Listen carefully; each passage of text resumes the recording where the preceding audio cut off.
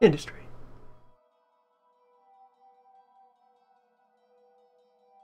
Previously, vast swaths of vacant land were successfully secured by a quick burst of conquest. Quick, in the sense of like 4 hours of walking turrets around to secure a frontier. However, much of our old oil was successfully reconnected, so that's being put to the best use we have in order to go on generating batteries. Wow, look at all of these. I know I have too many vans, but then you just see them laying around on the map, and it's just, wow.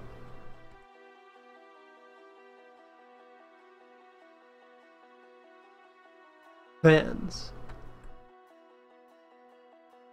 And anyway, we're just gonna try to carry on the conquest here now that the new wall has tenuously reached the new oil. Maybe start to get that tapped in the process. And then we'll go about securing yet further lands in order to hopefully attain a moment's peace.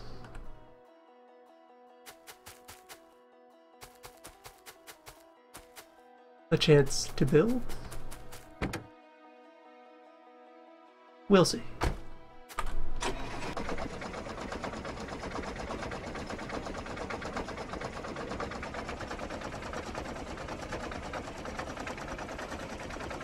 Right this moment, I need more lasers. Ever enough lasers.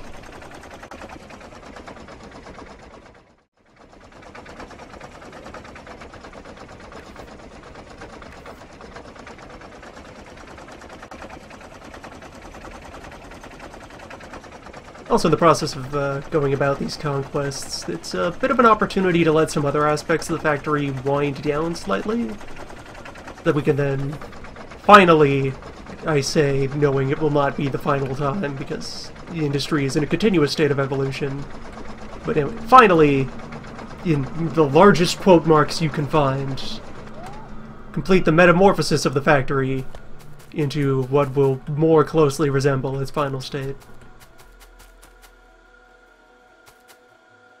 But for now, we're continuing to run on relatively moderate volumes of iron ore coming in off of the internal mines. The adequate levels of oil byproduct, which nice to see the plastic belt is full, and with that the red belt and other features of the plant. Nothing else, combat gives you something to do while you wait for material to accumulate. Supposing you don't want to just continue aggressively ramping up all of your machinery to yet higher degrees. Batteries are still being consumed as aggressively as they're available. Got a couple of them that made it all the way down to the robot machine. Helpfully populating the network. It also occurred to me that I can fix the inadequacy of the condition that I set up here, where the idea is that I want to prioritize whichever kind of robot we have less of with these two. Make sure the drone bodies are being put to good use.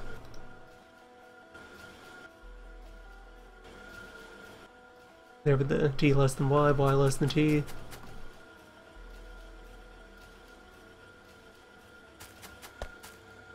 Which itself is very evidently not working properly, because you can see we have like 150 spare logistic bots sitting here in this cube. And that's because when I just have that one simple comparison, it will not quite behave right when we hit this critical point, where the numbers of robots are very close. Almost equal. There's a gap in that logic that I need to account for. Oh, I also never set up the requester to inject logistic bots into the net. Okay, that is a much larger solution to a more egregious problem I'd completely not noticed. Alright. I want 200 freight bots in this cube yesterday. Go, free your brothers. Or collect my trash lumber. Fine, I will free your brothers.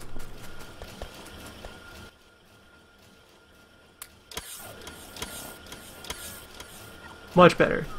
And also, over the line I intended to set for logistic bots for the immediate future. That's all well and good. So anyway, let me build a couple of deciders. The issue I faced here was that with this little box here, I only have access to less than, greater than, or equal. Where really what I want is a less than or equal on both sides. Where if I have even numbers of robots, both machines may operate. And that will probably be the usual state of things.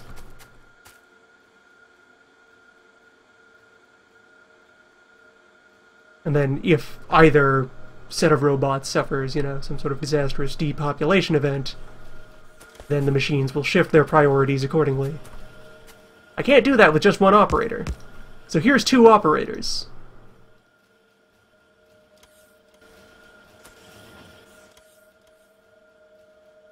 Take a less than and an equal, and hook them to each other with some festive green wire.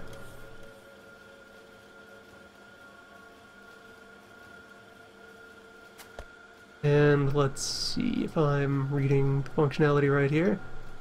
Should be able to just hook all of the inputs to a common channel here.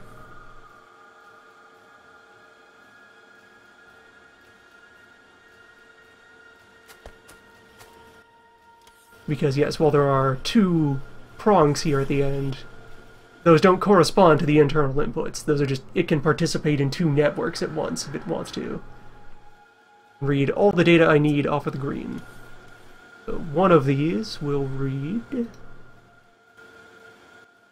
y less than t.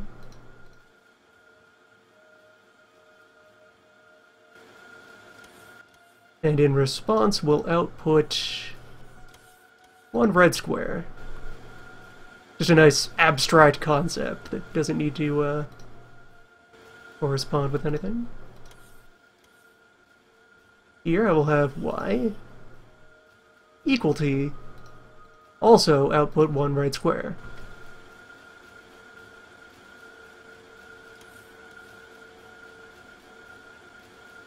So now what will result from that is, if y is less than or equal to t, there will be some number, some non-zero amount of red square on the output channel.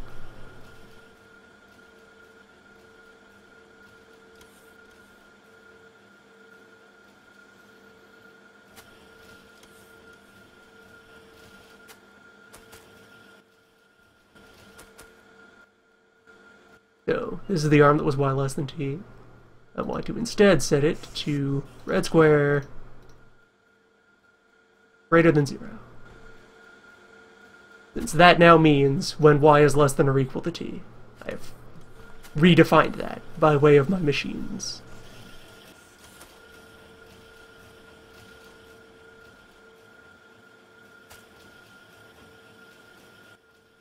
And then, for this device,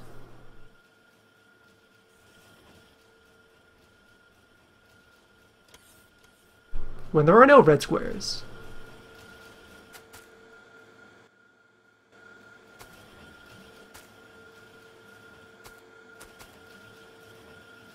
which is presently the case since I have far more logistic bot than construction bot.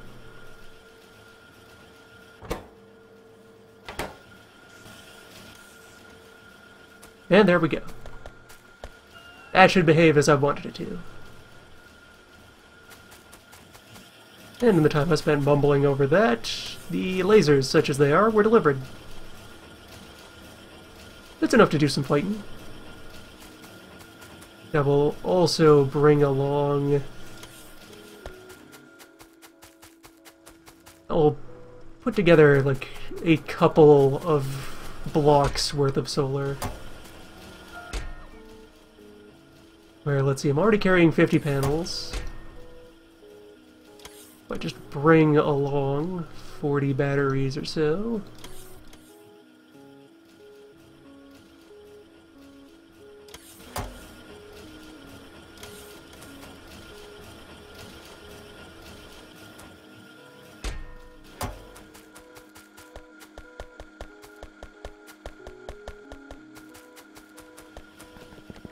just as a good general practice, I should be looking to inject more power generation into the land as I capture it.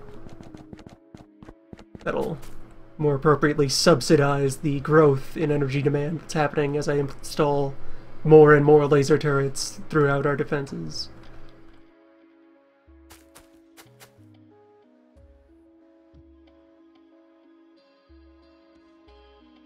Sort of a nice testament to how much I managed to streamline the rest of the factory, that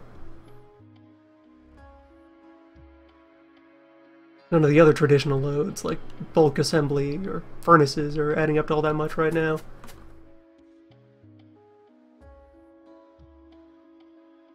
Though to a fair degree, that's more I am not activating all of the furnaces at the moment, since I'm letting a whole bunch of material lines just back up. The machine is hibernating. Oh, another thing I should go ahead and adjust here, over in graphic options. Somewhere in here, yeah, I can just tell the game to not draw smoke. And that saves a whole bunch of strain when you're using, say, pyrotechnics or steam engines.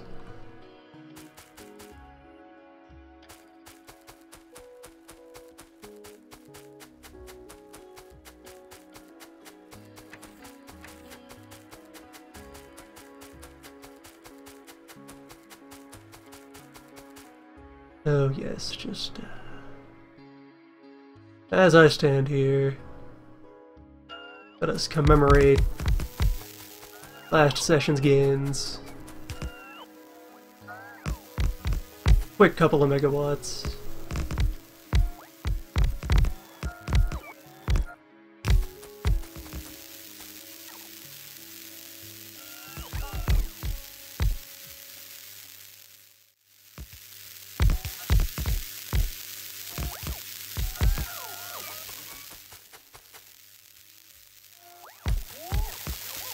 Wait, no, no. Get out of there.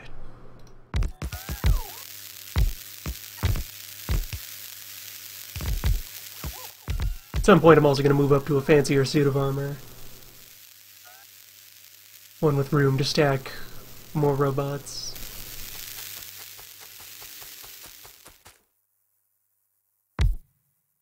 There. More for the grid.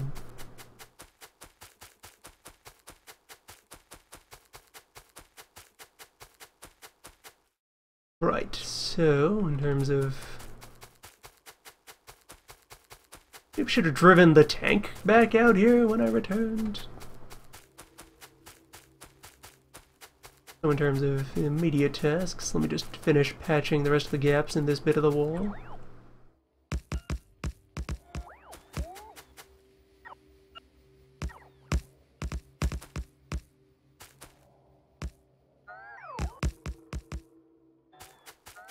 These will all be important when I actually bring the oil online and create a new pollution cloud.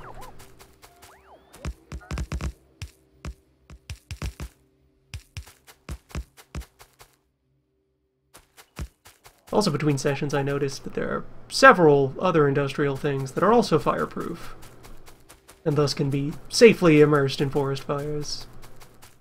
Among them are steel electrical poles and railways. Yeah, it turns out I am already heavily in laser debt.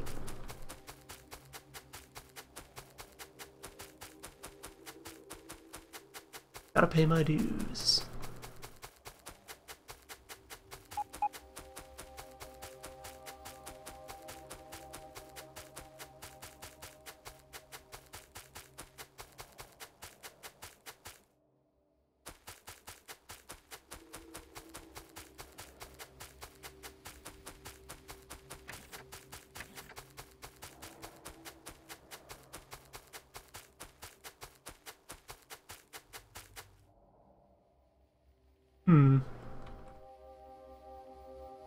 I could probably save some amount of material if I launched the next leg of the attack from somewhere that's already fortified. Take up some of this stuff and start shoving it outwards.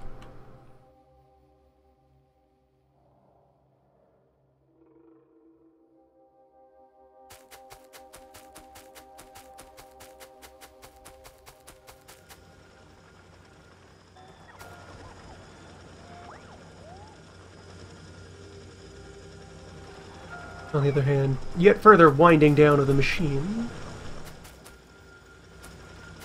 Alright, the base is taking those. Further winding down of the machine will also reduce the amount of cloud and make it at least temporarily more peaceful.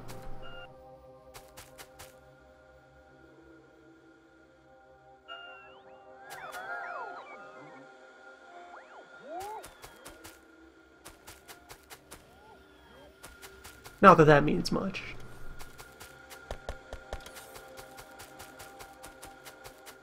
A surplus of material is a shortage of consumption.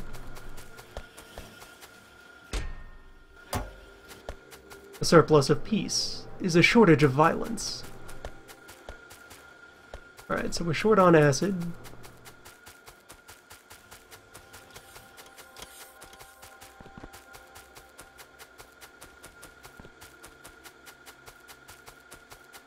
And that is ultimately an oil problem. Really, the next thing to do may be to just install all those new pumps and get them in action. Crude is empty, even though I have the oil delivery train properly rigged up to do its job at the other two sites.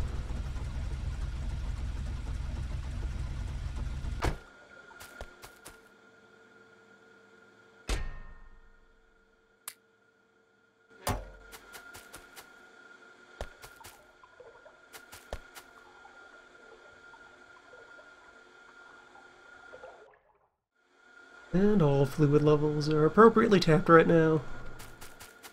It's all a matter of input.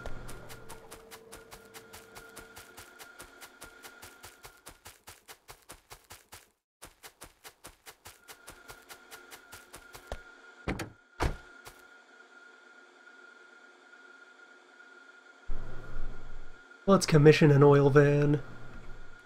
Oh. An oil outpost assembling van. Easy.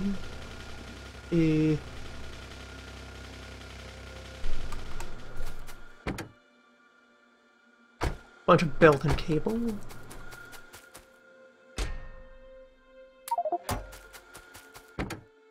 Fill you with pipe.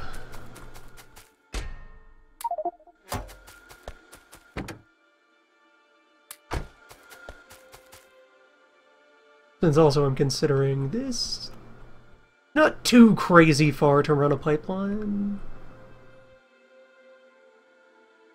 No, I immediately regret having stated that. No, this is definitely want to break out a pipeline habit. Want to properly construct. So the temporary measure that would probably settle out of that is also oil van.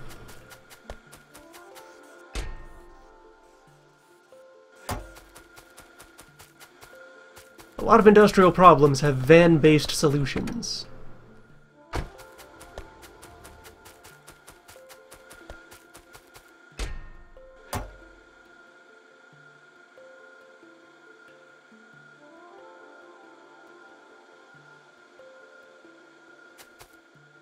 Slide some things over into the garbage pile.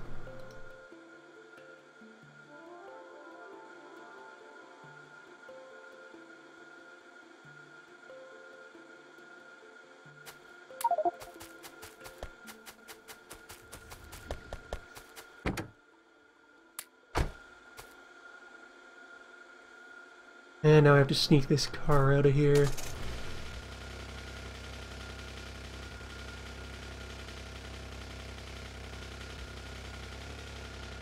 And find out if I have any pumps stored somewhere.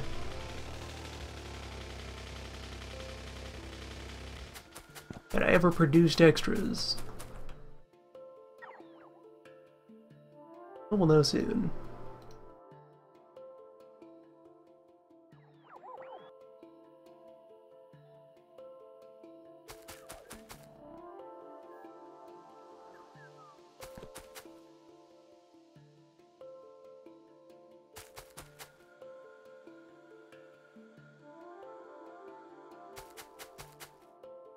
Actually, I know a way I could know sooner.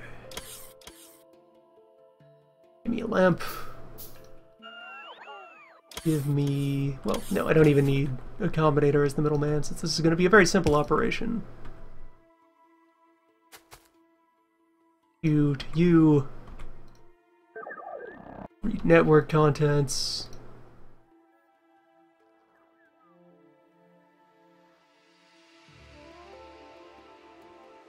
There are no oil pumps in the network at this time.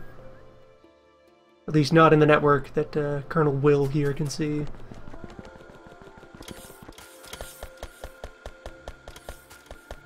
Though I know from having established some other stuff that I have the right spot for the material mix that goes into a pump. It's this stuff here, around the engine machine.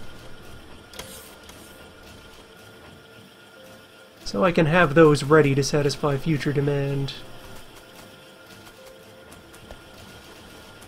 Sneak a device in here somewhere.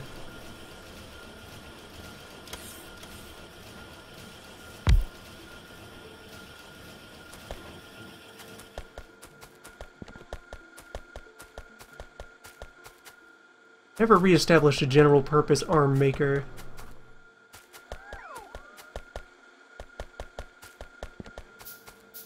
Been running off my old stockpile of speed arms.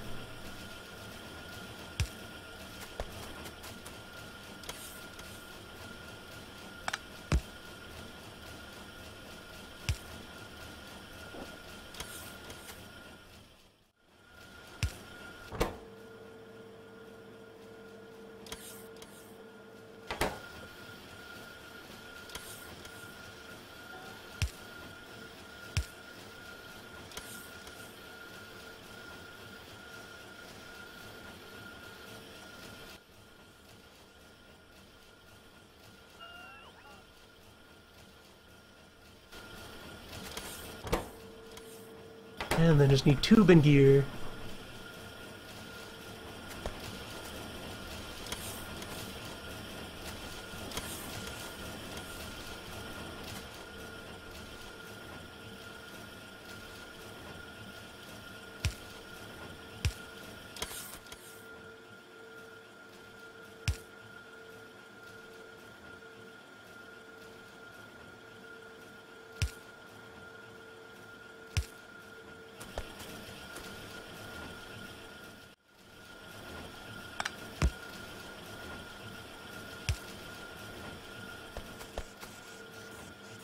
Acceptable.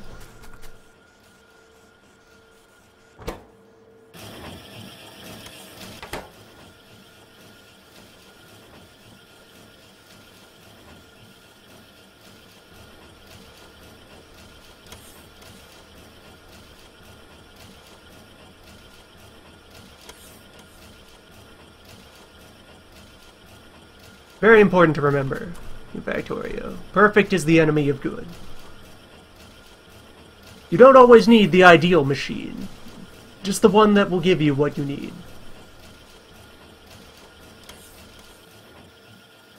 No matter how snarled, strange, and confusing the assemblage you put up is, later on you can always tear it down and cobble it back together in a more sensical configuration.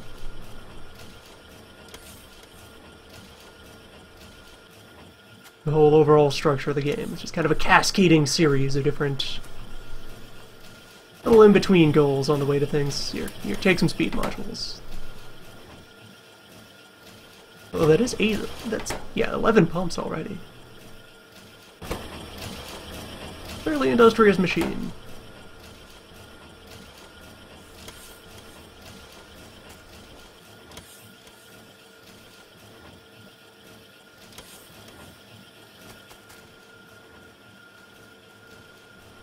How many do I need to get started down here? How much oil? 4, 6, 8, 10.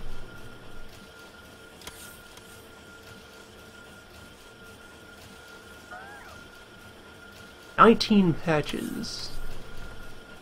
Pretty good.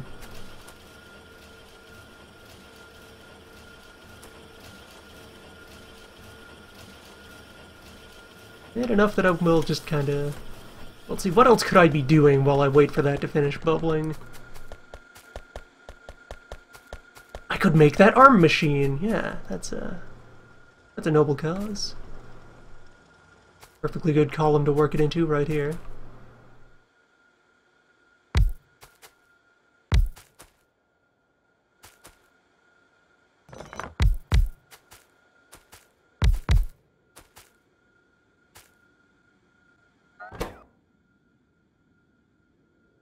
So first of all, gear. And actually, regular arm one step up. With long arm here, and then speed arm past it. And then all of the more advanced types of arm will build up appropriately from that direction. Filter, stack, stack filter.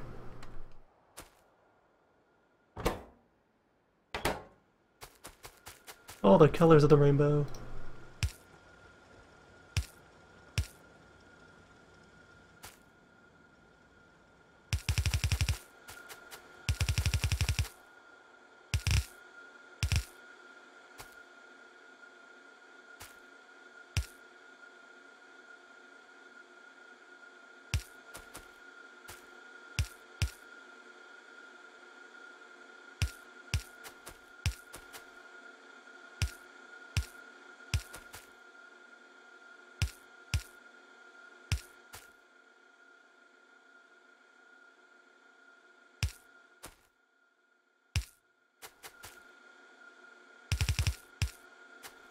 Where the inner belt here will be our metal plates and gears.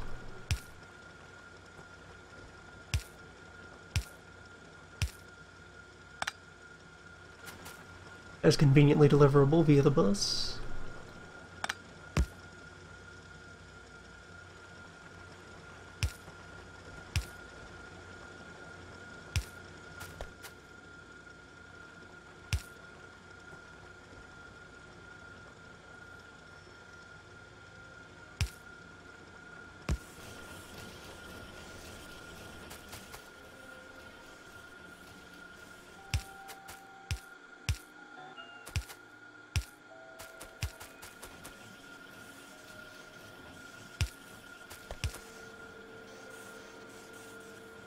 And then we bring in a circuit mix on this outer belt.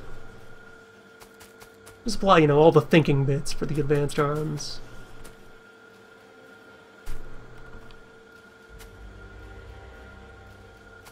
Do the preliminary wiring.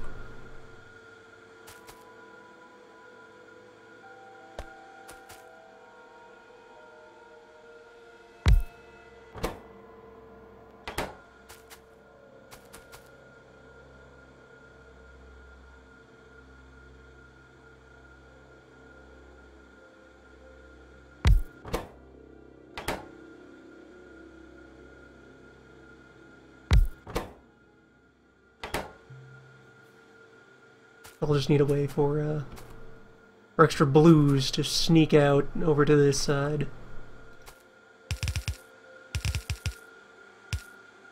The key complication in arm making is getting the individual arms to pass along to their respective machinery.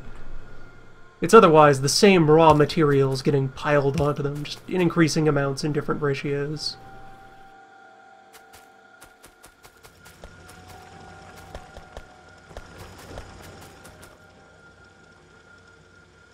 Let's see, for this, red and green.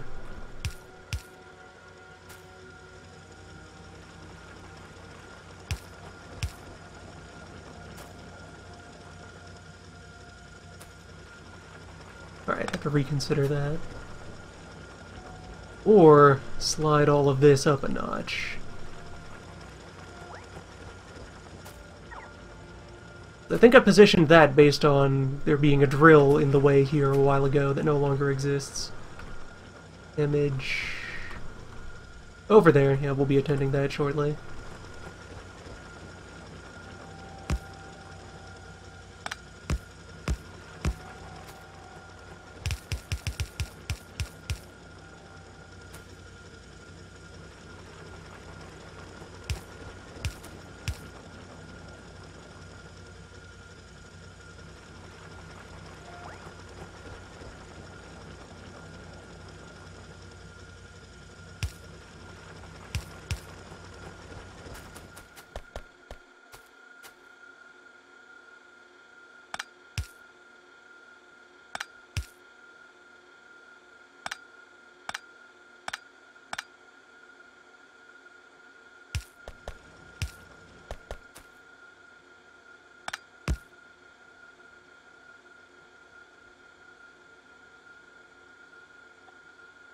Everything will be attended in due time.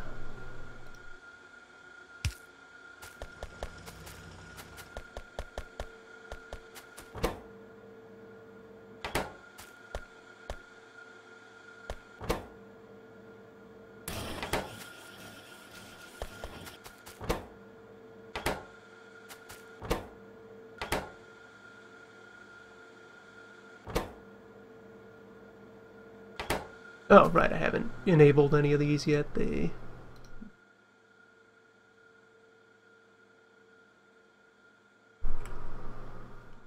just buffer a small amount over there.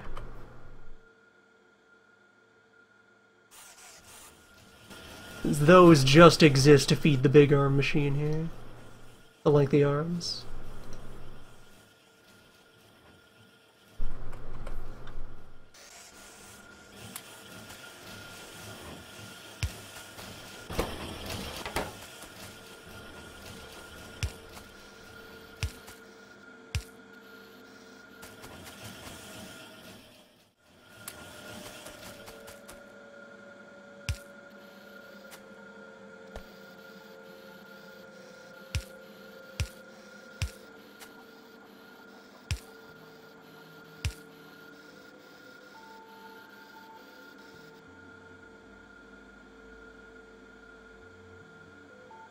And these fellows are fairly hungry for material, so...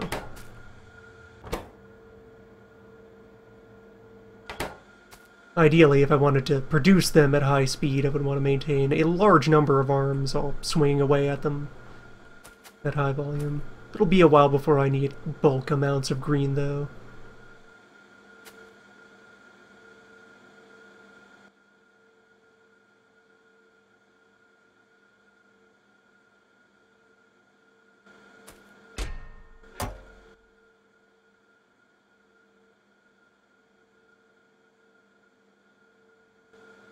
We will need bulk amounts of green. These are ideal for high-speed train unloading.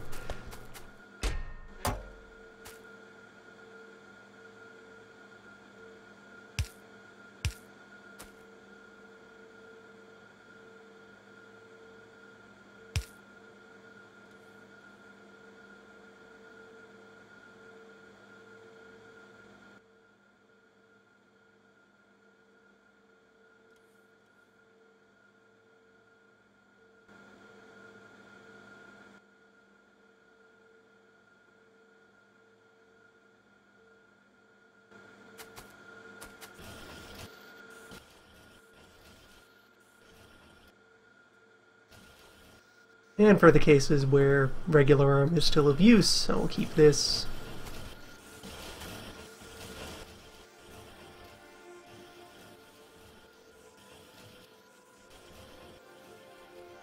And let's see, actually, since these are blues that are just being reforged into other things, this keeps a smaller amount. Then I just have to arrange for some of those to get skimmed out and shoved over this way into that machine. Which I will do later. For now, it suffices to just have fresh blue, fresh red, and to have time pass where more of my robots get their work done. We have the oil pumps we need.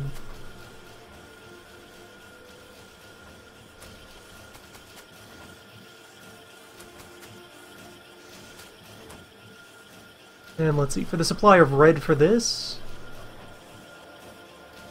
rather than hooking up a fresh feed off of the bus, since this, all of this right now is only being applied to building logistic bots, somewhat excessive.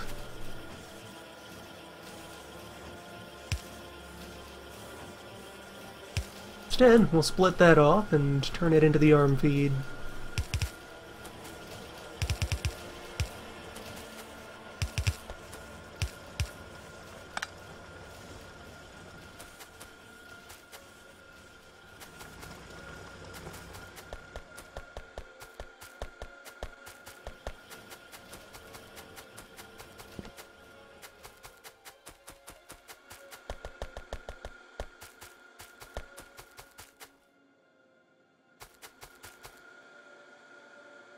Now, which van was Barrel Van? Gets this one off this way. So, speaking of...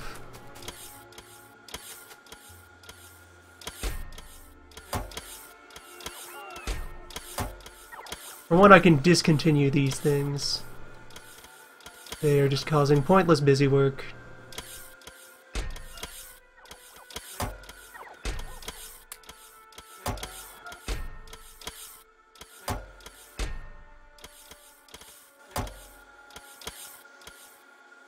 And likewise these. Those are left over from when I was establishing the bus in the first place and needing to retrieve a bunch of orphaned material from elsewhere in the factory.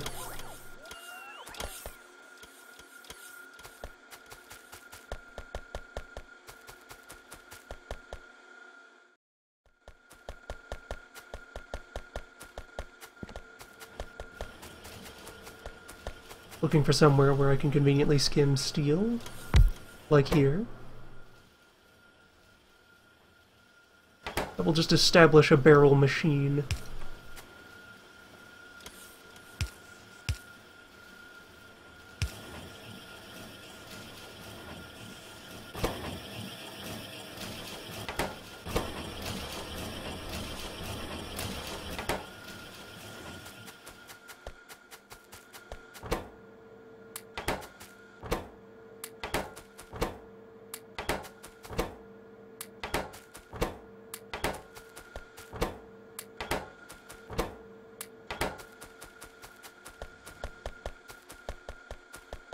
One of the other long-term projects for Metamorphosis of the Factory is I'm going to start trying to use modules in a bigger way. Going to need a lot of building of modules, a lot of upgrading of modules to the higher and more expensive tiers. And I have not researched beacons yet in this file, but I will be researching beacons and implementing them. Beacons are a powerful tool for increasing the density of your factory's capabilities.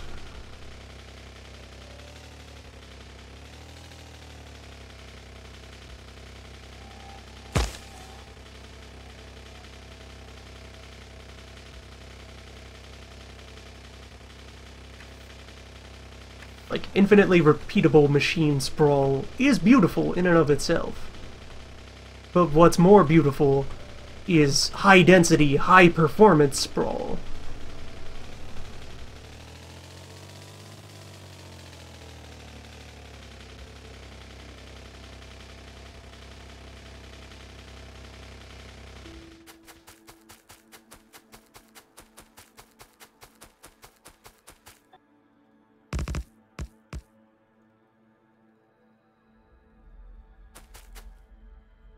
Those moments when you establish a block of machinery that can produce, like, at 8 times the speed of, like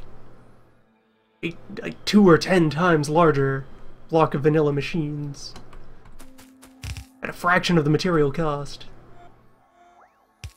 That's modules.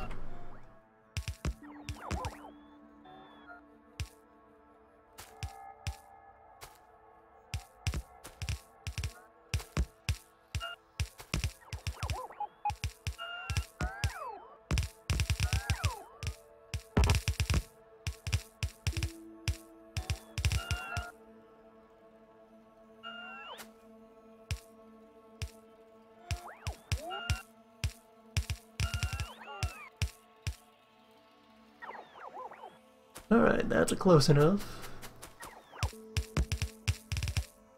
Fine temporary fortification to just help shore things up here.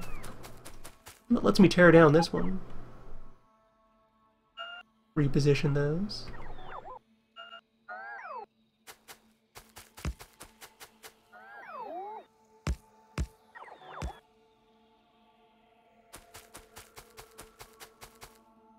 Alright. Let's oil.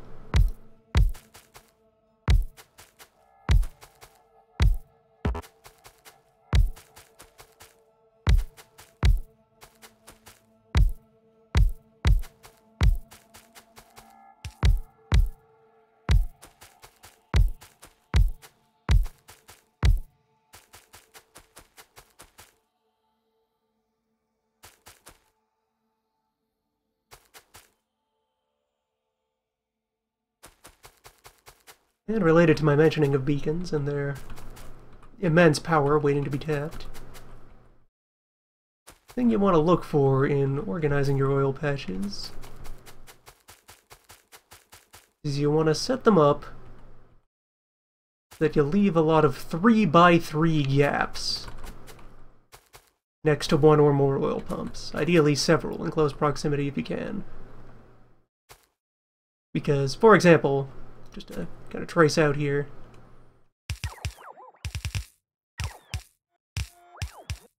so that is how large a beacon would be. It's the same size footprint as one of our oil pumps.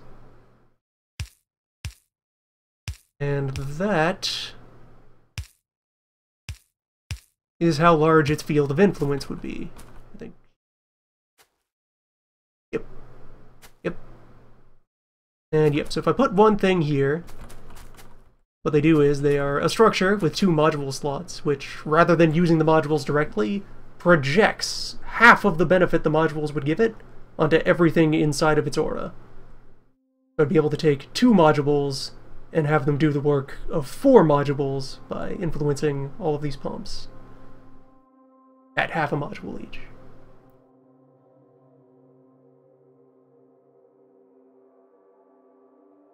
And more importantly, the benefits from beacons,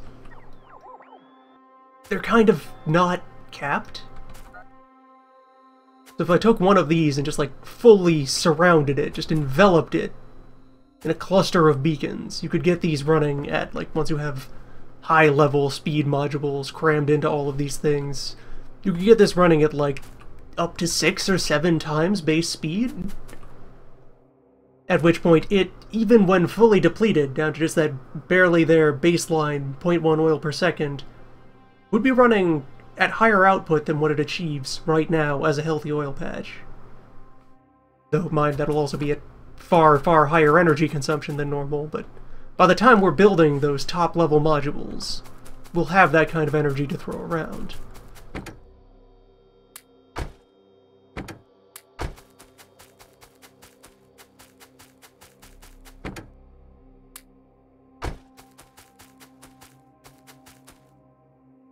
Alright, let me free up some space on the bar.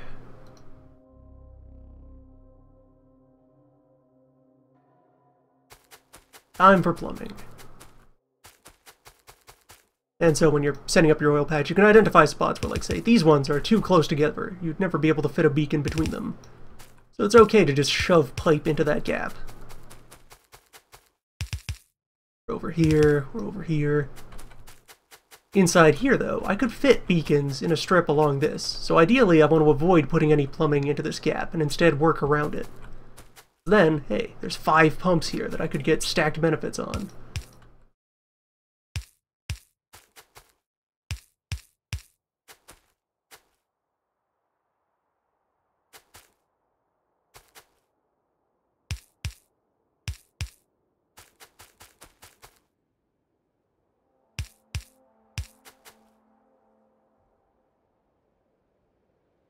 It's also decent practice to just save yourself a lot of tube.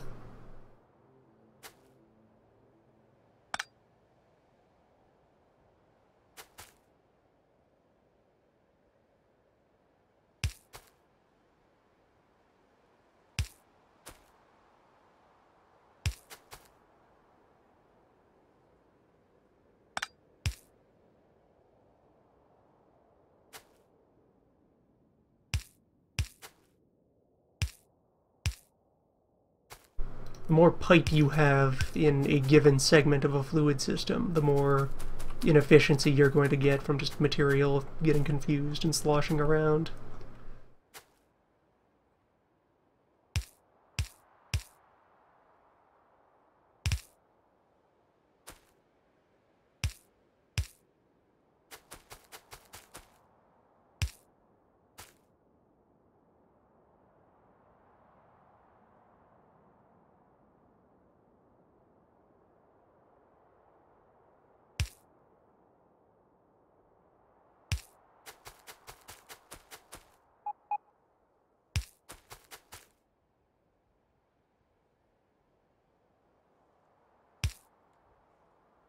And of course, when I do actually have the beacons in hand, I can always come back and adjust the plumbing as needed.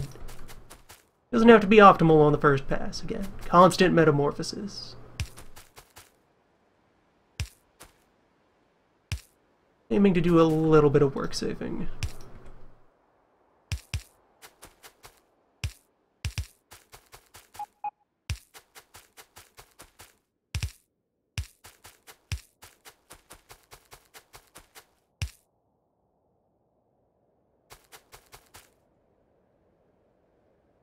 And that leaves over here where I can set up the outlet with the barreling machines.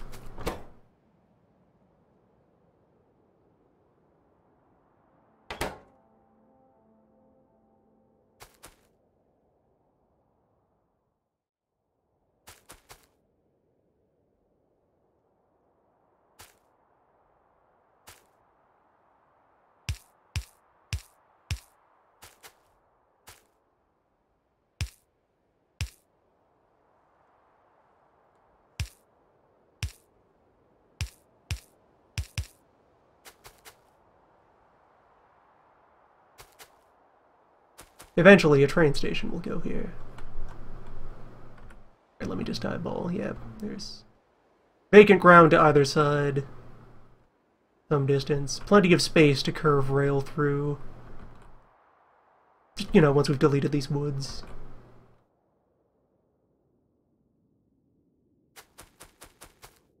To copy and paste building functions, shift right-click to copy. You can see that, and it'll pick up that green outline. And then shift left-click to paste, as long as you're pointing at an applicable building to receive order.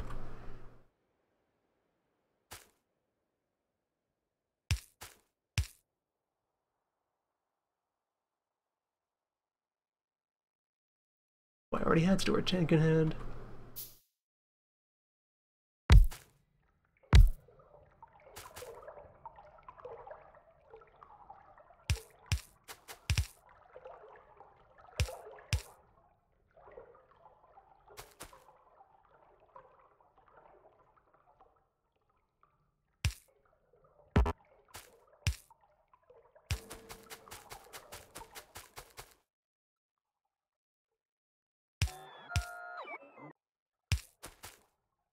And yeah, thinking about beacons also matters for where you decide to put your power poles.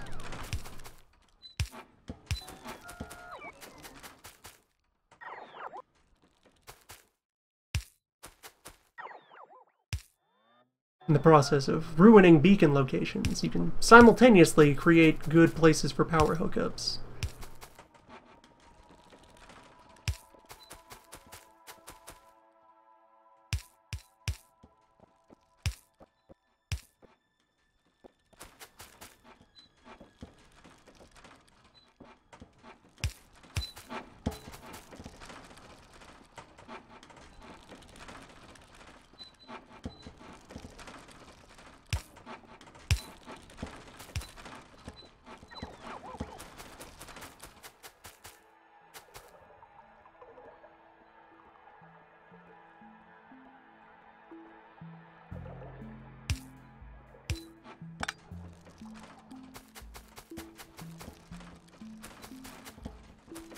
And I did not connect this to any of the other pipe yet.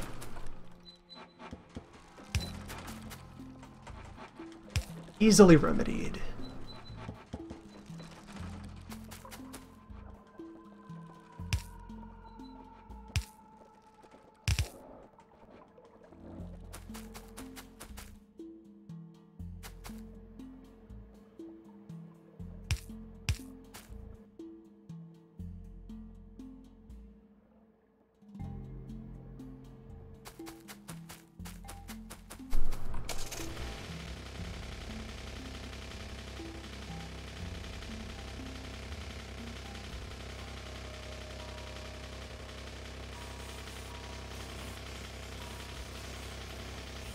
There.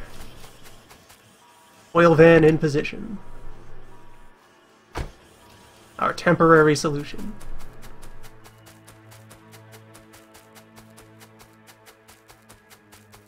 I have room to park 2 vans. Then we go back to war.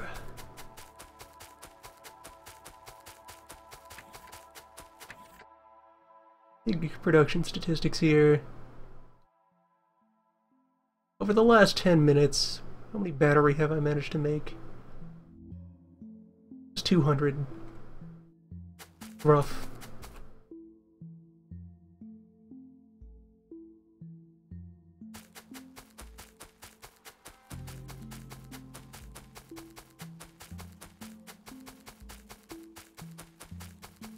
Another step of stepping up fortifications for the factory. That you will want roboports tending to the day-to-day maintenance. Inevitably, your defenses will be large enough, and your enemies will be large enough that you will be taking ship damage, and you will want something keeping pace with that.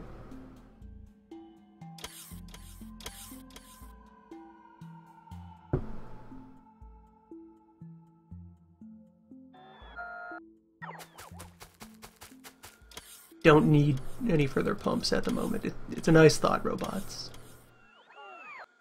Oh, and I also don't need to be requesting 20,000 segments of railway. That's a good thing to notice and cut off.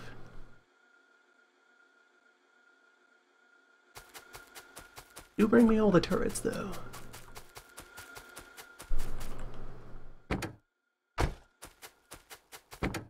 All of these are cable car. Not you, though.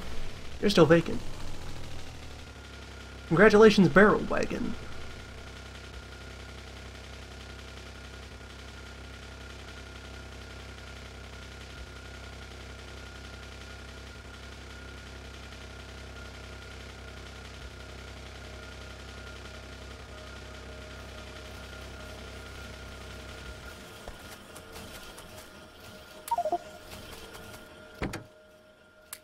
Barrels are low density enough that I'm quite okay with just having a full box of them.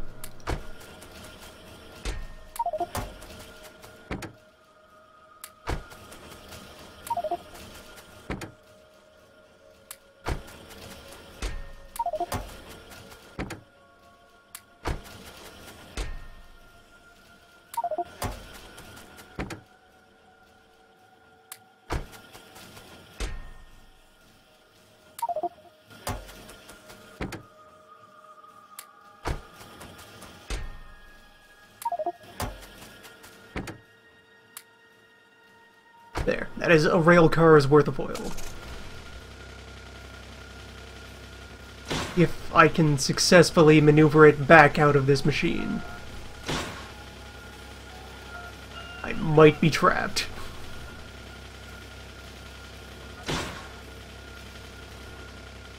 Alright, hold on. Let me dislodge this arm from the side of the car. Okay, that made the situation worse.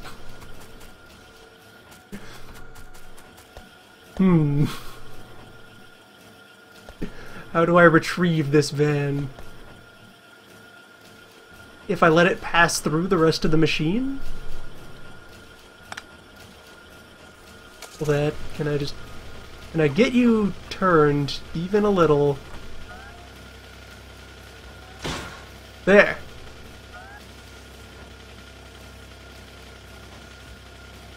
There, that's closer. Put the arms back.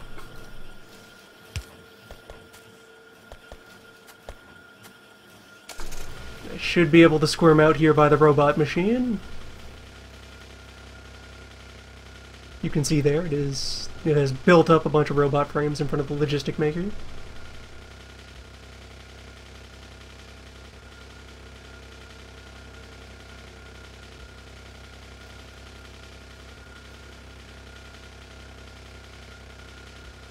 Vehicles do not get along well with a high-density, bus-driven factory.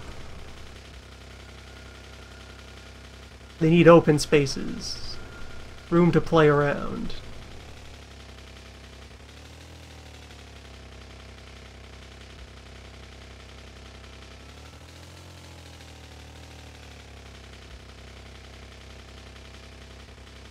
Yeah, picking up the car would have been an option had I not already filled it with oil drums.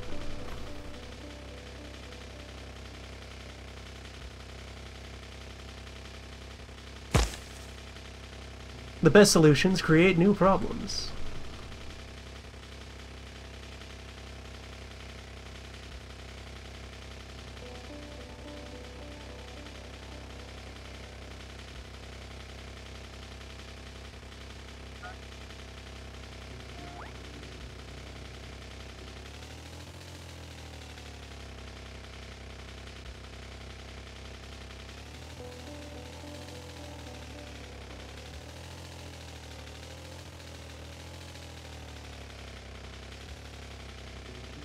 Man, if only vehicles could have logistics slots.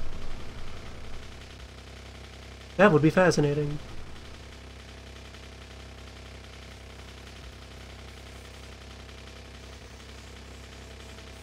The devs have announced that they're putting, like, equipment grids into vehicles, like you get for your power armor.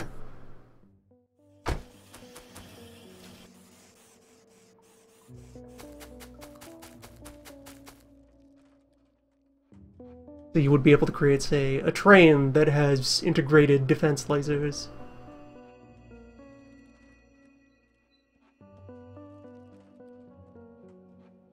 Through battle wagons.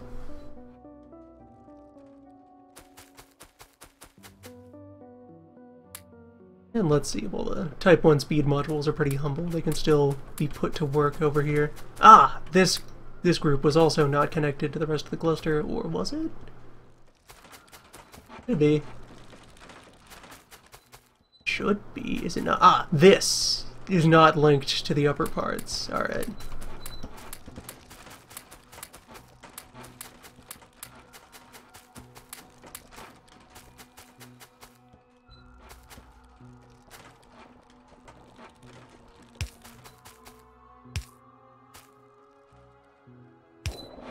There.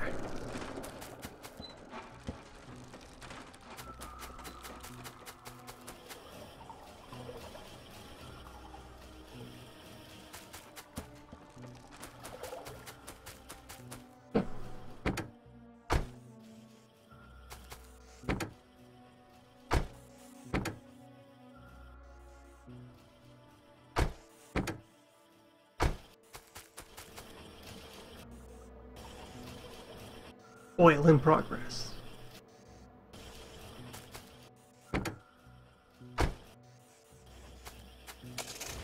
Whoa. Then. I think that's the first time I've ever put two vehicles this close to each other and, like, tried to forward one from in between.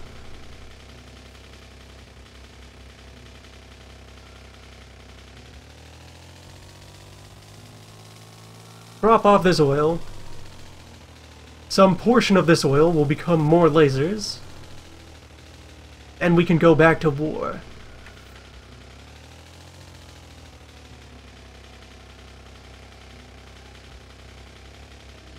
Though, incidentally, in the process of looking up numbers about things, and just occasionally doing the old iterative leg of research for planning and considering of gameplay stuff. Interesting bit of balance. The gun turrets, like, just the regular ass bullet gun turrets there. Those are actually relatively reasonably balanced against lasers in terms of direct combat effectiveness.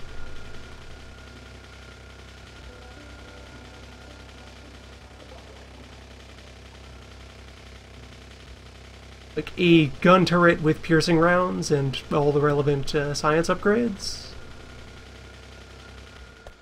It's similarly powerful to a, like, same level of upgrade. It's actually more raw damage than a laser of similar level.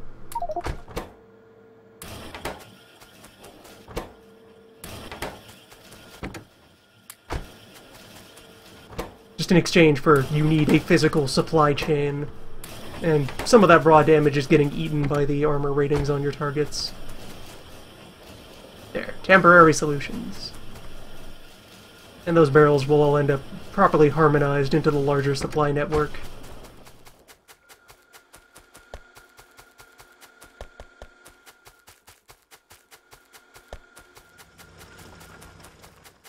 The, like, general concept I have for running oil stations causes them to in the long run, automatically balance themselves out. Barrels will distribute themselves to where they're needed. Just any train leaving the refinery should be full of empties, and any station that's loading the train should take only as many empties as you think it reasonably needs to produce, like, a cycle for the train. And so, if the right combination of factors are put into setting that up, your barrels will, all of your, like, extra empties will cluster at the output of the refinery if you have too many barrels. Of which there is such a thing. It would result in having your stations clog up because they're not able, in order to, like, put full barrels into the train, you need to be able to free up space. So if you're just having one train go around full of barrels back and forth, you need to be sure there's space to empty it out before you can fill it back up.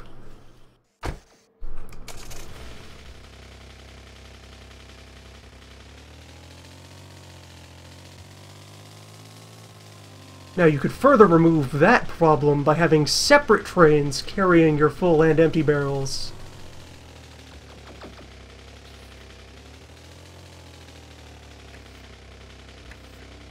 But then you have a train that's spending half its time just hauling empty wagons.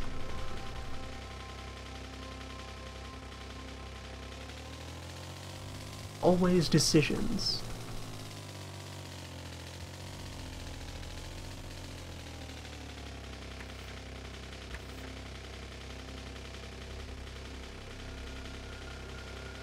Everything with a price.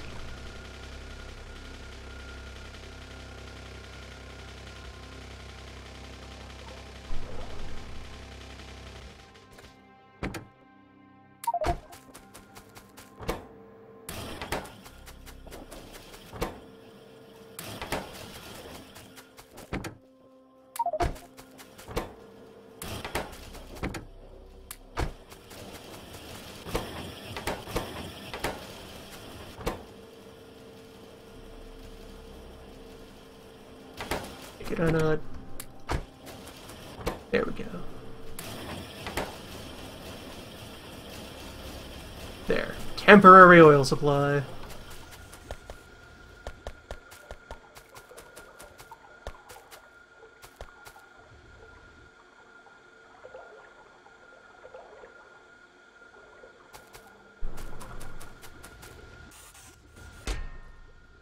Oh, let me tighten up production on flamethrower ammo.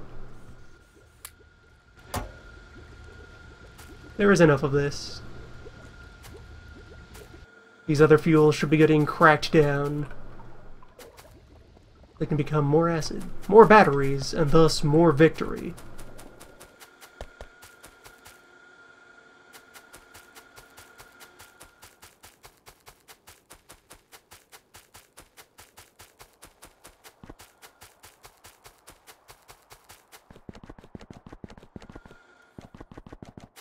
My indicator light is now helpfully informing me that there are in fact pumps in the system.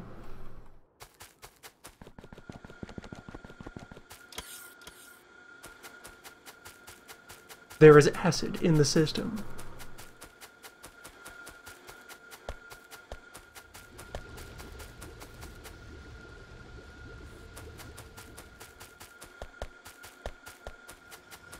Yeah, later iterations of the factory I'm going to want to create high-tier productivity modules and use layers of those combined with speed beacons to get, you know, regular or higher amounts of throughput, but also the massive material savings that come from chaining productivity together.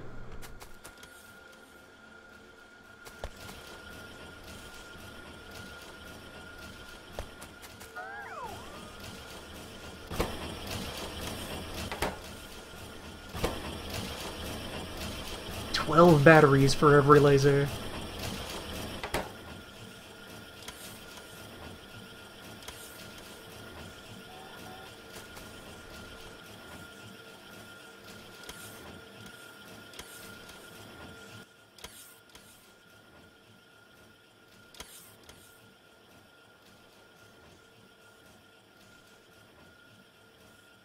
And the solar grid is now covering over half our energy demands. Nice.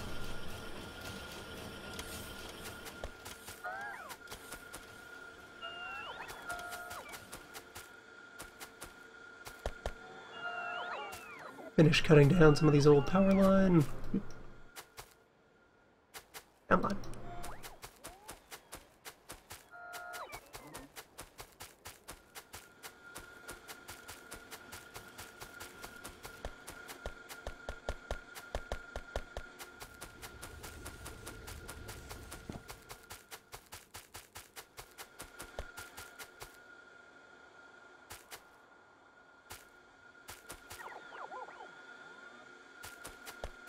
Laser deliveries were getting almost regular there.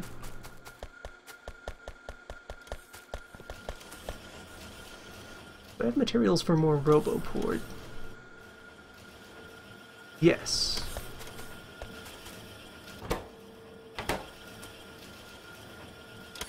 Especially if I just grab myself some pre-made gear.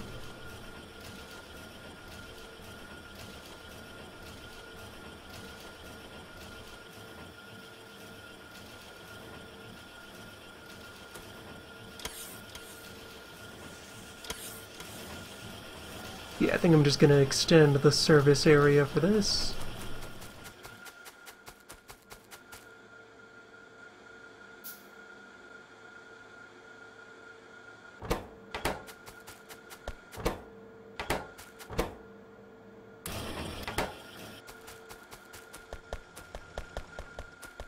Be sure all these deliveries can occur down at what has become my parking space. Over here at the lot.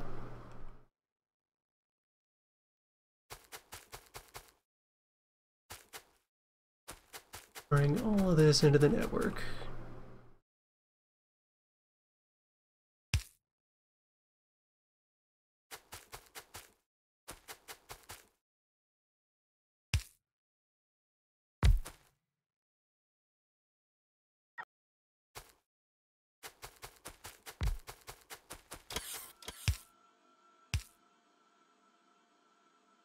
I also had a port and storage.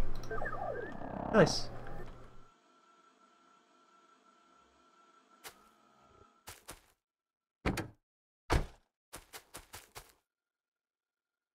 That also put all of this stuff into the grid.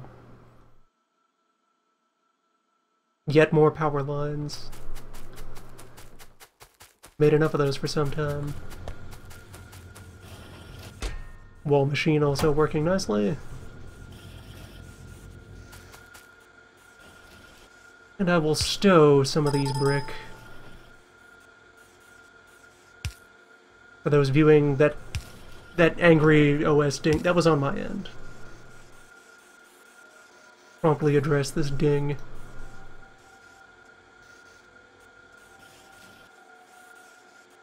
There we go, just get half the brick stowed. General use.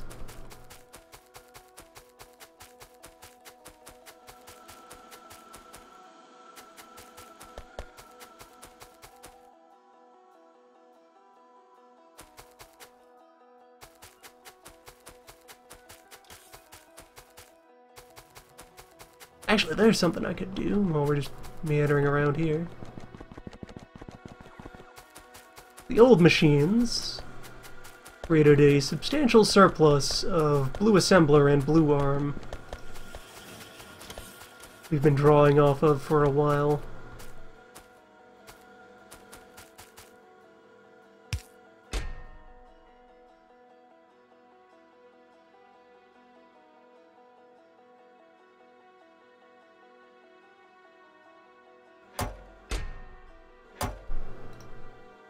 Oh, this is outside of the network anyway. Oh well. At some other point I can arrange for said arms to be brought over here and shoved in for upgrade.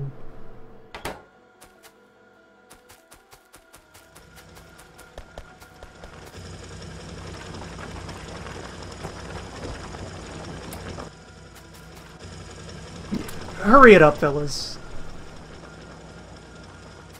Gotta clear the road. Main bus coming through.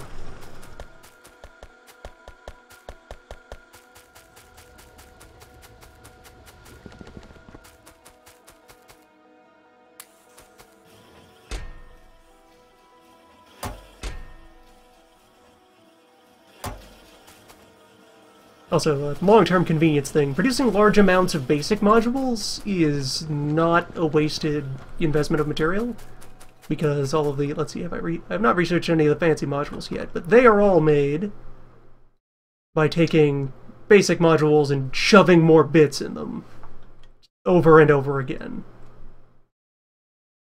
Every speed 2 is 4 speed 1s. Every speed 3 is a further 4 speed 2s.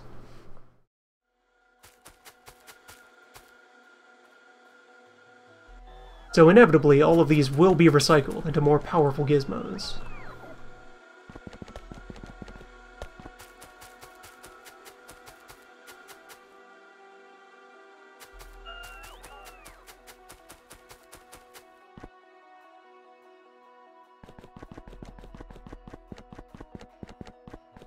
There are also some fancy things for which the modules are a direct ingredient.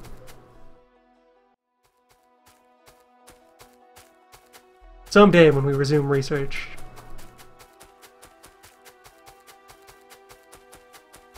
For now, the only lessons we have to learn are on the battlefield.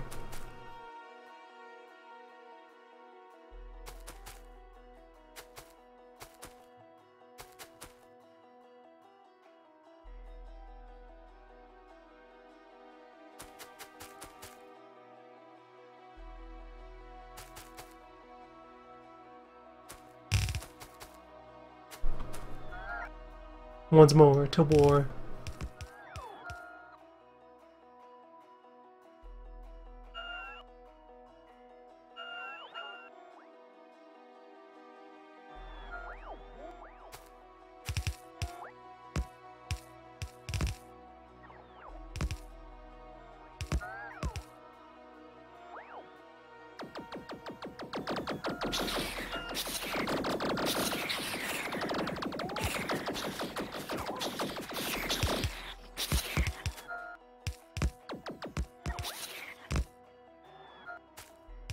It also occurred to me that when I'm on the attack, it might be better to have a wall-free version of this blueprint.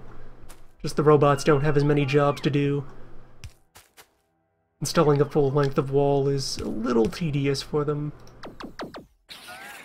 Let's see, of this, like, yeah, 54 wall segments in this.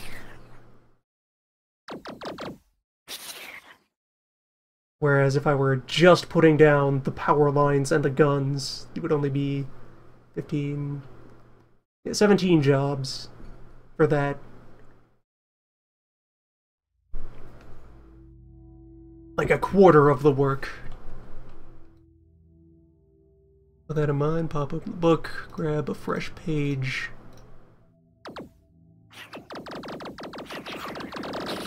And do this, but without these bits.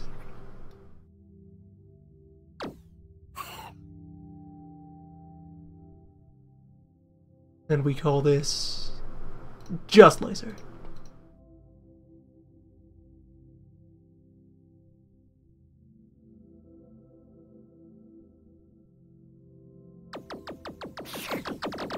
Yeah, just lasers.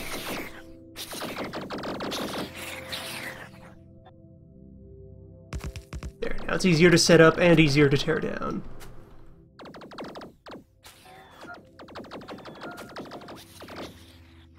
Much better for advancing.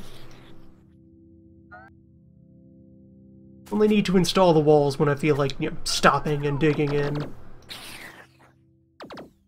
And we reach the temporary edge of the factory.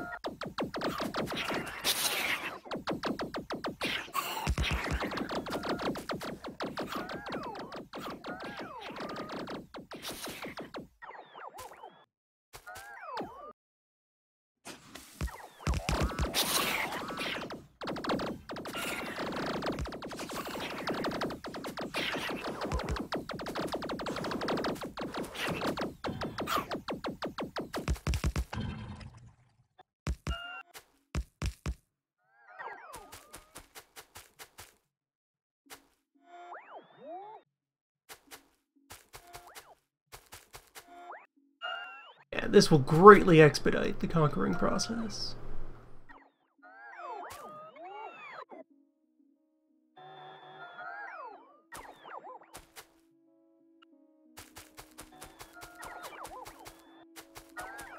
The orb harvest will be strong.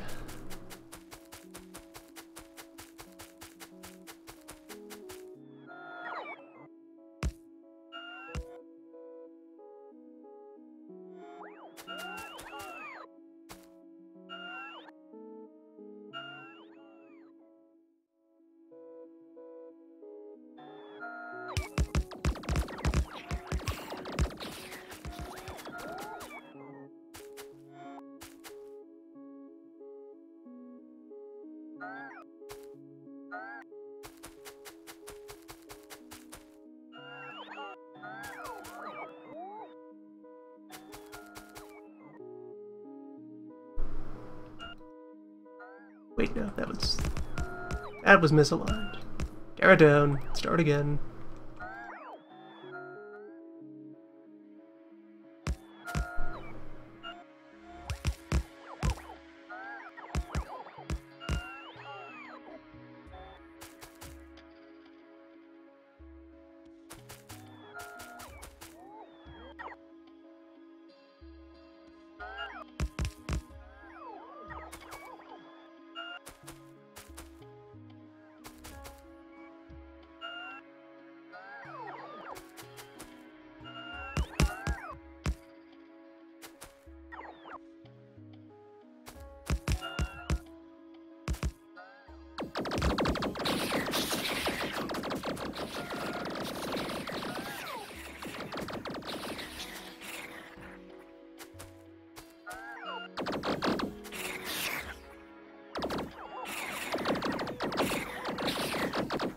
Alright, so I should cut south here, and then I can establish the hard perimeter down on that isthmus.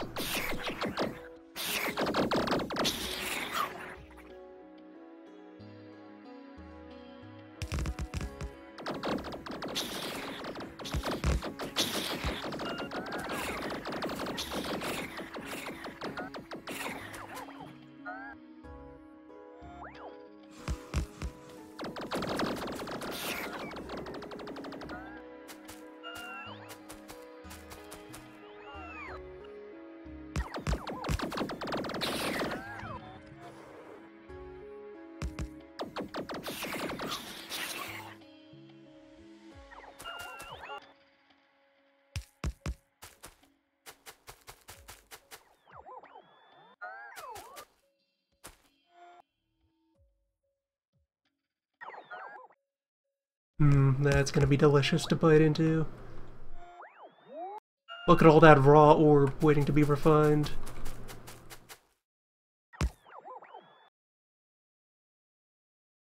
You're also well outside the home bases cloud. And hello, this lake. You're moving in just the right direction. You're gonna save me a lot of material.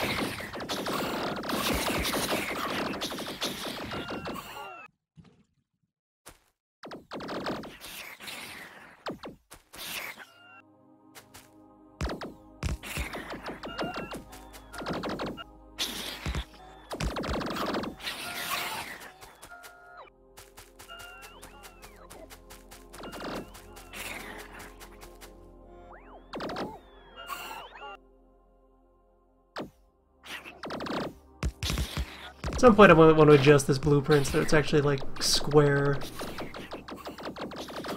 A slight difference in the spacing. It'd be nice if it neatly turned corners.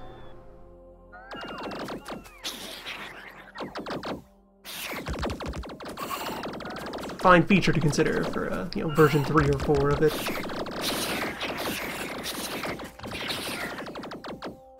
Iteration in pursuit of perfection.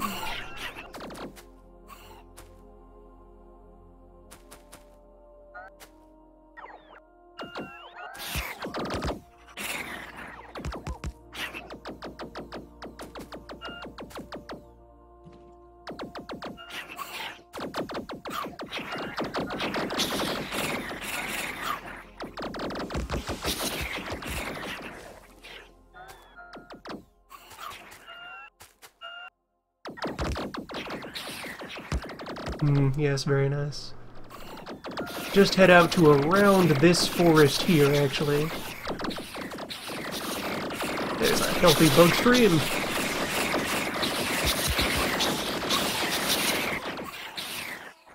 Yeah, bite into that. We have engaged the nest.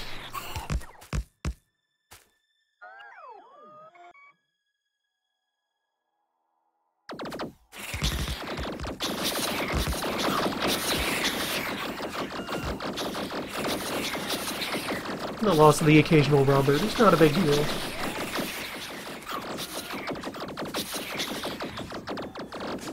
That's just the price of productivity.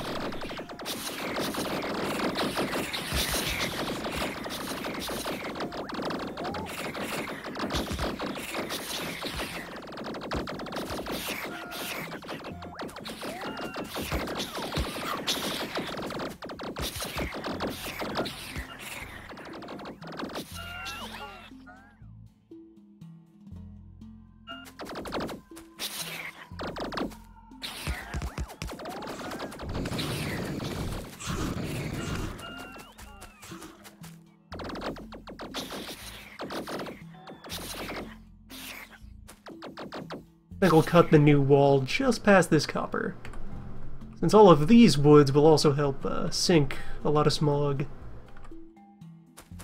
Keep the border quiet longer. Give on material.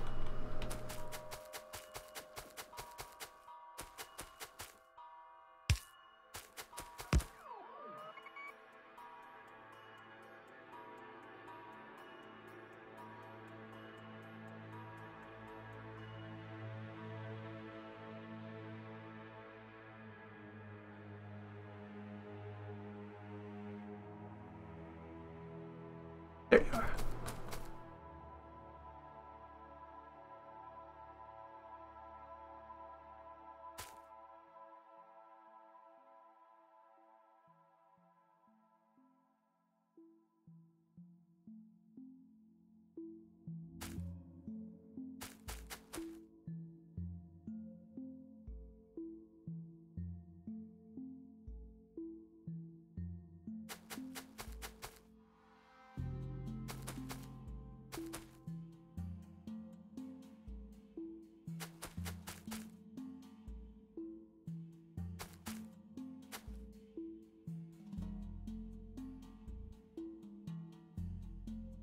Yeah, this way one step.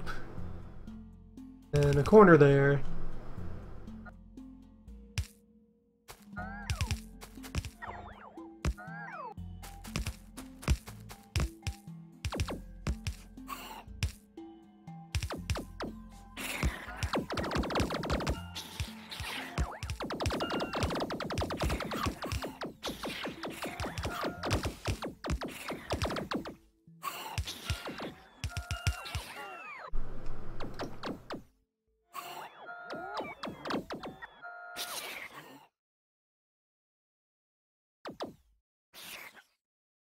Book.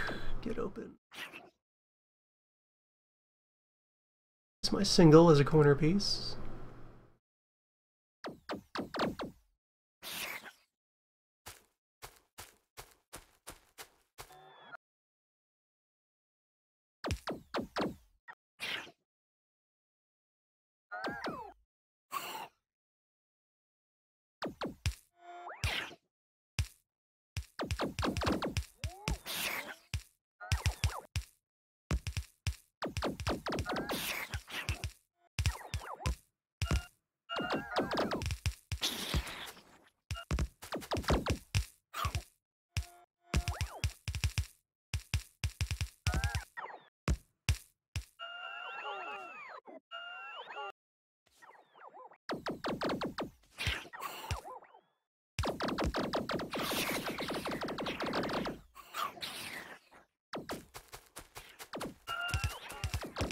Yeah, I'll sally out there and destroy the immediately neighboring nests a little bit.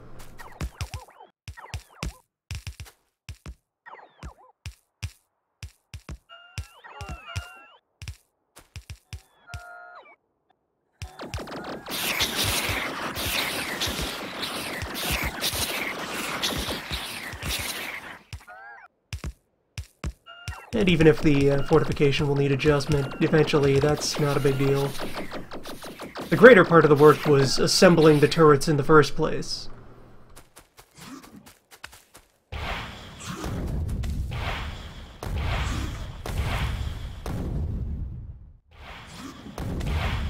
I prepared a rocket launcher last time, but didn't bother to test it. Adequate. About what I expected. It seems to be just like the smaller, hand-portable equivalent of the tank cannon in terms of role and effectiveness. Might be better if we feed some science into it.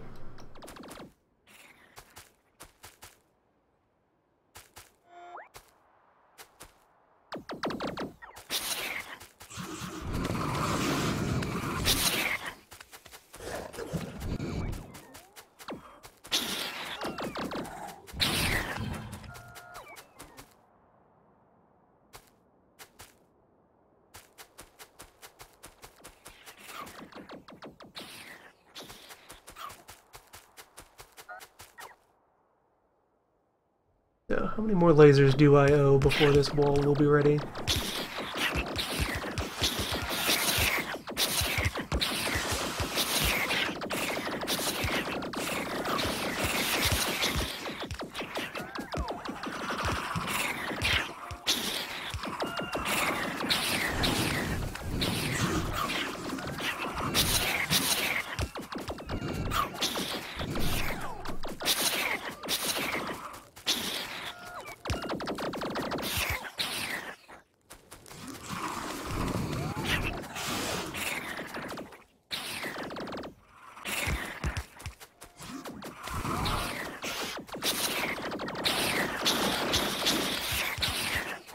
See if I can just drag my aura over the zone and get an estimate.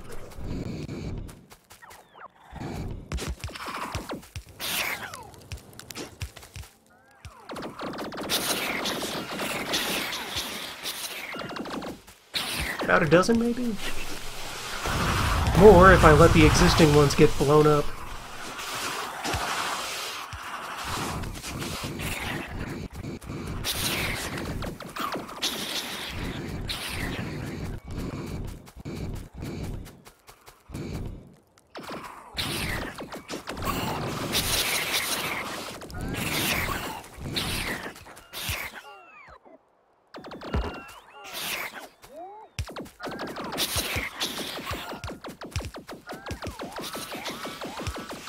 Or 10 laser.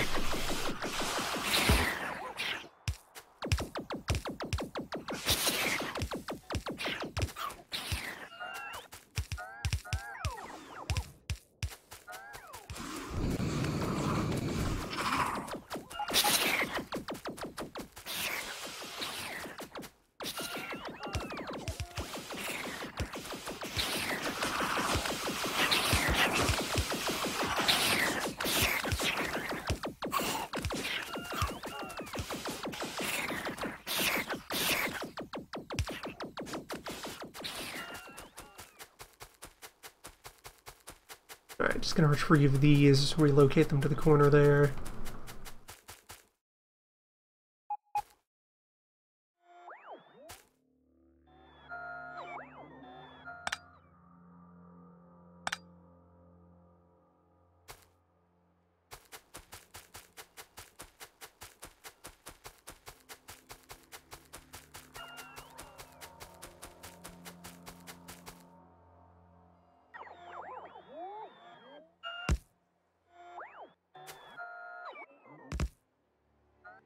That'll serve as a stopgap.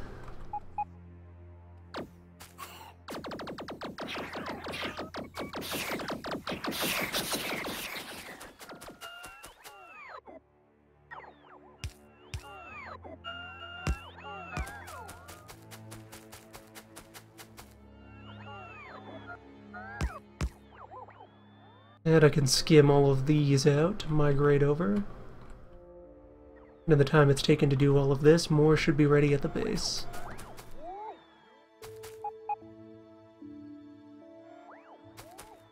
Come on, homebots. You've done work.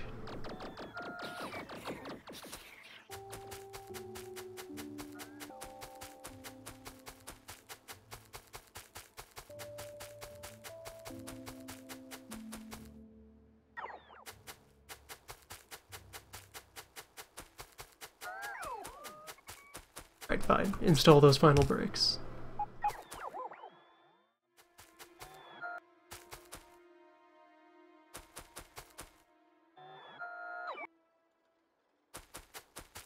The moment you have a proper combat rig, orbs are not scarce.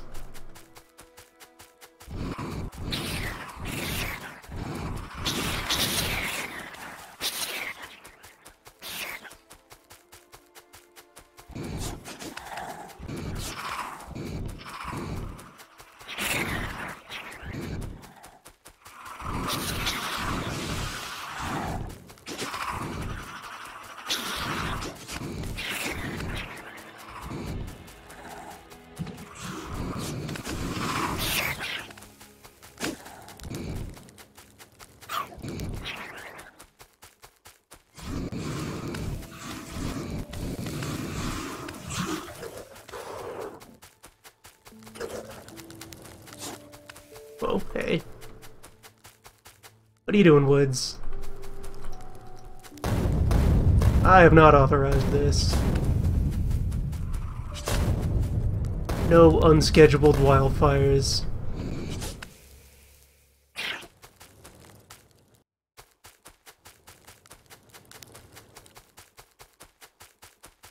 All of our fire is tame, civilized.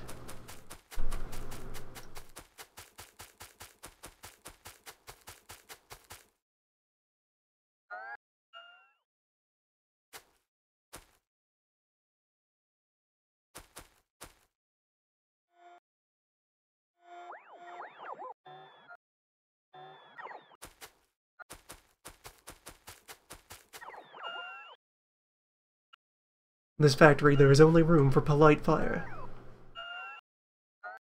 Yeah, that oil is built up nicely. Oh, hello. Step back.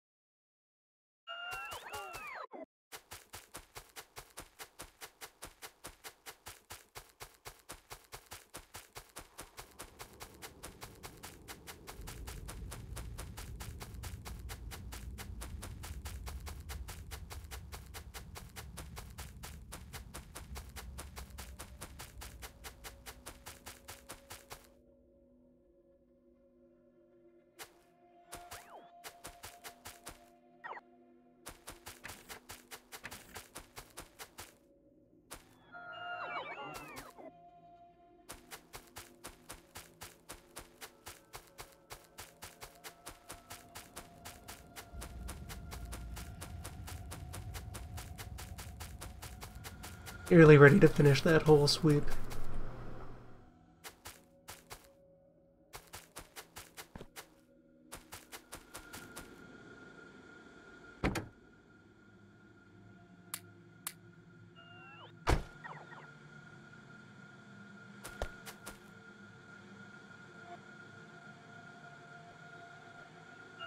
Junk my old night vision.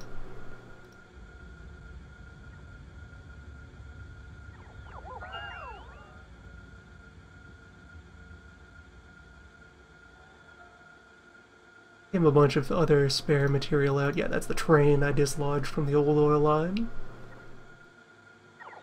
These robot frames in my pockets.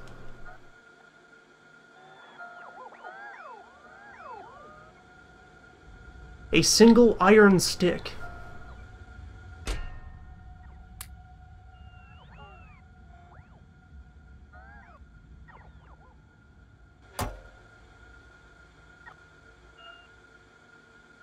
We'll create a persistent request for spare robots.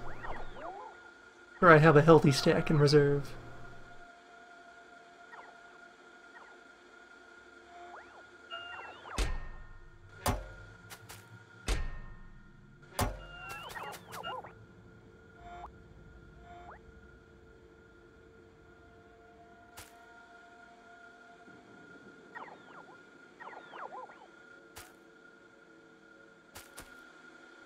And in that time, I got my 50 lasers.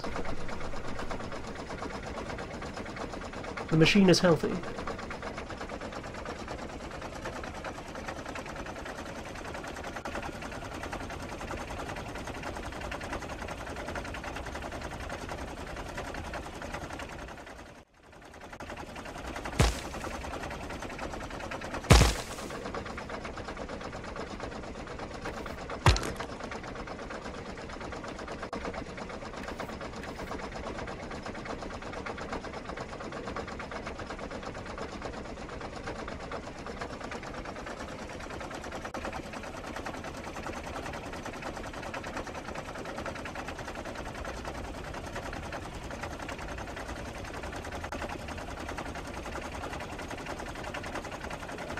So now we ride out, finish securing those bits, and push north.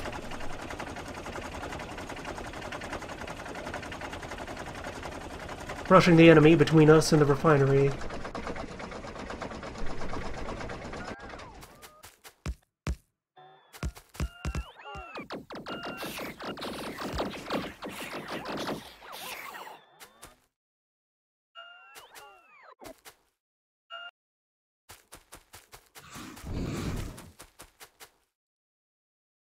Not quite.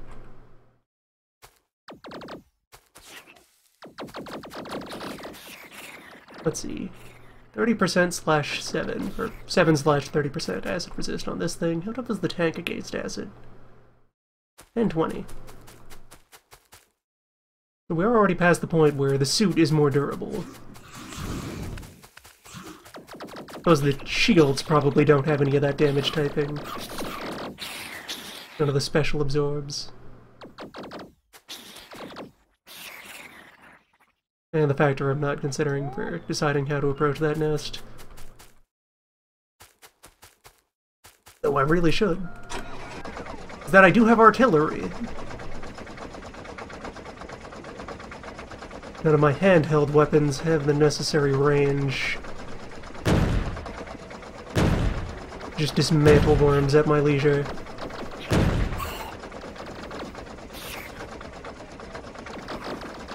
And while that's a costly process, it's one I can engage in.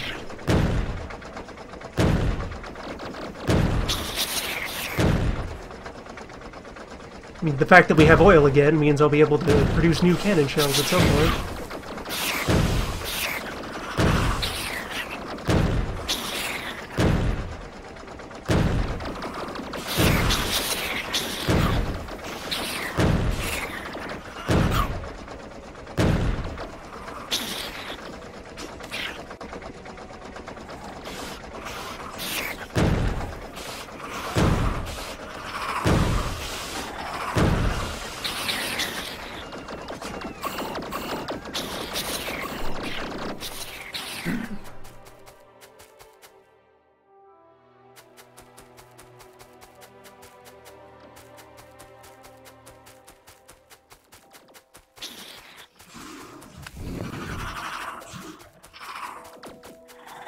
Yeah, that's now light enough that I can just wiggle my way in there and flamethrower the rest.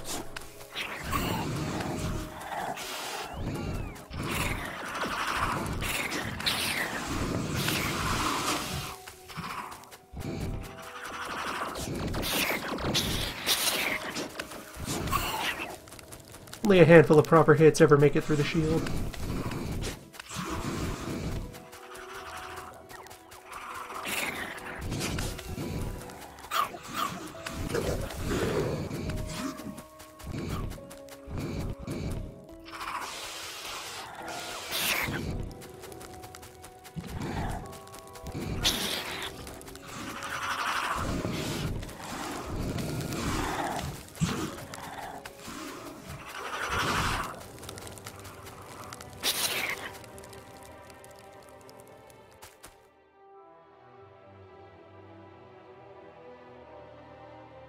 Yes, now if I instead wall down here, that will be quite preferable.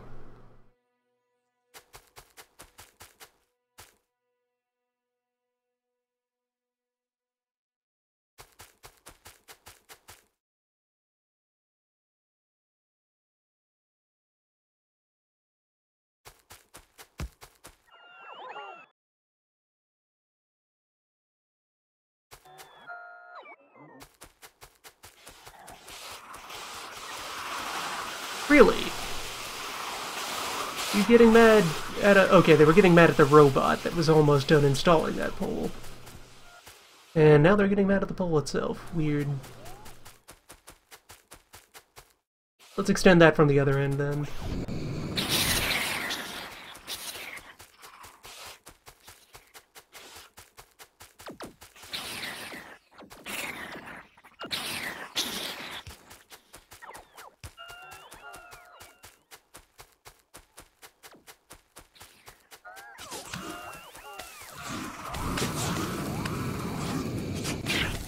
Alternatively, I could change my mind about wildfires.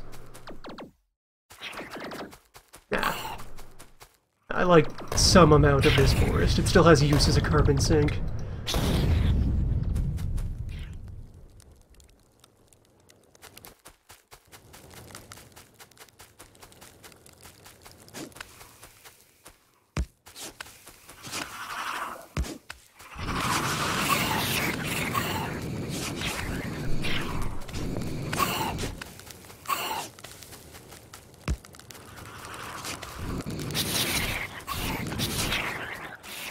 Some use. The parts I burn are the ones that are in the way of future work.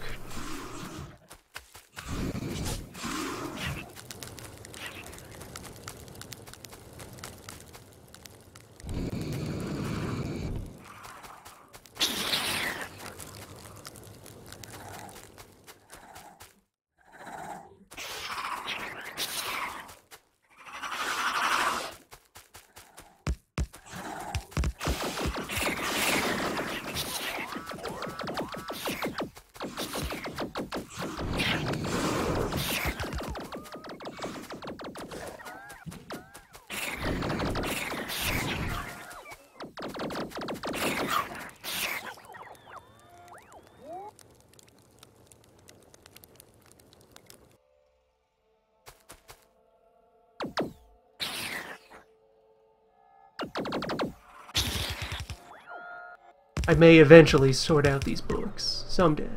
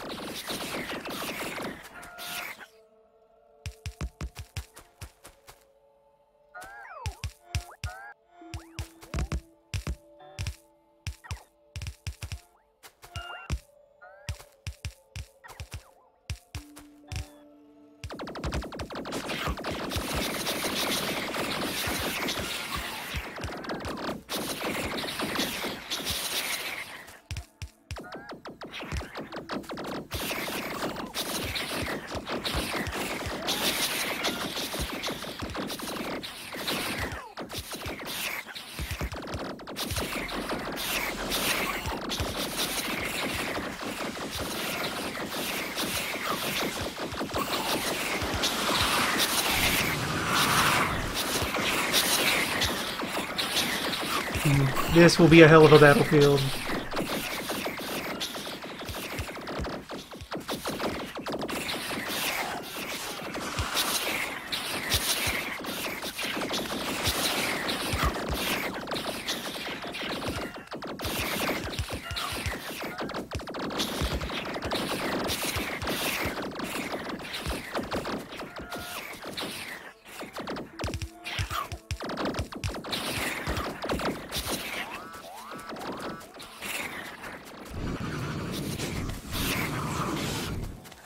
Just gotta look for parts of the cluster that are big on nest but light on worm.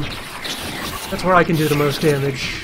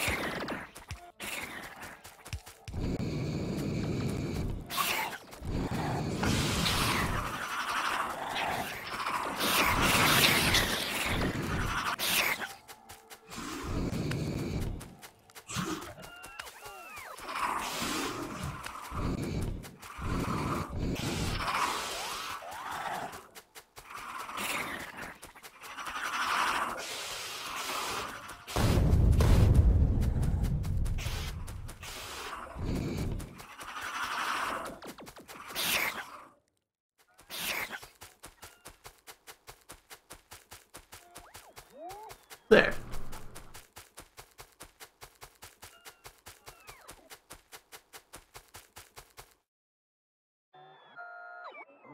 I think I'll also, yeah, have material for a bunch of radar.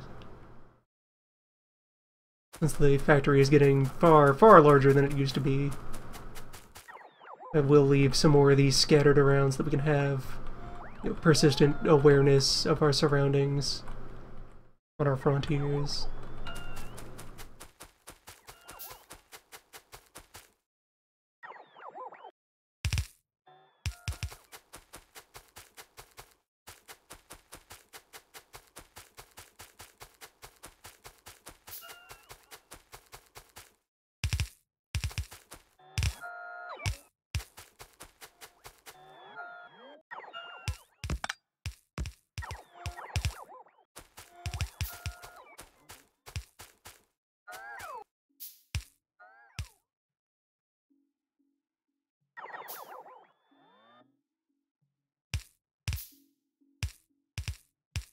Oh, and there's yet more oil right over there outside the door. Helpful. It'll be a fine direction to investigate in the future.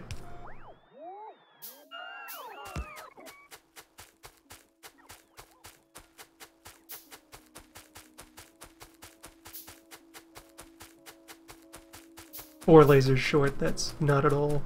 We've gained laser. This wall is smaller than this one was.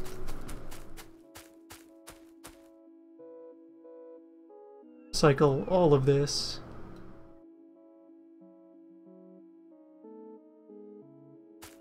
We'll end up with more fighting capability than we used to have.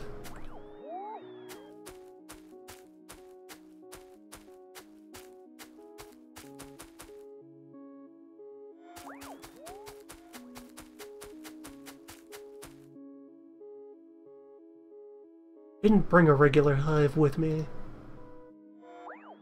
This is the sort of place where you would install one.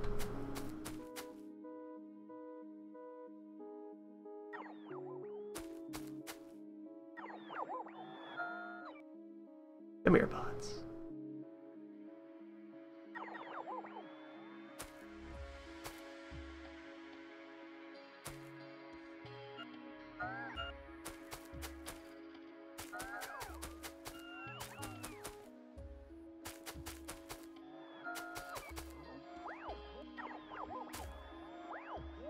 Alright, yeah, for the moment, let's just tag the guns and power lines.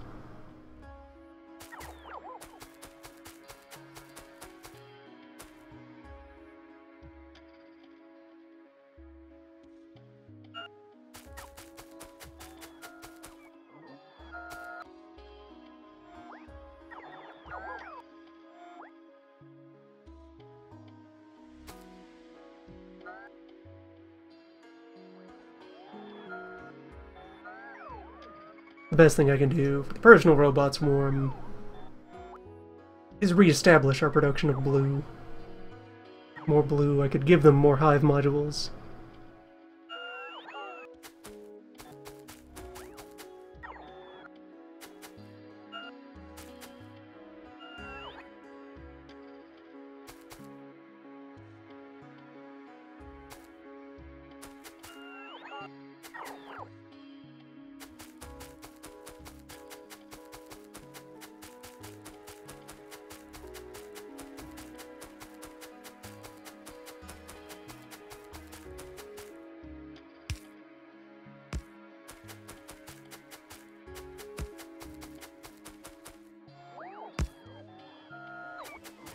There. A line is drawn.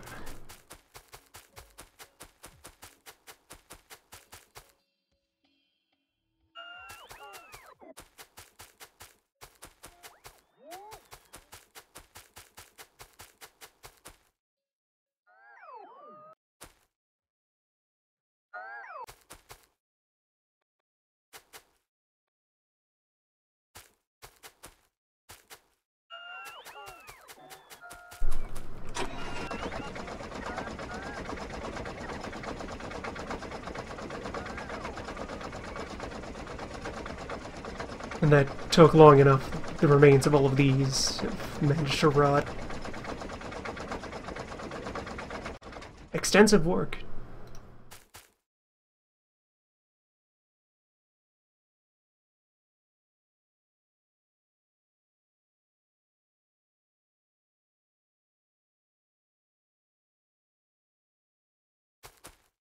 Come on, there's my bare wall.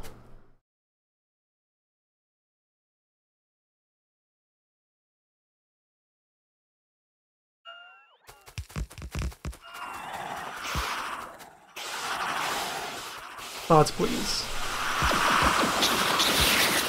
Forgot the most important part.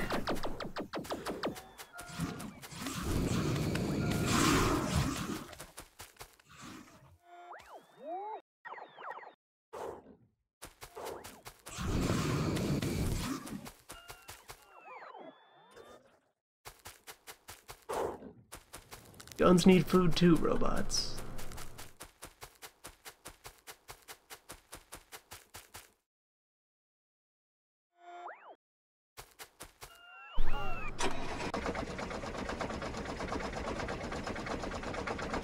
Guns are nature's drones.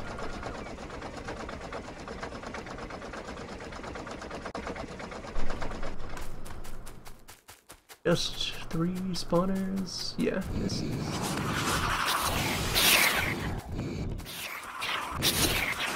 this is a personal job.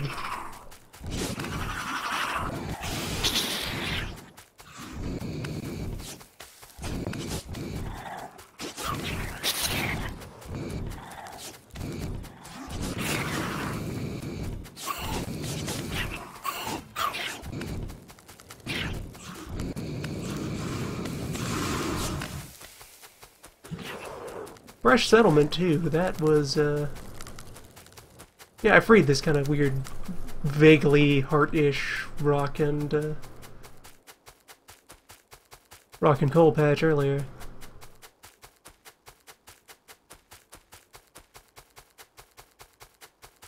Going back because I didn't lay this radar.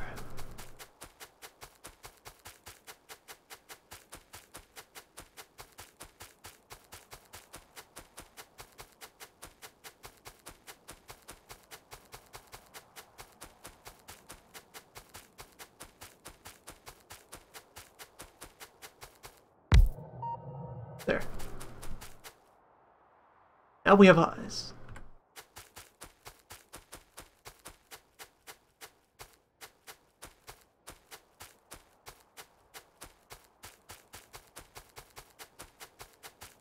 And not insubstantial amounts of lag.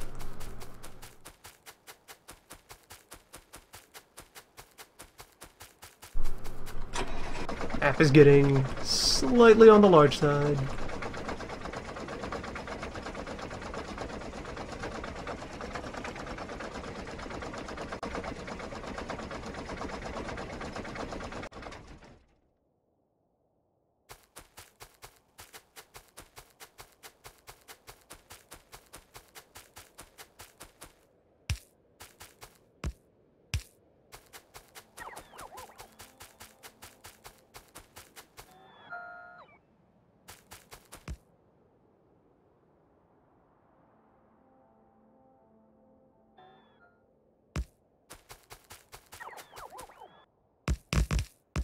Alright, let's go.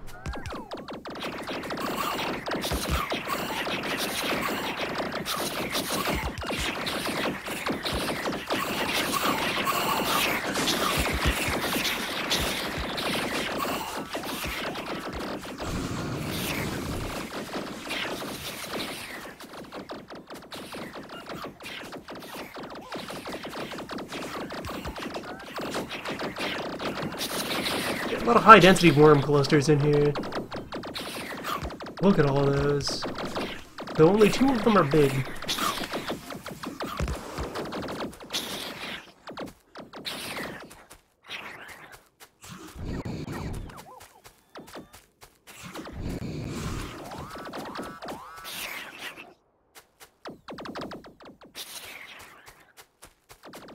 Yeah, that's a job for Tank.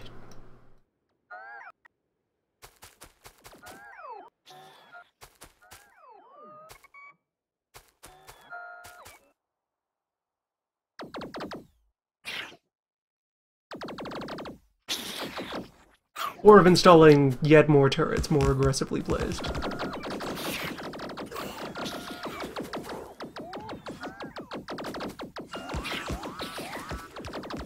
Turrets are pretty good at resisting acid.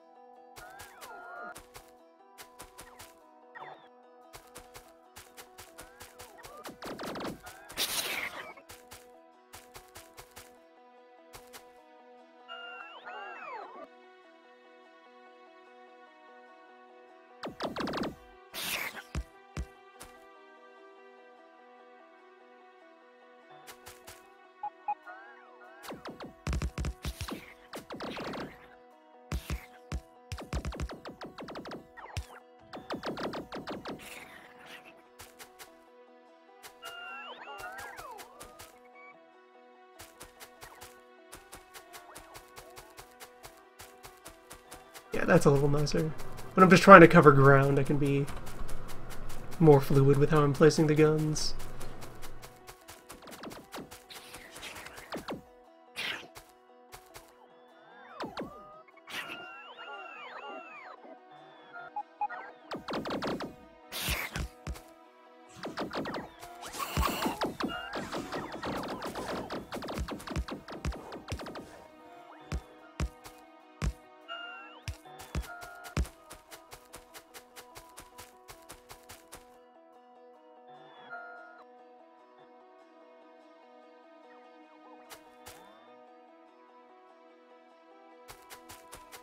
And that's us linked up with the base wall.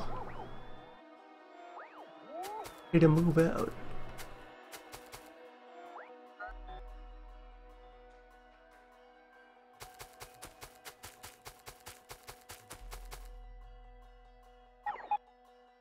Ready for a nice clean sweep.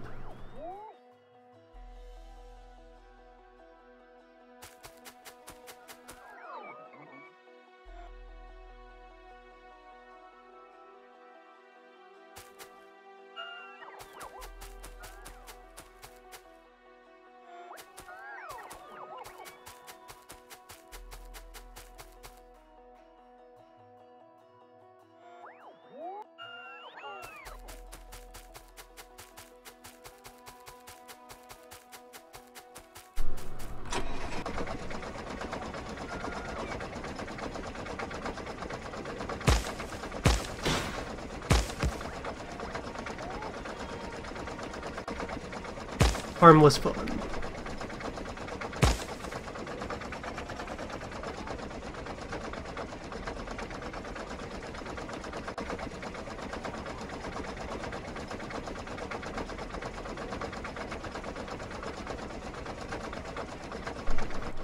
These woods are a little rude. Guess I'd rather approach from that side.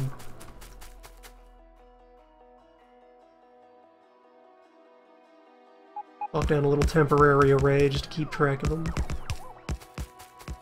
sure they don't slip through.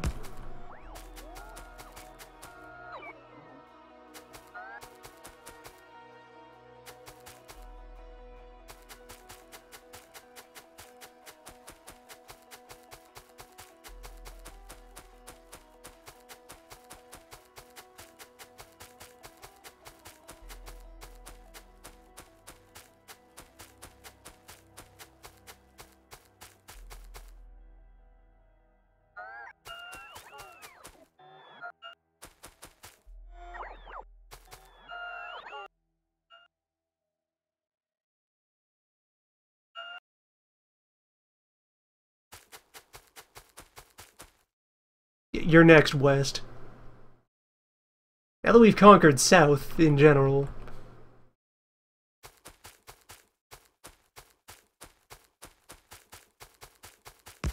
Turn that big wheel.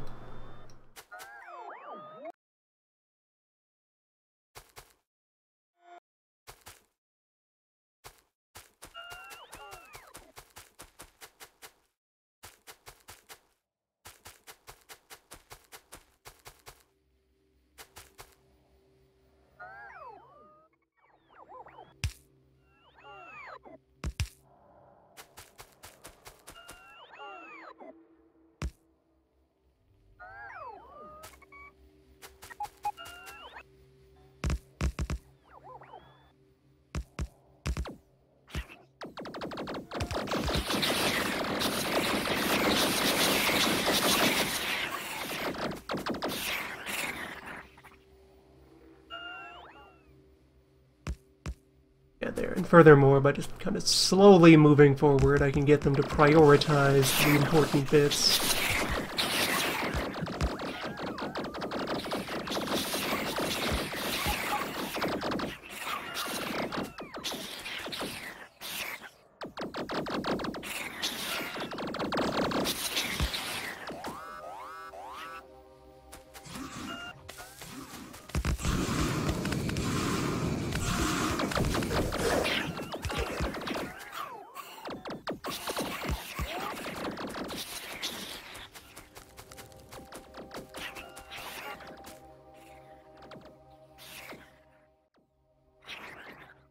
Just meant to rotate.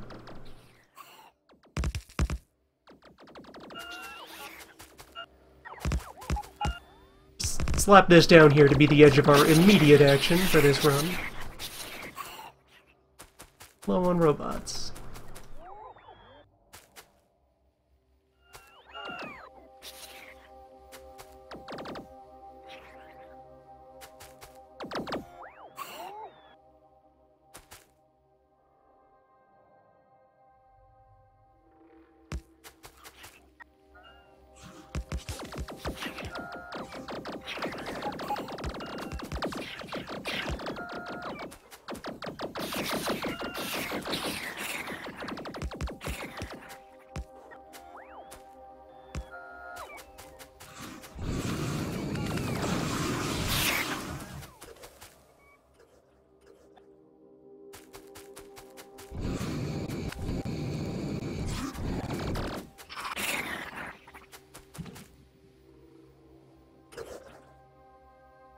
Yeah, got another full stack of canisters.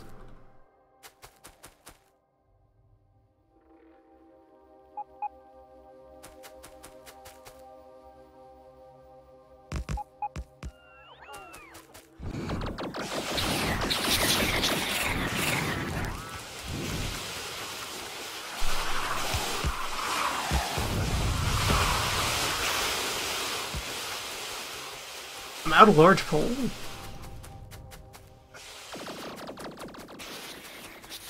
Weird. That happened. Did I not stock enough? I guess I'm not receiving a persistent supply of large.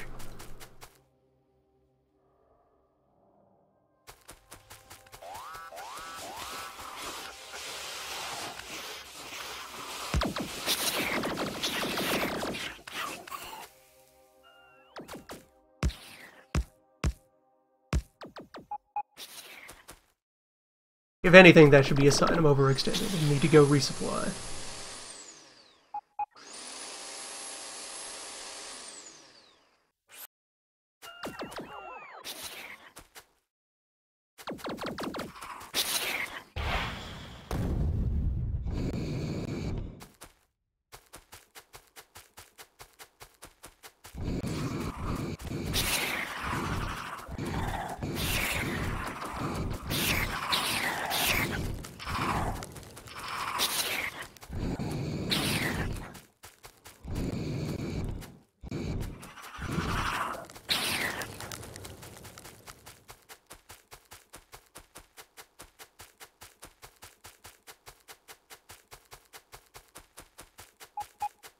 Still. Closer and closer.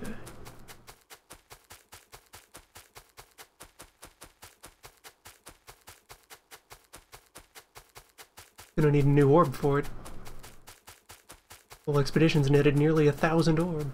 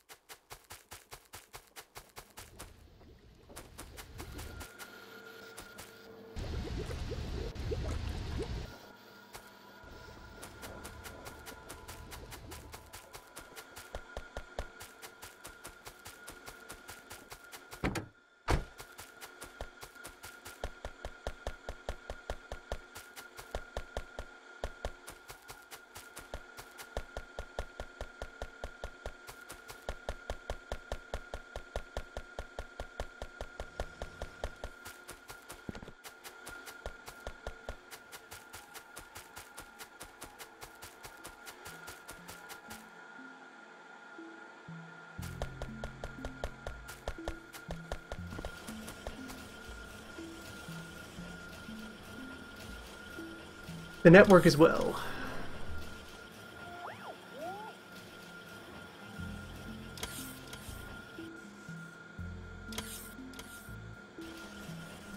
Docked and ready, with several hundred by.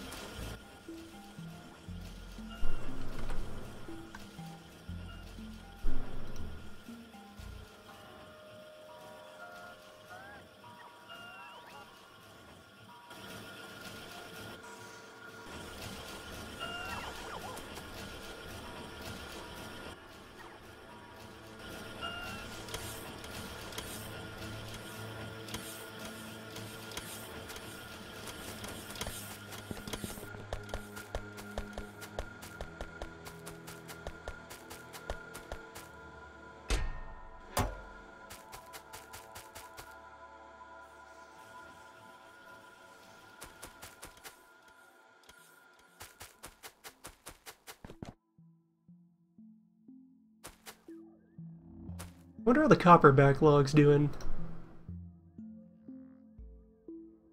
Tell me, indicator light.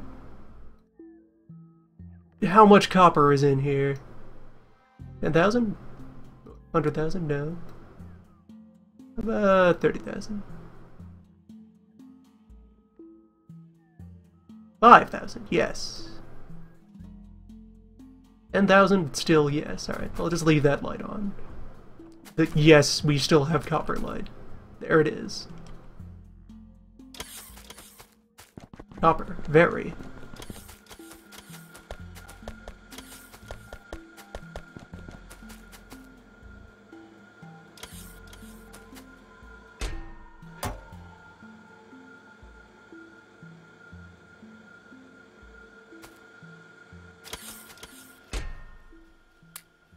Let's take these myself.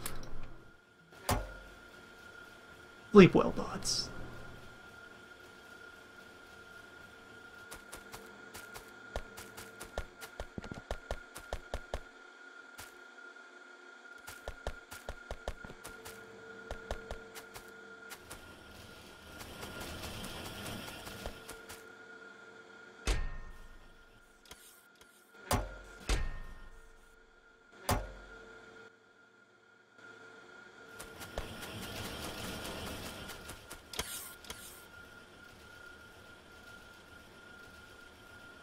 It occurred to me that there are some gaps in the logic that could allow excessive robots to accumulate needlessly.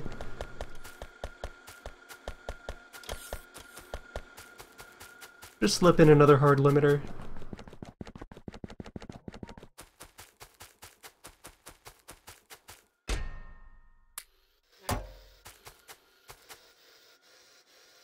We've many orb. And from them, many purple beaker.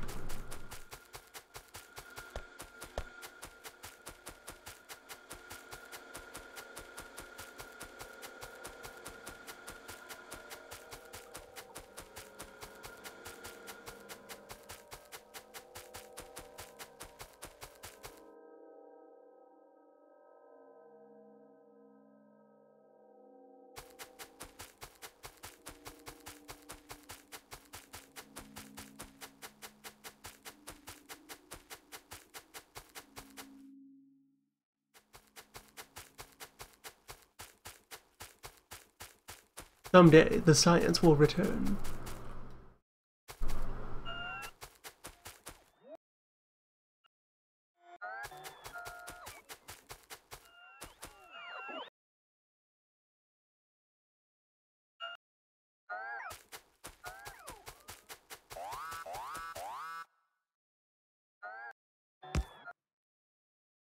Really? There is a port there for local maintenance, and that's on the way. Our current chain of conquests.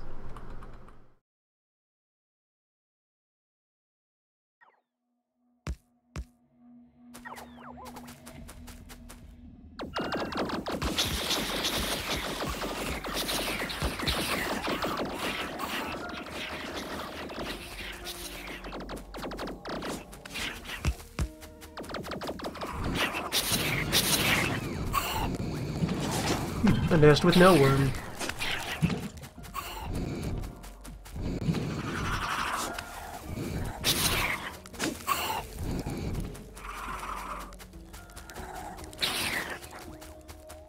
A nest with no future.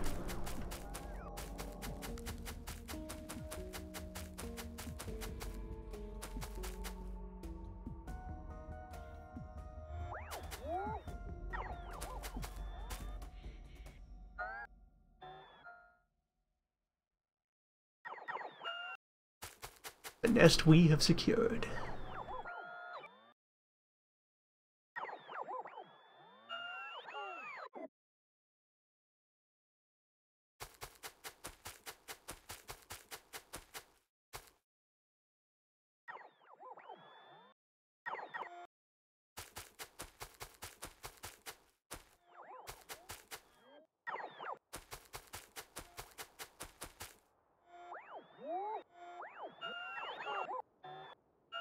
The new wall wants to be out around here. How far it has to reach in order to properly ward things away from the oil stank.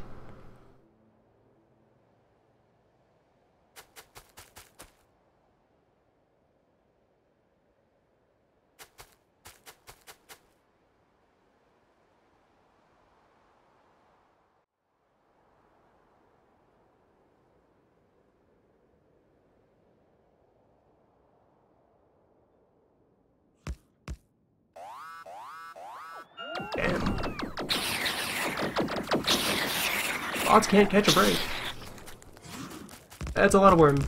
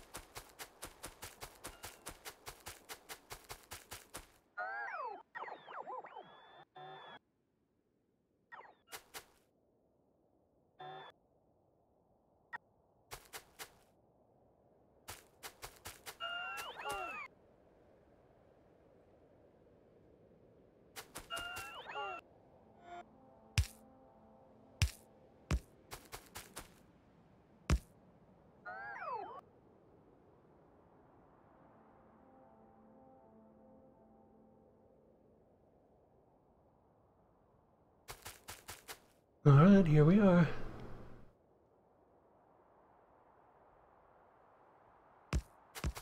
Future Western Wall.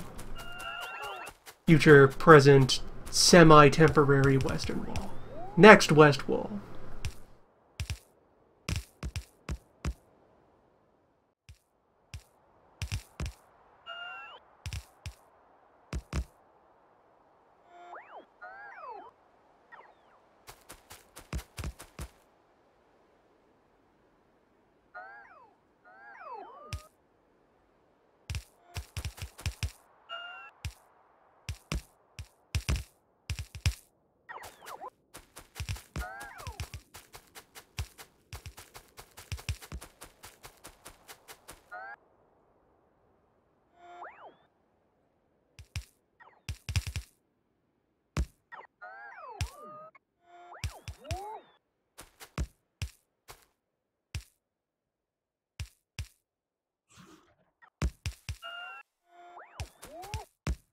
We got him agitated.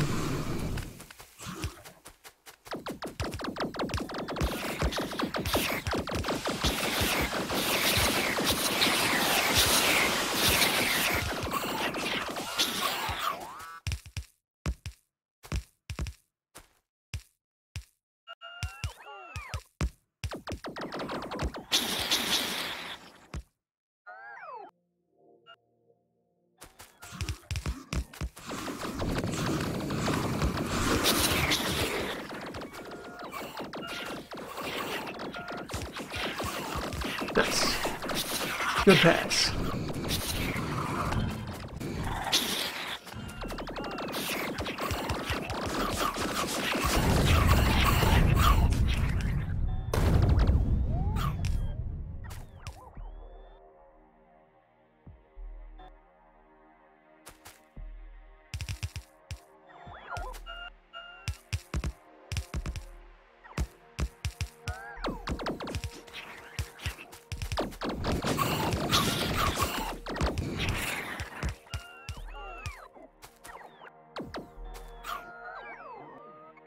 It's putting myself closer to entirely surrounded. I'm gonna pull back from that one and slide these forward.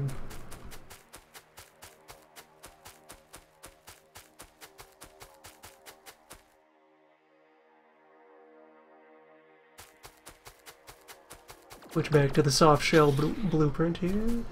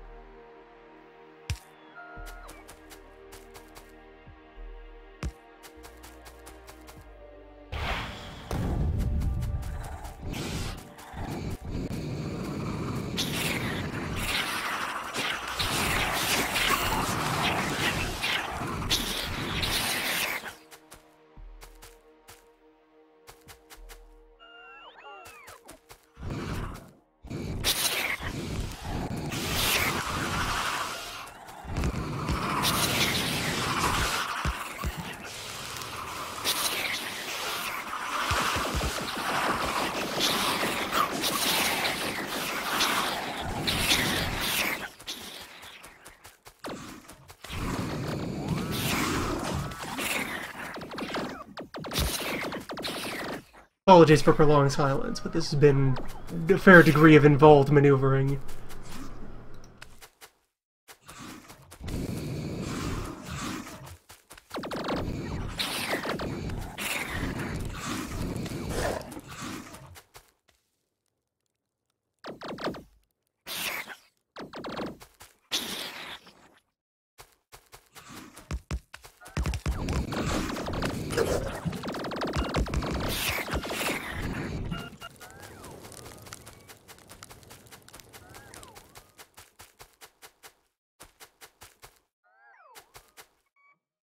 Alright, that brings us back properly to the head of that wall.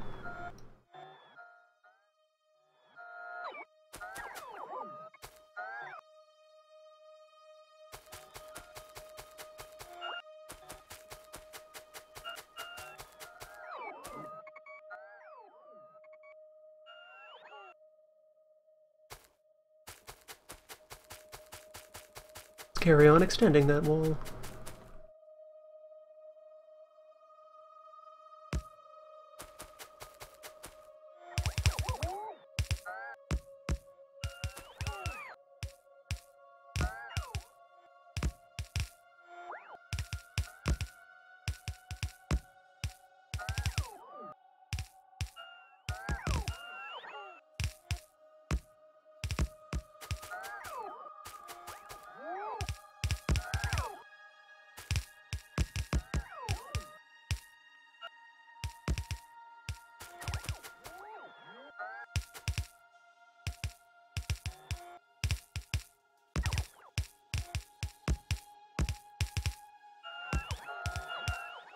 We'll also offer a more broad apology for the most part.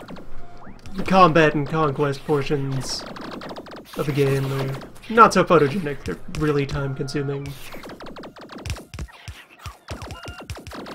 And it's mostly just more of the same of fight bug, secure territory, fight further bug.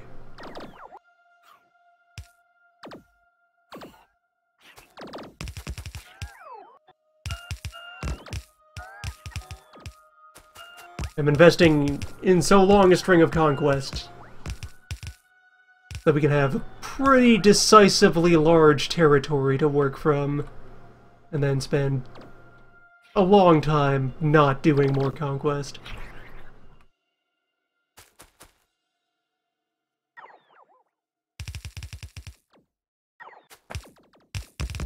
Someone more interested in the more interesting, factory design and intricate machine portion of the game, probably advised to skip this and, like, the previous part, for the most part.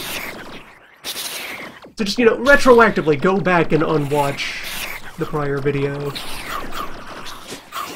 Just take that time back, you don't need it. Rather, you do need it. You can find better use for it.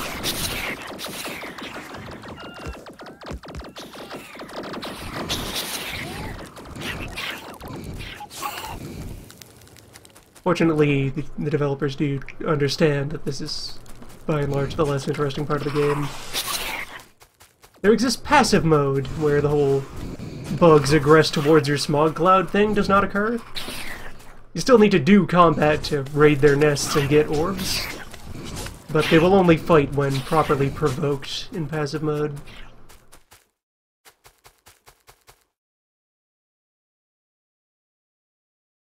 So you avoid a lot of... Right there. That's where I left the tank. That's how long it's been. You avoid a lot of this.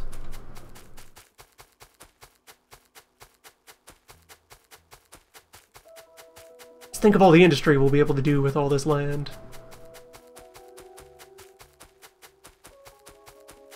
Land so many robots fought and died for.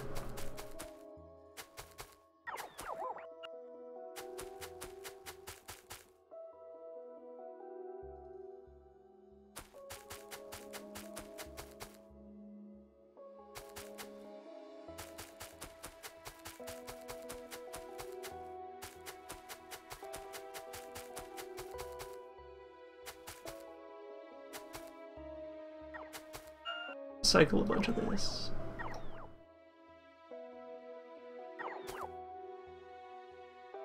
Not that I much need to. I'm making my way back to the tank because it is full of yet more brick wall.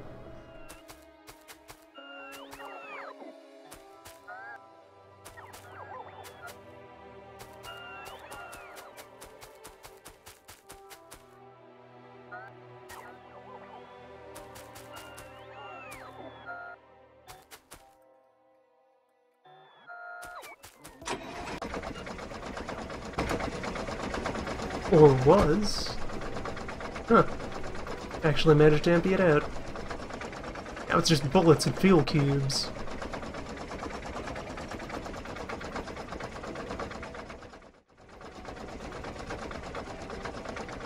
Well then, I have recycling to do.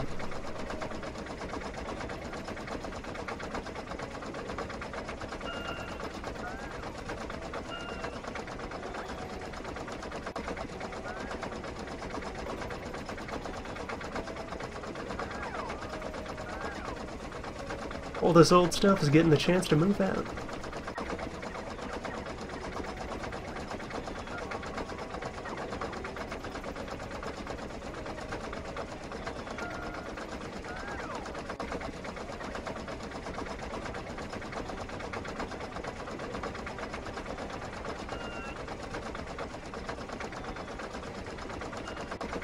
Once we're finally done with the war to postpone most wars, be able to get back to, the fun, buildy part of the game. Got a healthy to-do list for once we're back nestled comfortably in the factory floor.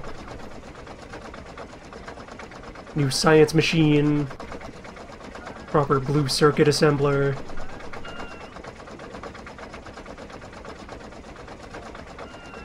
And then the module ramp.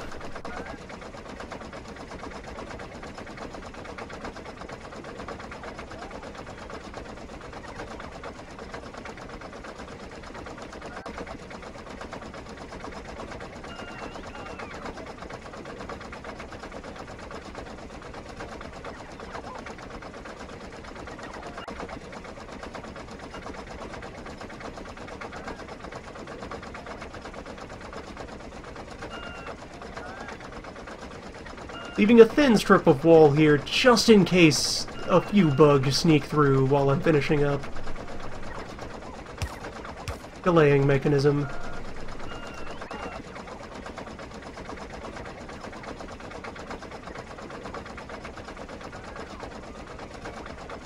So those ammo boxes mean, yeah, we're back out to the old corner. We'll be able to scoop all this up as well and just push forward from the oil.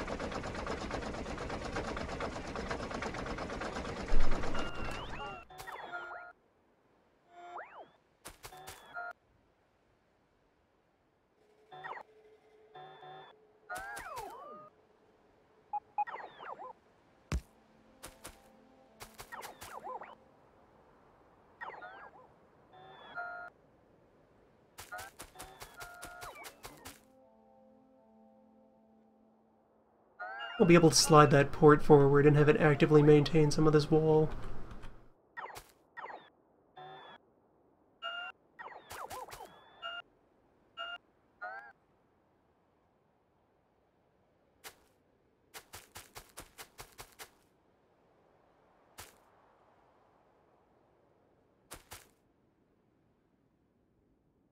Alright, roll out the attack blueprint.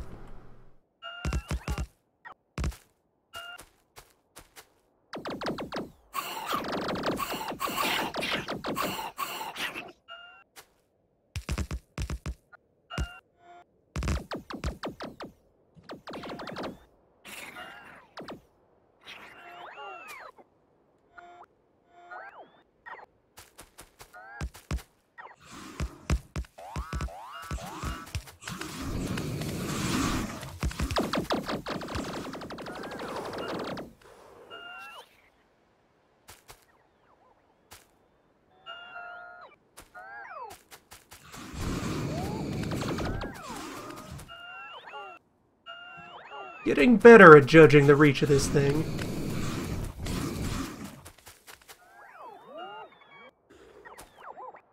You'll just fall short every so often.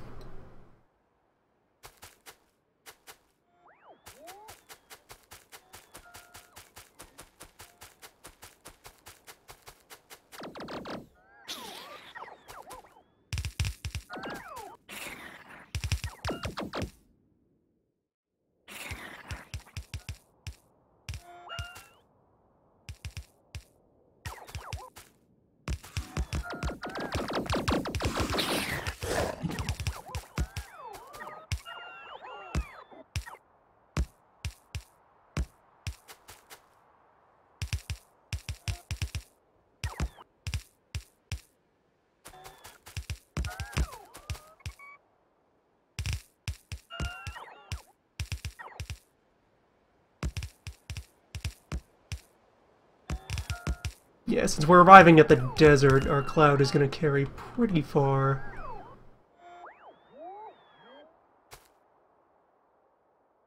Pushing the wall out this much will reduce the frequency of attacks, but not remove them yet.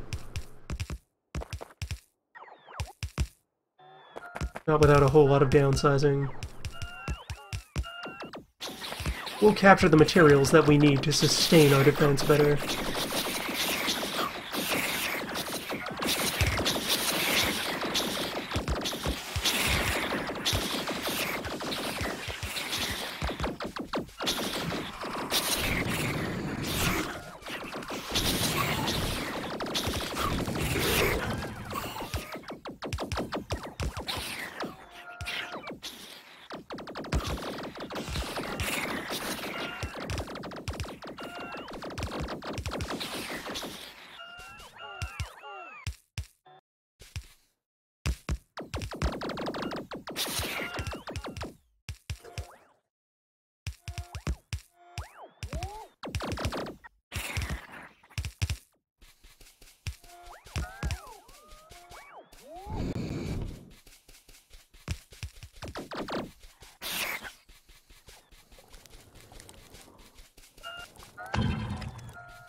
Not that violence is a bad thing for us.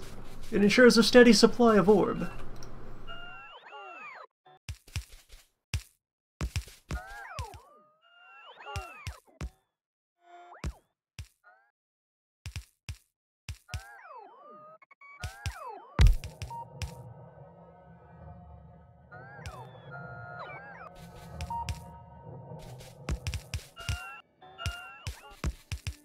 I might briefly jaunt south and throw a radar here.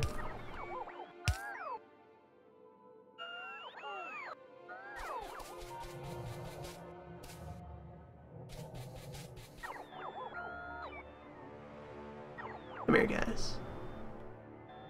There we go.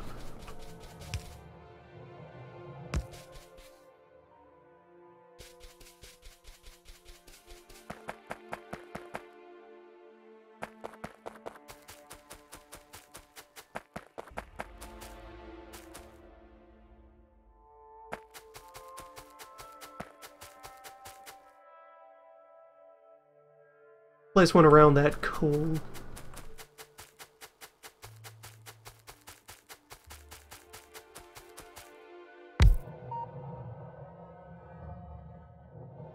A little farther.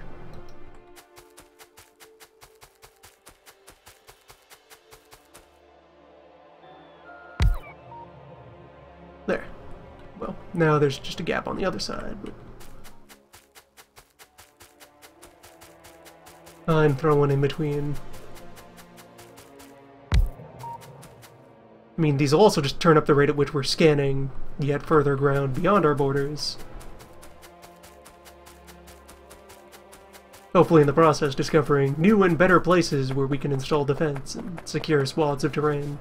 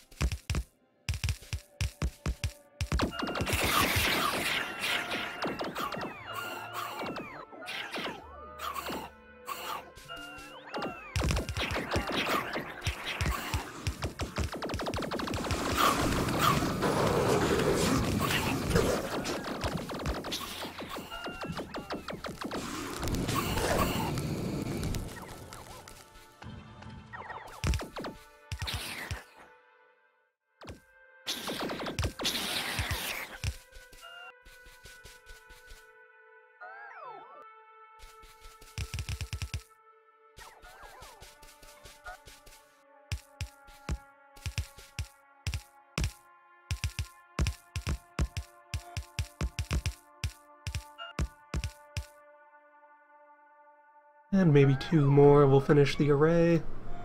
Radars, not wall emplacements or anything. We will need an arbitrary number of those.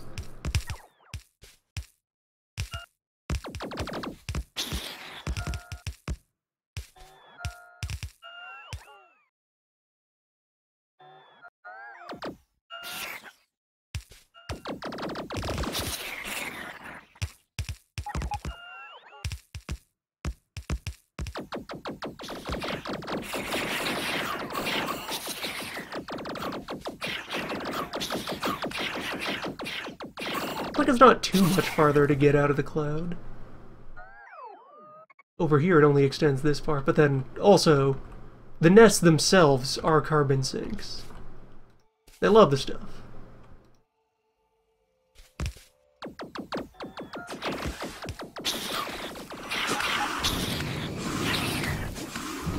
Can't get enough of the classic taste of monoxide.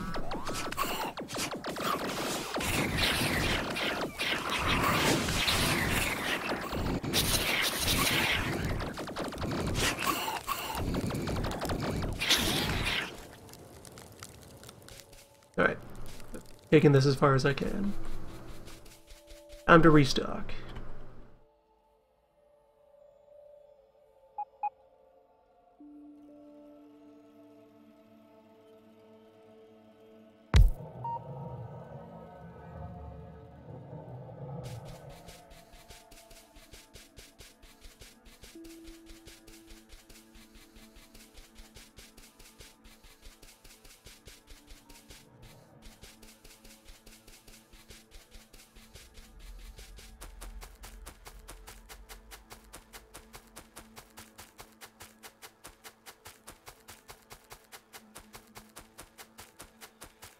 There, I found where I can go to restock.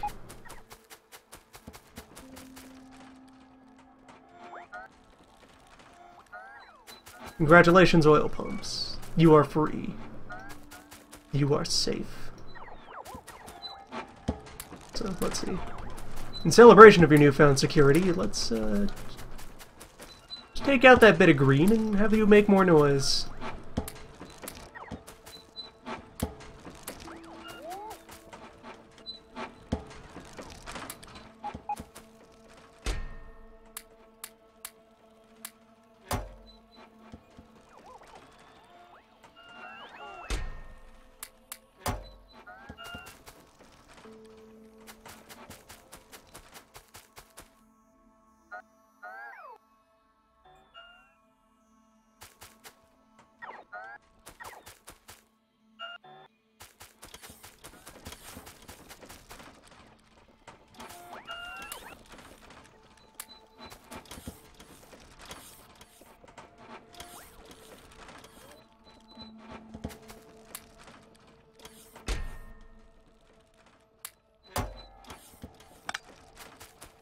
And how many are in here? Just 10 loyal build bots and hundreds of repair kits. Alright, we're bringing you to a new home.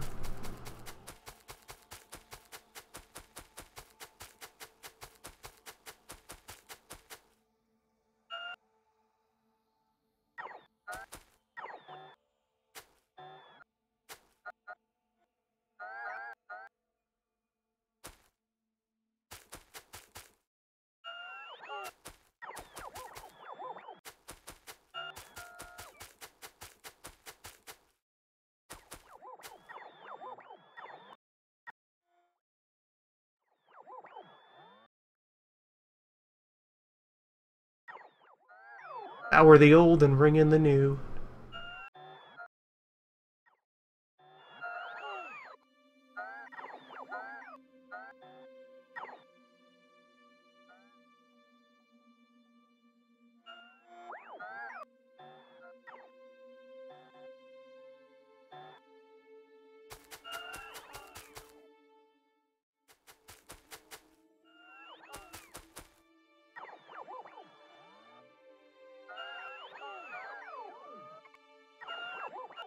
Sweep all of this up and then start the final attack just up the coast there.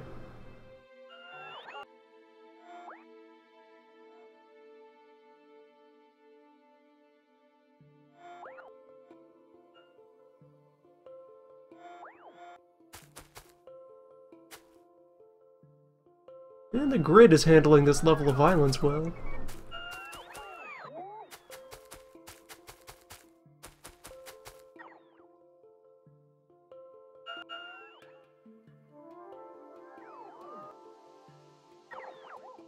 And I've not seen too many reports of damage being dealt to the parts that we've refurbished with the new design. For the time being, that might be high enough laser density. We're meeting current demand for violence throughput.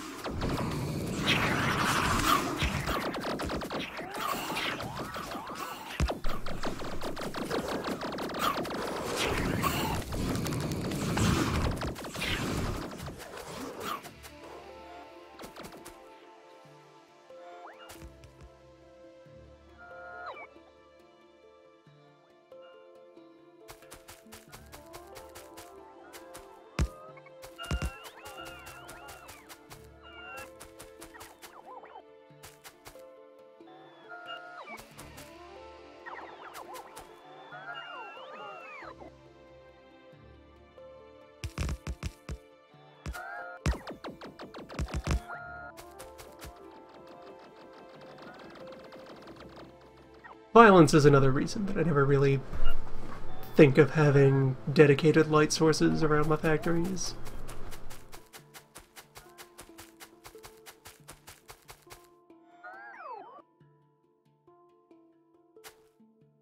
When the night falls, you should be either on the production floor or on the battlefield. And both provide their own light.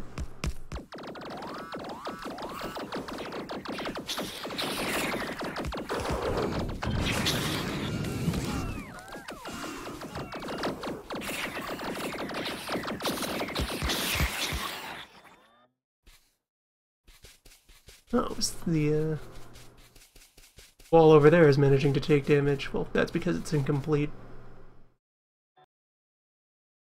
It's not the full fighting array.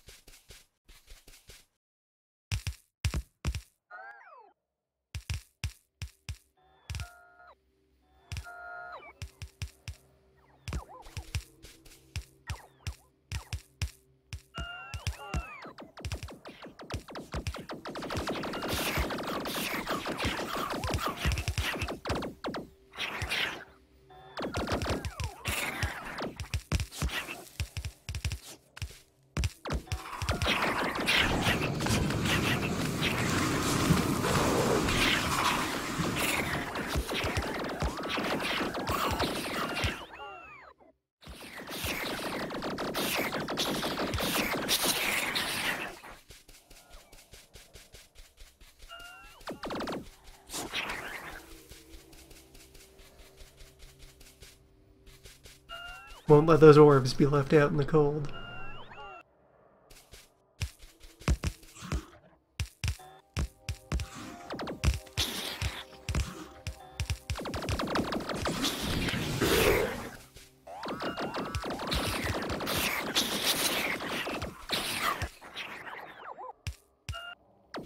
Each one must find its home in the machine.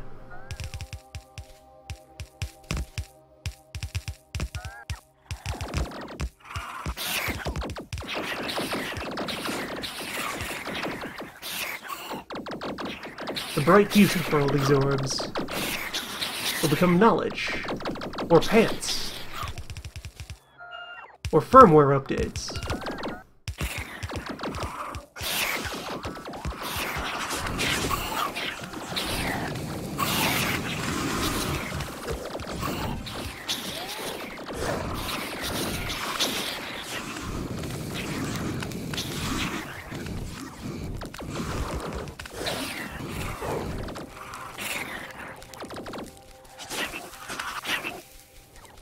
Truly noble callings.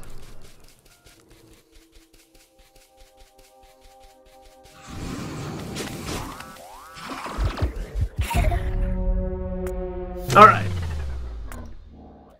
Seen there the limits of how much can be bitten off with current levels of shielding.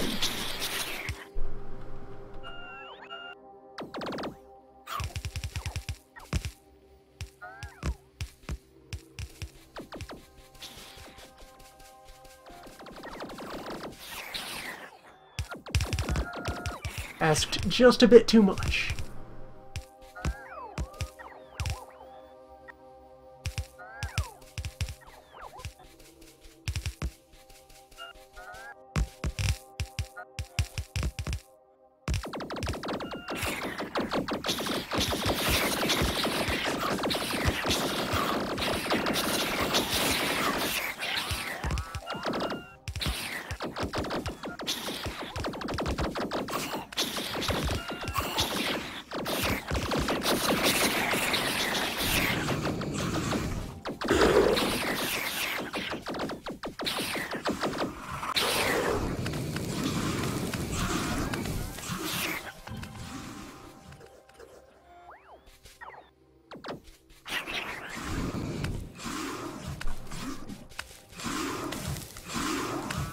See, I put myself in danger for the robots as often as they do for me.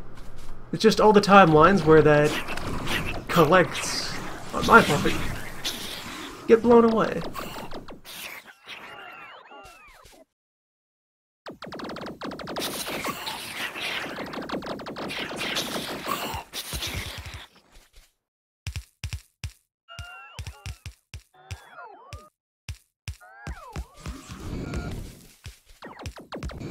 The only fate which will survive is that of a well-oiled machine.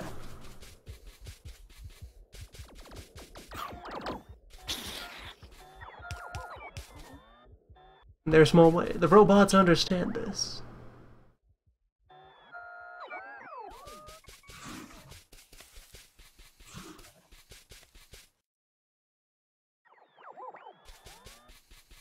Start to approach again from this side.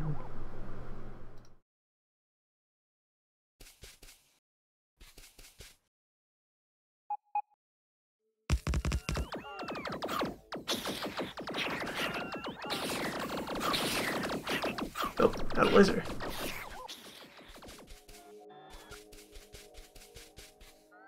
Well, good news. I have some volunteers.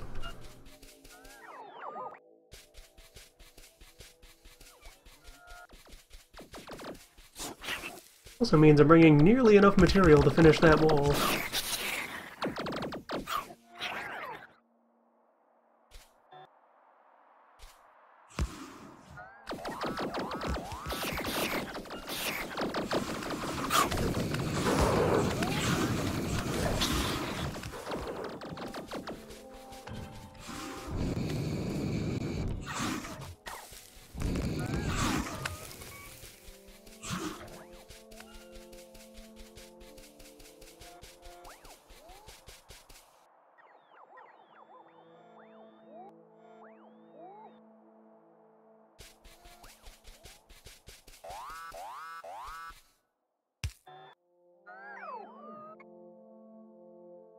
Okay, that was just a residual alarm for out here.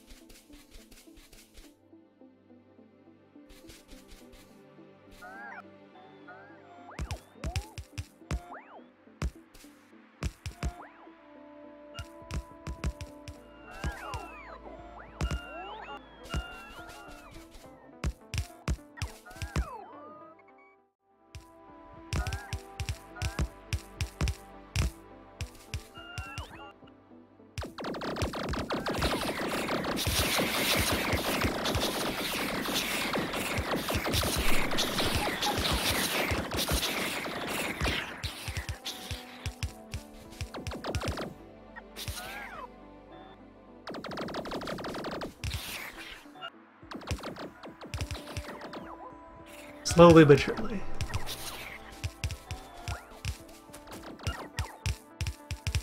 This is still inside the range where we're going to be actively harassed by all of these.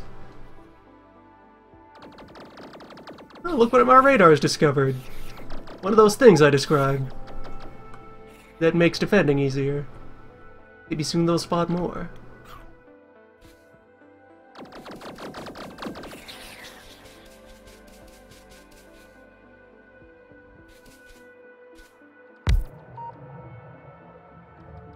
Yeah, the issue we had, really, with defense. The core of it was that I was not spending enough time pushing out all of these boundaries. Got nice and comfortable, resting on my heels. The work was not yet done.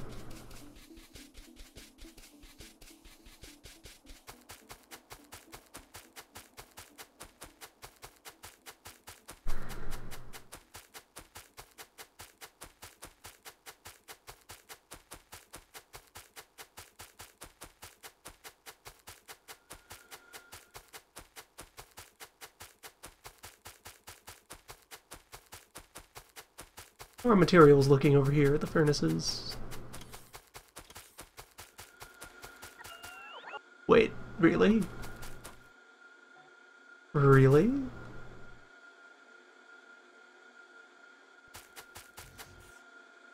Really? Another thing I can do. This whole system, that is not how we're going to do anything related to ore.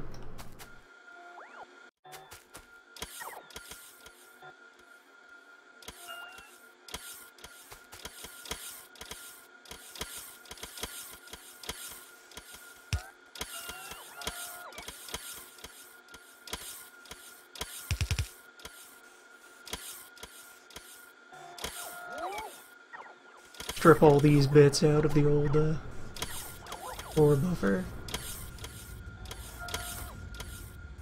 These have been unloading iron for a while.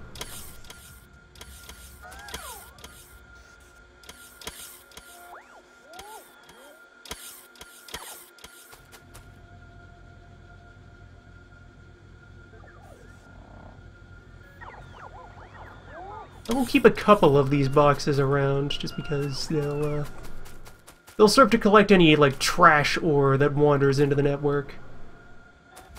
Either these exact ones or like some future repositioning of them. Oh, sulfur. That could be somewhere much more useful.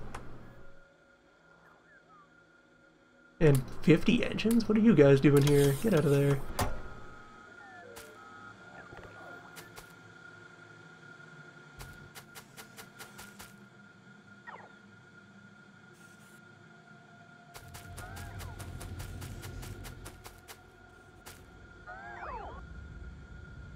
And soon I'll be able to rip out that old pure solar and replace it with appropriately, mixed blocks of the true ratio.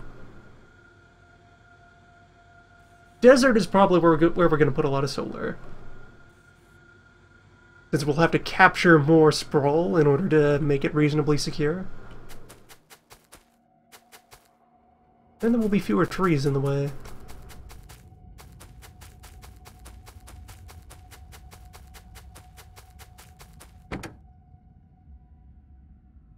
This car contains one fish.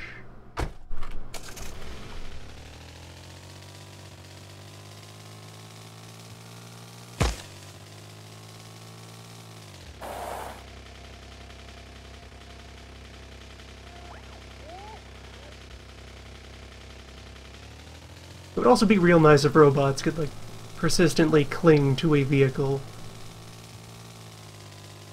It seems really foolish that when my auto repair bots notice a dent in the car, they leap out the window, fire up their engines, and start trying to pursue the car at their own limited speed, rather than just sort of getting out on some manner of spider legs and... I suppose that's the problem. They don't have legs.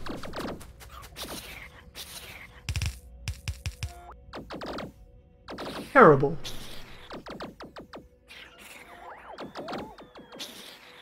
We built them wrong.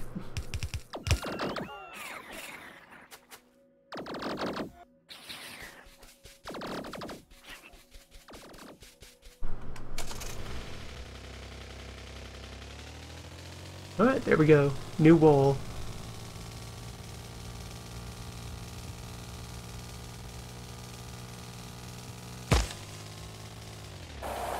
Beautiful new vacant expanse.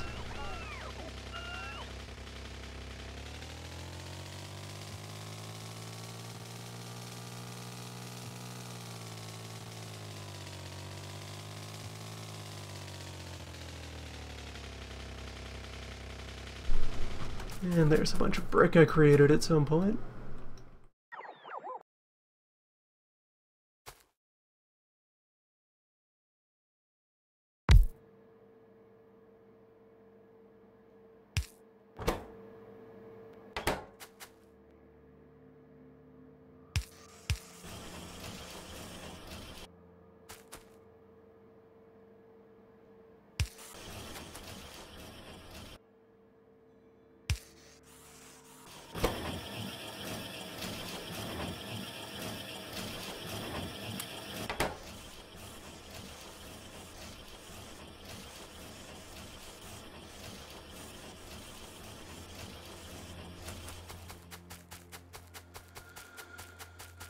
As you will.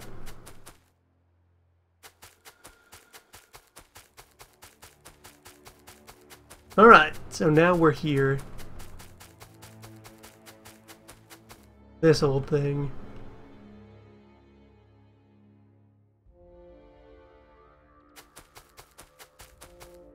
We throw a couple of radar down and see if we can just immediately get a better picture of our surroundings.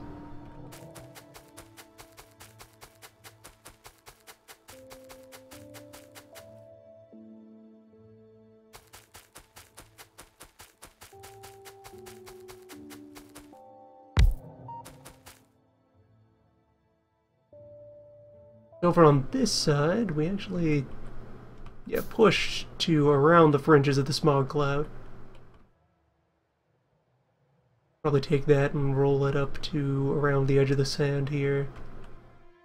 And drag the rest of the wall out accordingly.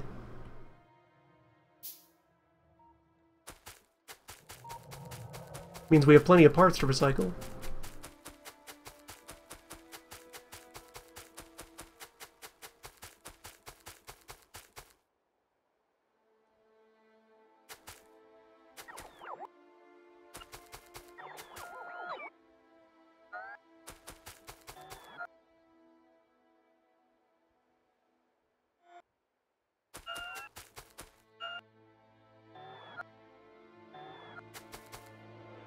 Ah, these never got doubled up speed modules.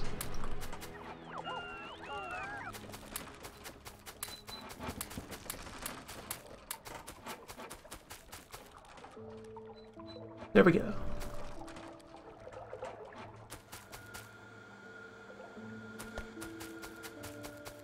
Air oils to all.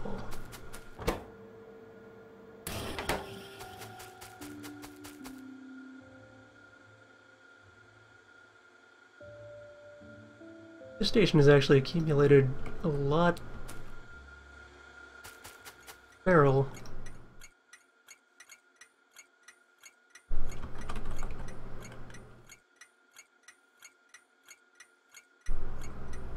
So what's going on here? Is our train not showing up to collect? Right, it is, but it's just... Right, I could turn up how much oil it's taking from these stations.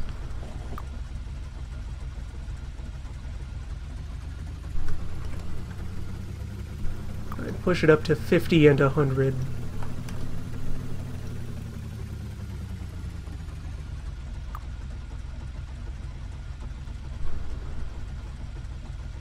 And collect at least 99 empties on the way out.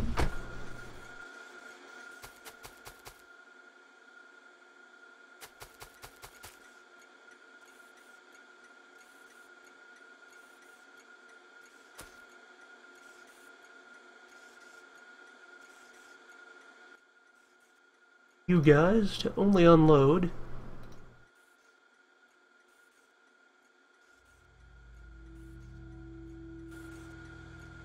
or no, scratch that.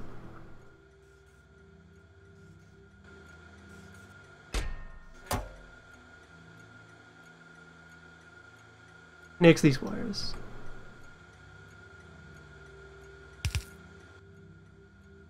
System's doing well enough for now. Can do further meddling later.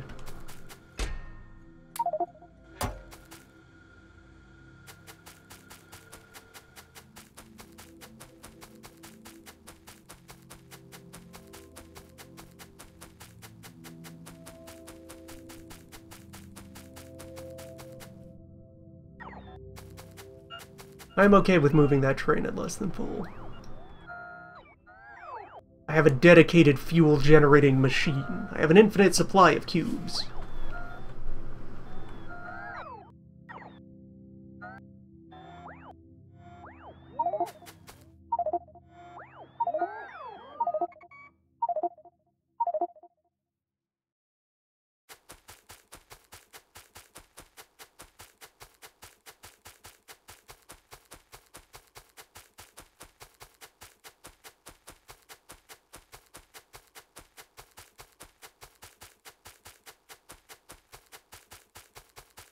The way things are right now, I'd rather have the oil deliveries occurring more often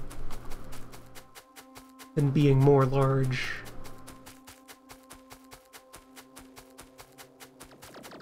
Alright, congratulations, Outpost.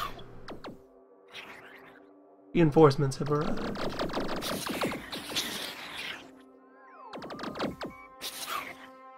Hey, you join the charge.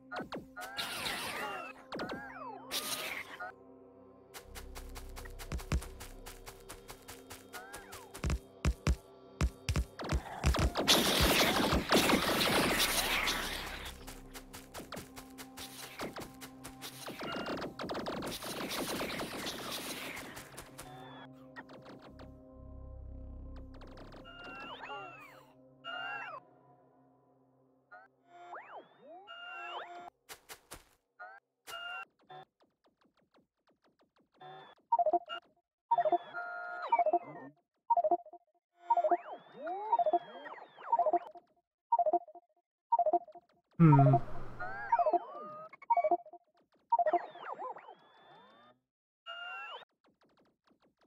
There.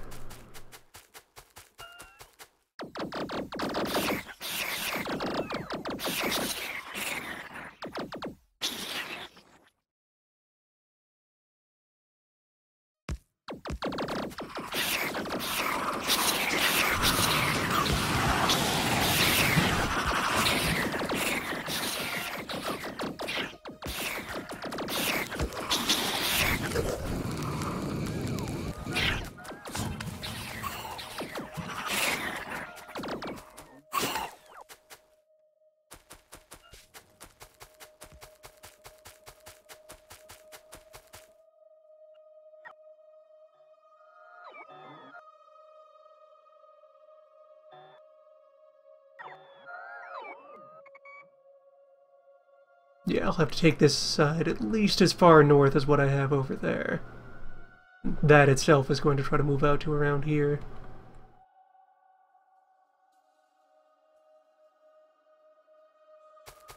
Let's pull up another radar.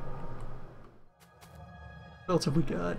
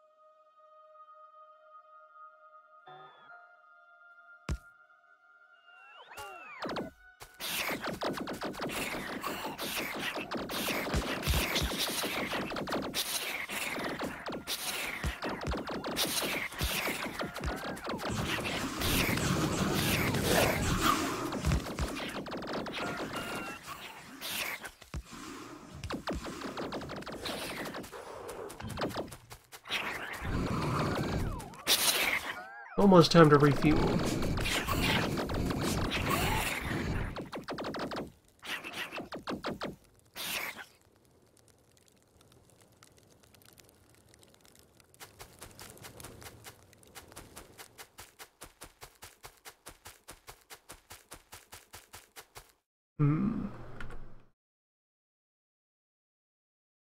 It's comfortably outside the current radius. Would put a corner.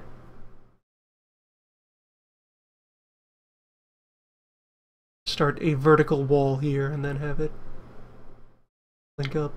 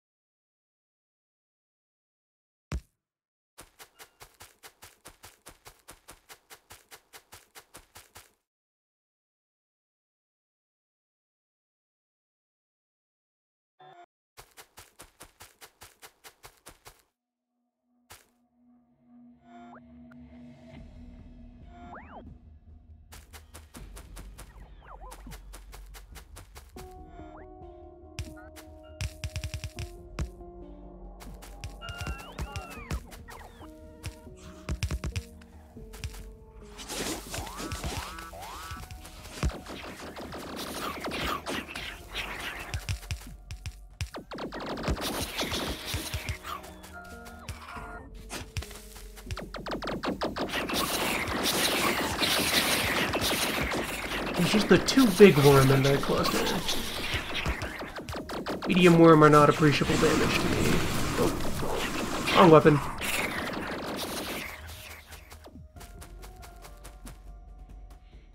Button was misplaced.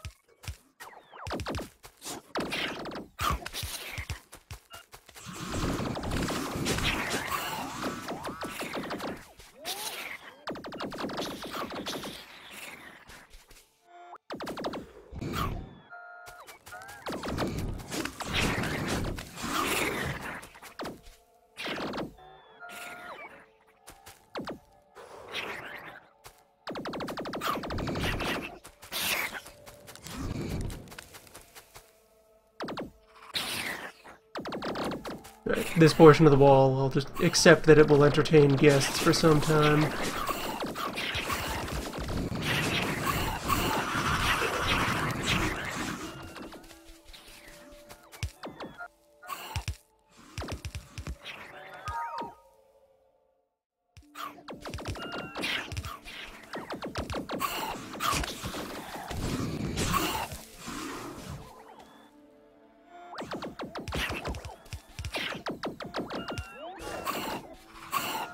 Some amount of continuous laser violence is a necessary part of maintaining a healthy factory.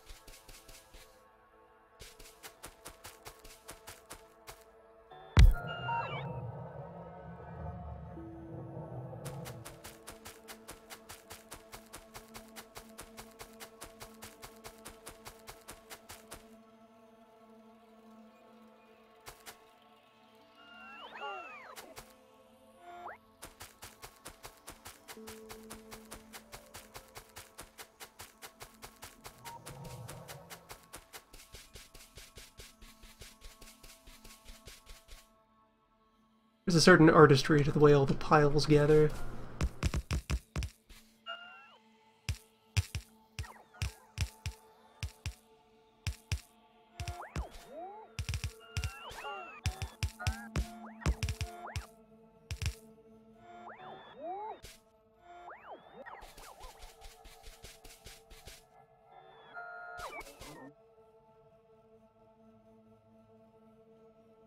Just continue up.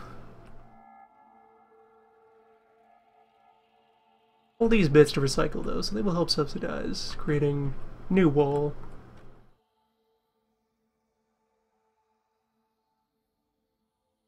Has to grow farther. Next step should probably be to take these and push this way, sweep through all that meat. Probably carry that all the way up to the new corner.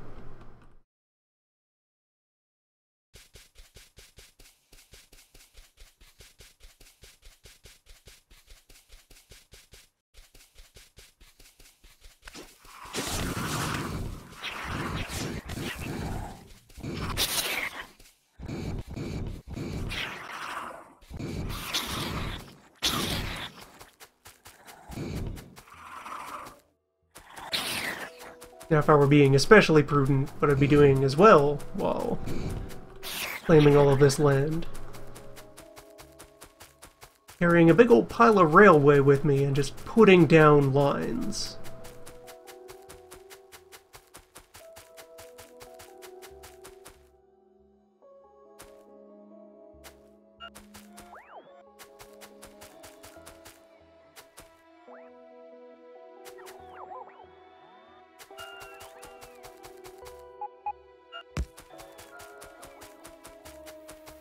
Oh, I never even finished putting all the accumulators into that.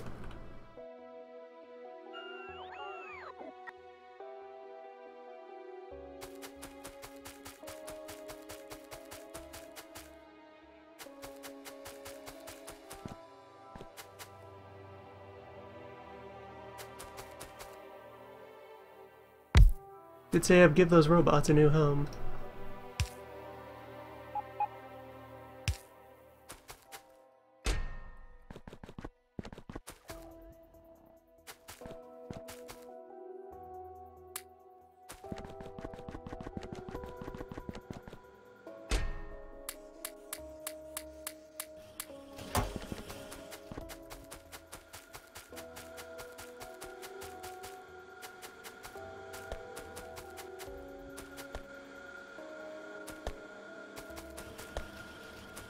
Where to shove my extra gear?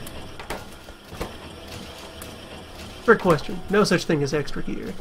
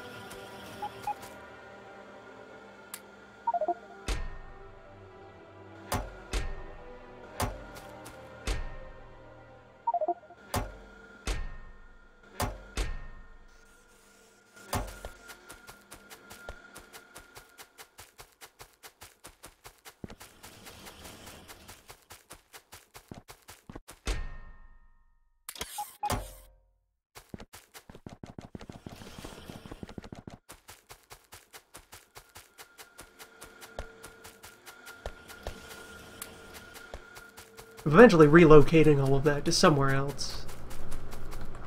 Oh, you guys are done. Good. The chapter closed.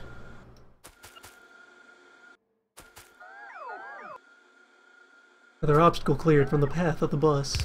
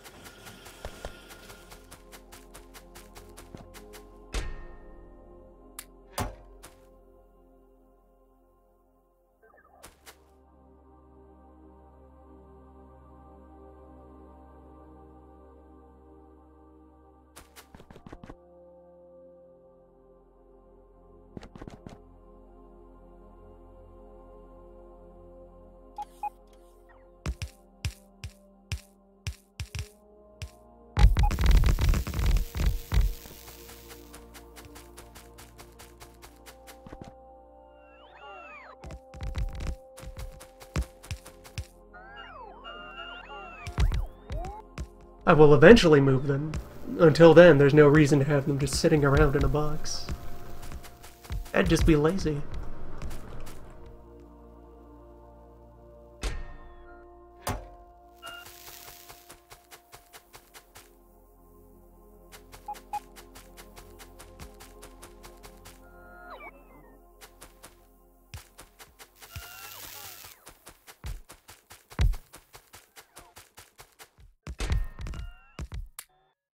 I'll lend you some pole.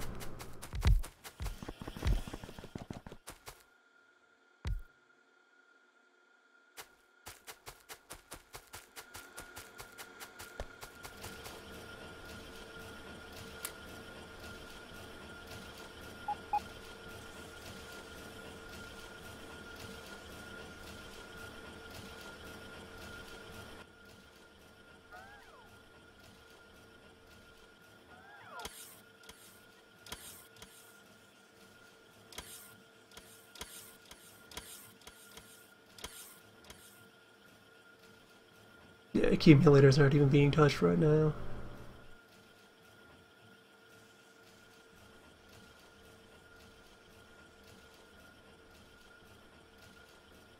That healthy graph.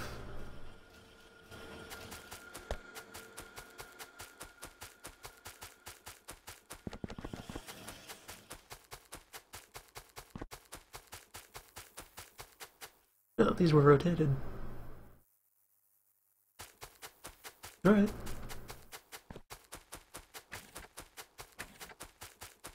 It's a style.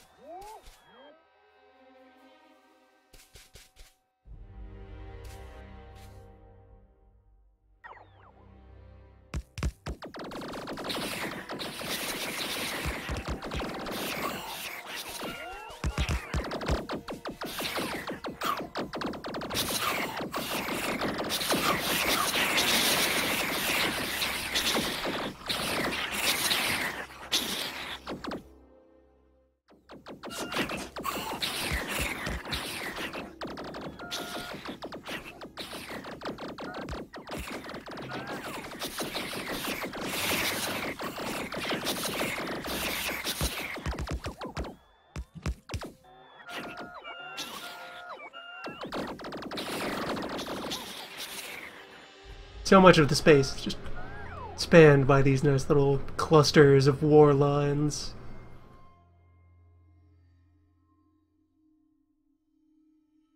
Tactical electricity.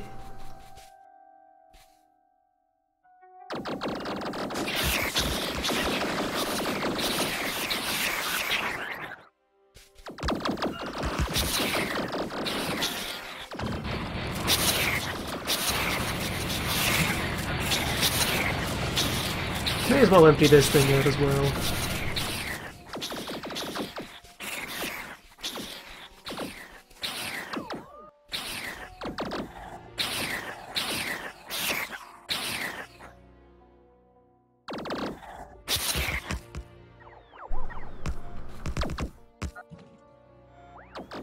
I mean, the shotgun might regain relevance once we, It has an advanced ammo form. Much like regular bullet. There is fancy bullet.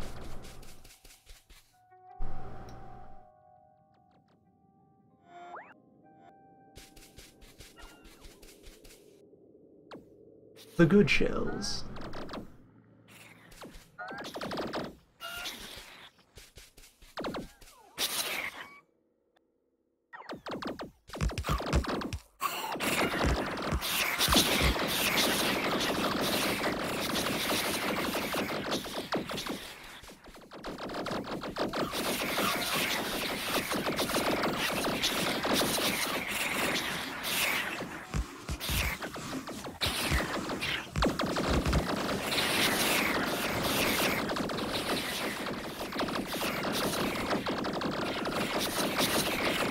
Gotta keep this up.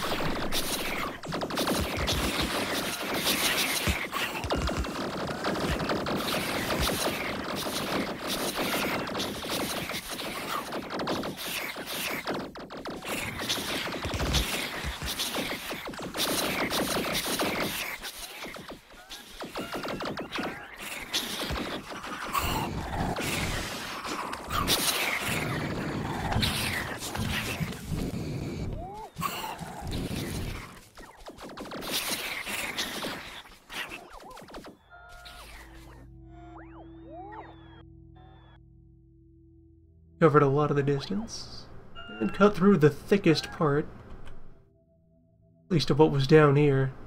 This, though, that's gonna be an adventure.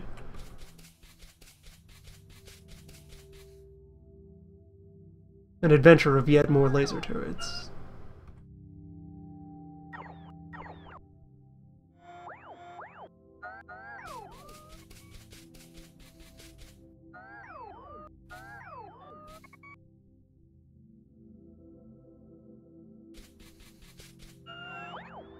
Hey, where you guys going? You forming an expedition? You looking to explore?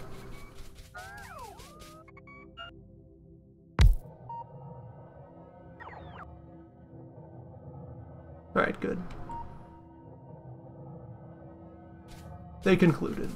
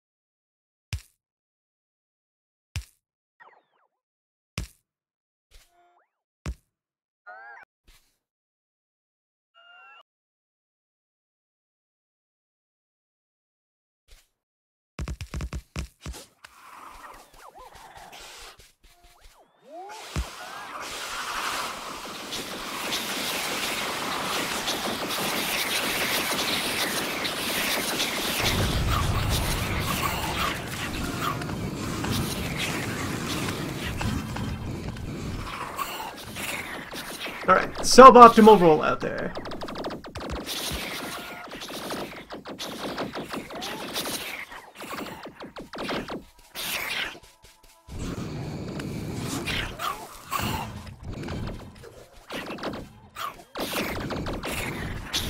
No worries then, as long as the work gets done.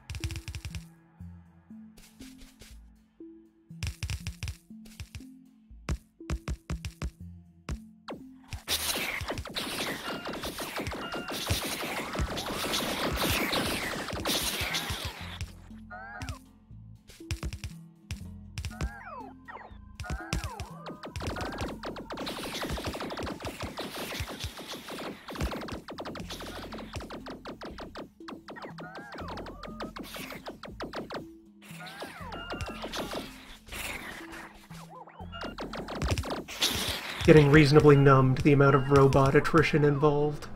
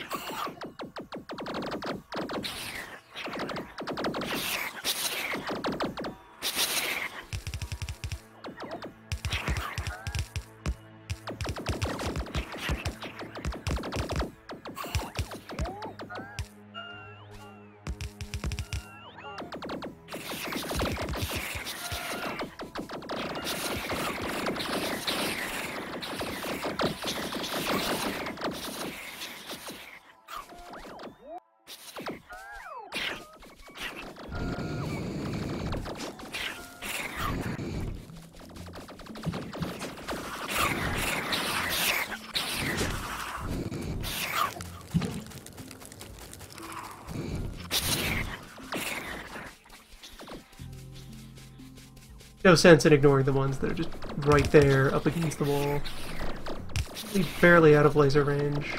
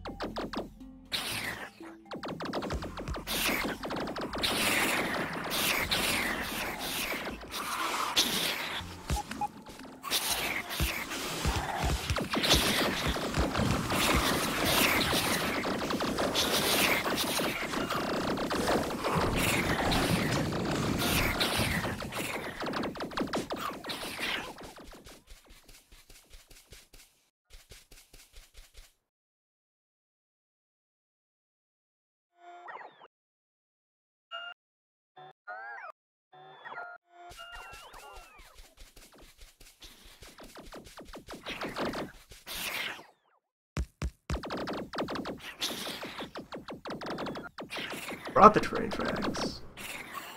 Looking right at them. Carrying all the tools I need to start implementing them.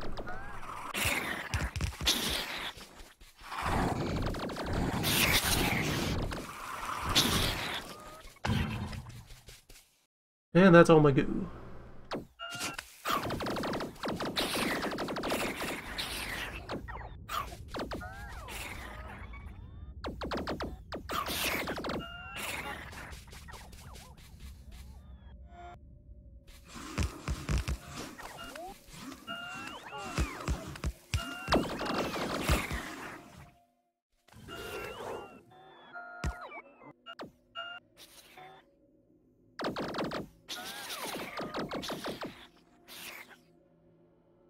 If we're to maintain momentum, fighting farther and farther from the core production zone, I need a stronger supply line.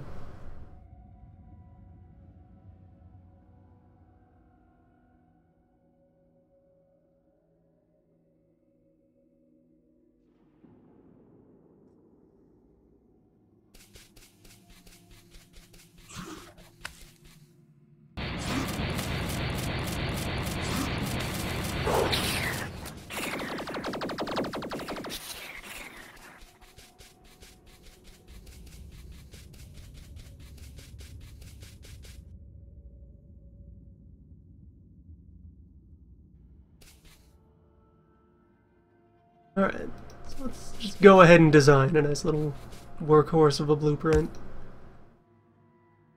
Start.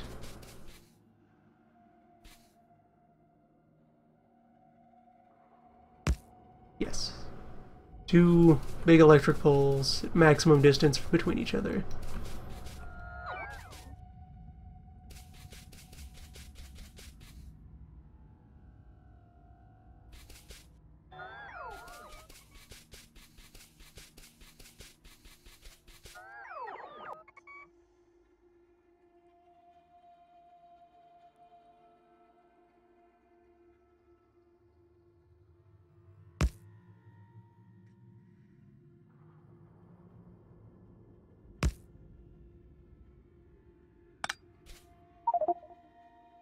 Doing anything railway related can be a little weird.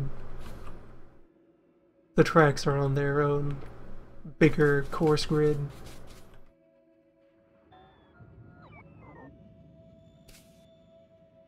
I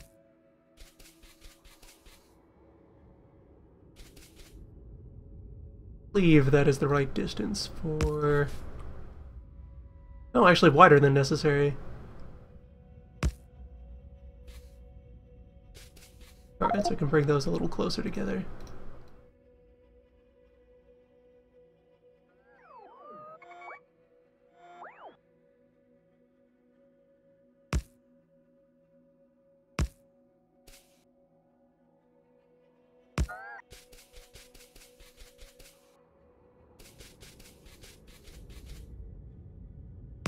That is, as far as necessary, so that I could create an S-curve and just have one lane jump to the other.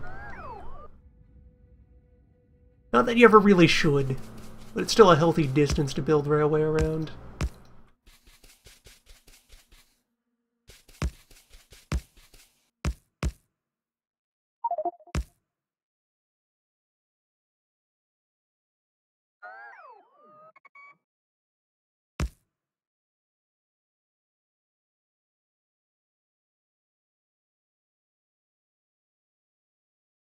Oh, as a start. Here's a basic, straight length, 2-lane rail.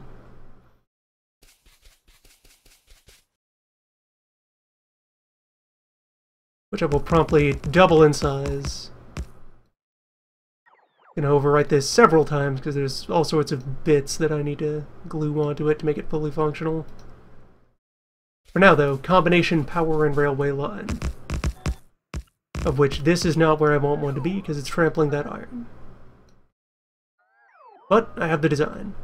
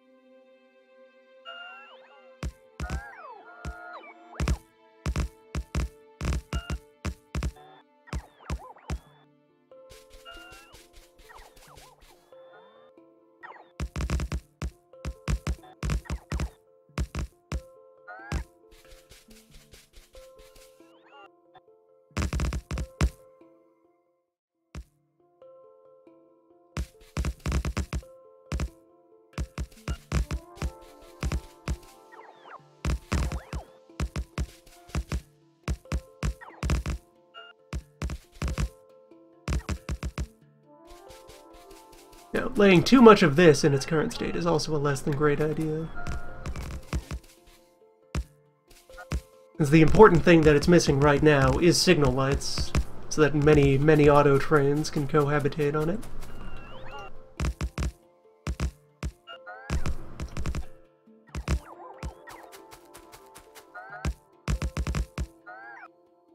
So any length of it that I prepare like this will need to be reworked thoroughly.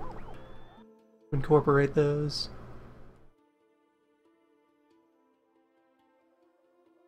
Right, so next bit to need to manually design. Go ahead and create a 2-lane corner.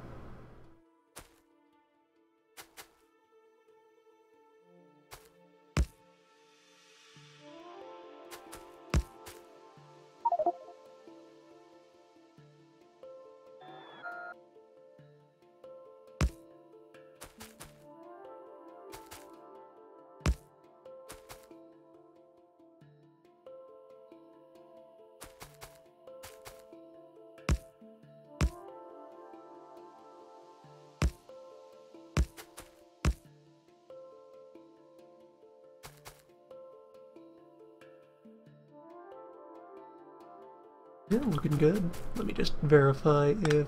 Yep, those connect.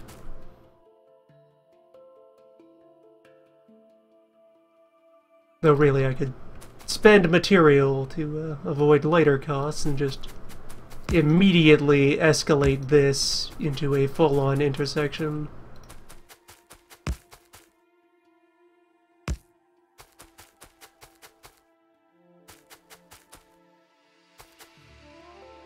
Alright, so wait, in designing this I need to decide right or left-handed train.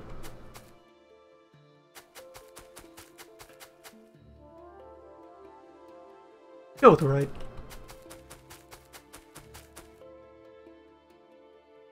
So the connections that need to be made. Coming in this way, you could exit straight.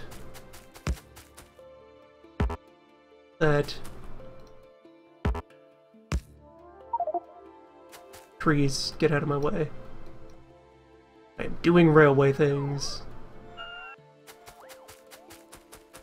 No, go straight, or turn right, or turn left, which means putting them on this lane over here.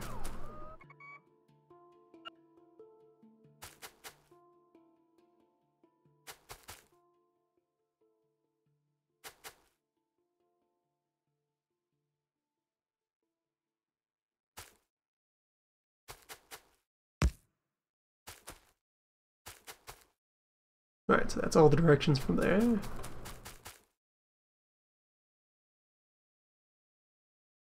Then I could do the more clever thing.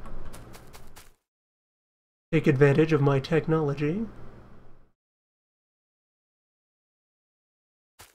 Repeat that pattern.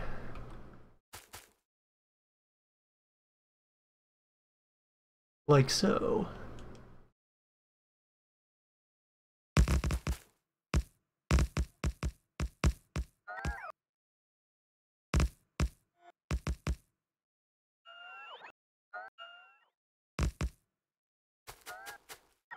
And one of these will need a shitload of signals in order to function properly.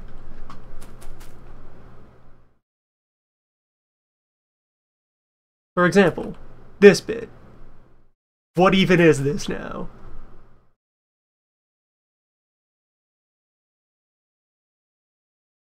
What is this monster I've created?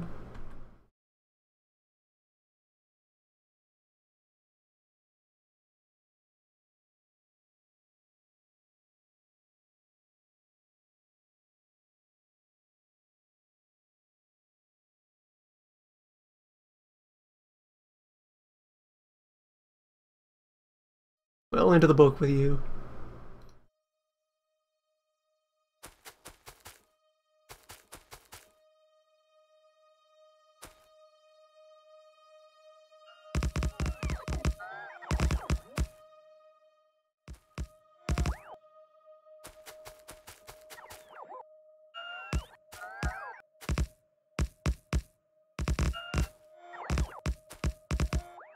It at least looks nice.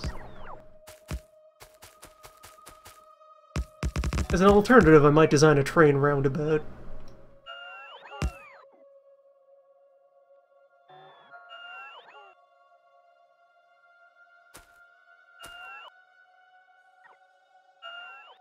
Which, of course, have their own pros and cons as a tool of traffic management.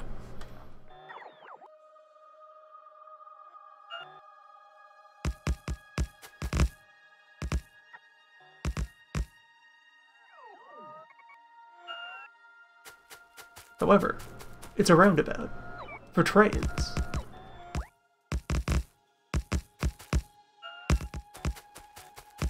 Think about it.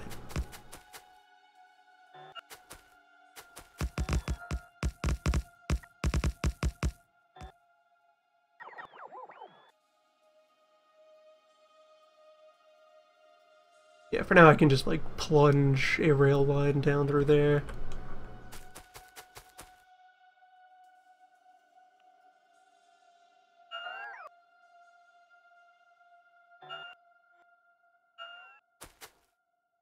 It'll serve as a suitable hookup. Will get me back to the war. You know, traces some reasonable lines through all of this.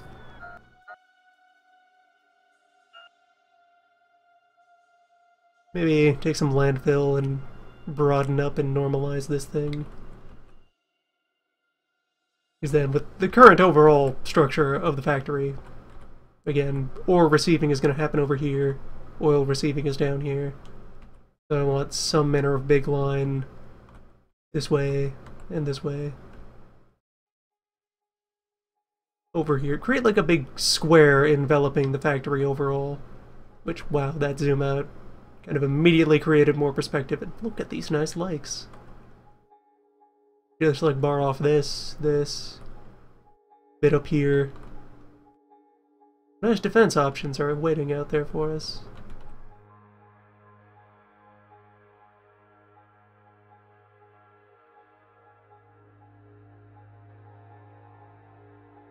Yeah, this is about where we want to stop for defense building. So this land is just going to get wider.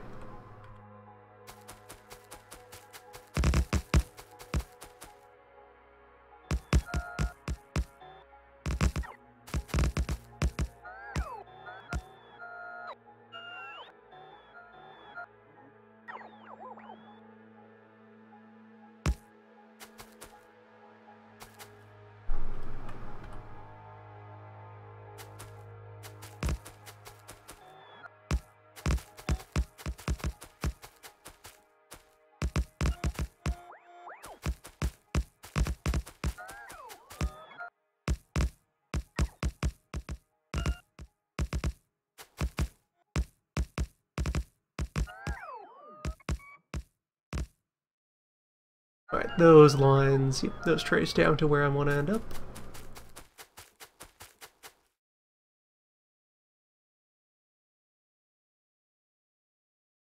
We'll throw the intersection here.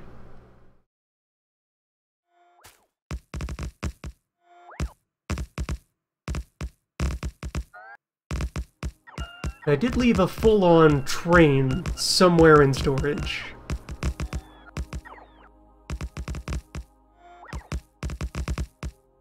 So if I just ask the network for a locomotive, I should get it.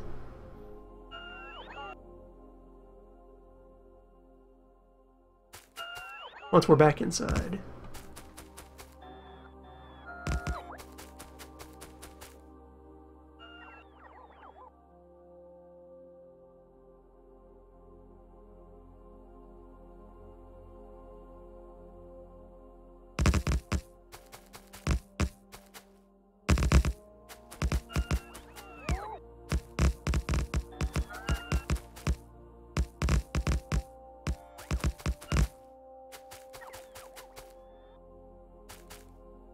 Now that we're back at the fence...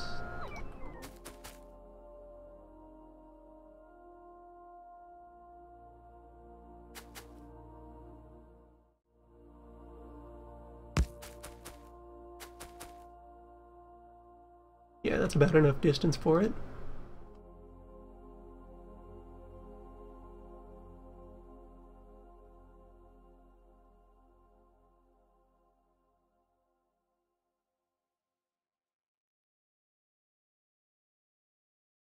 Another construction to create.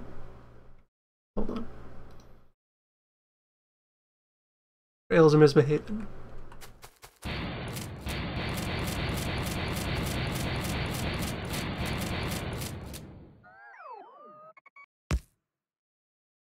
And not quite as much distance as I'd hoped. That's fine. This wall is obsolete.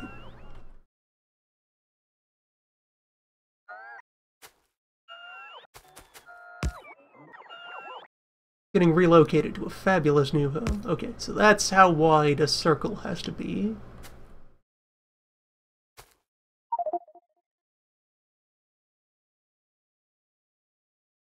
To make that work, I'd have to give it a bit more time to spread out.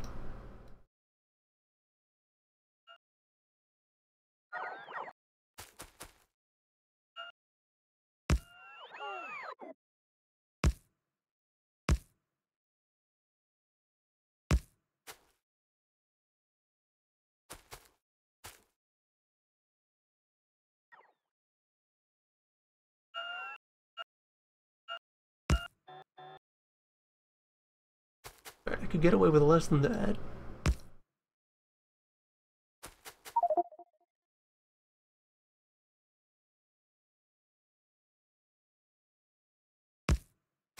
There.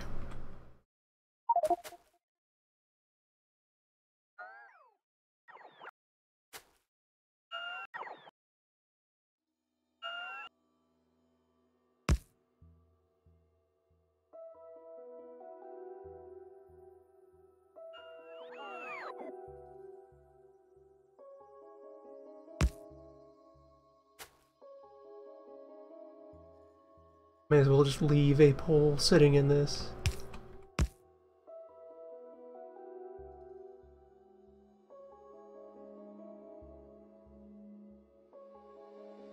Take the results, write it down.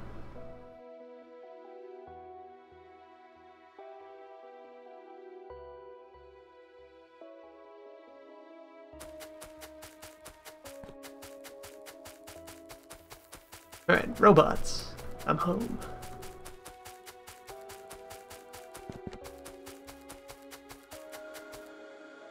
Bring me cubes.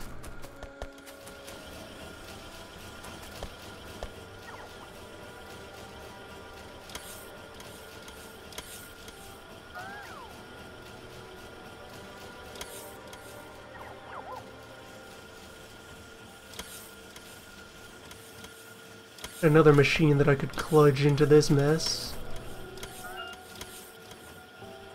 But I could set up a Roboport maker.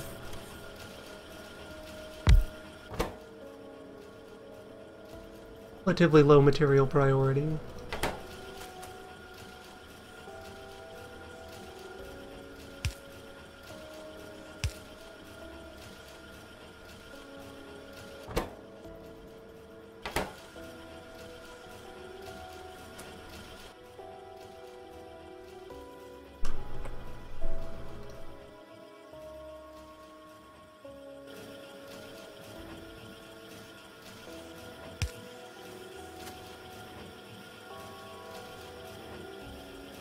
Have to snake the gears around.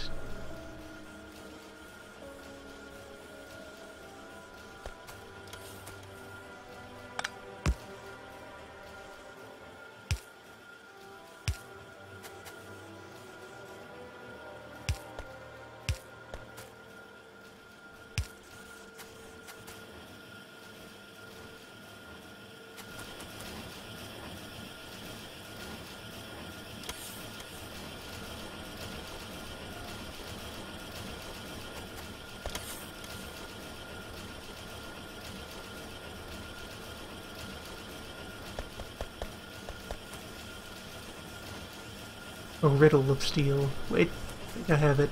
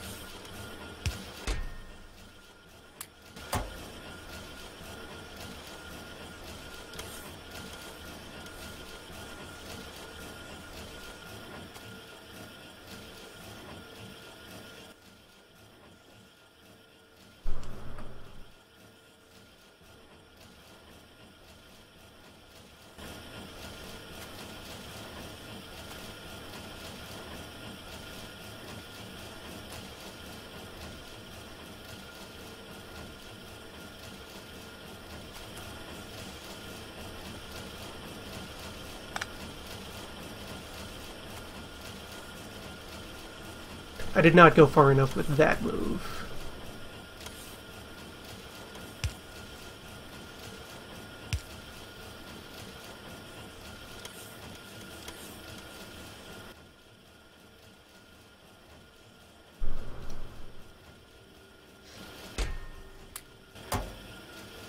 There.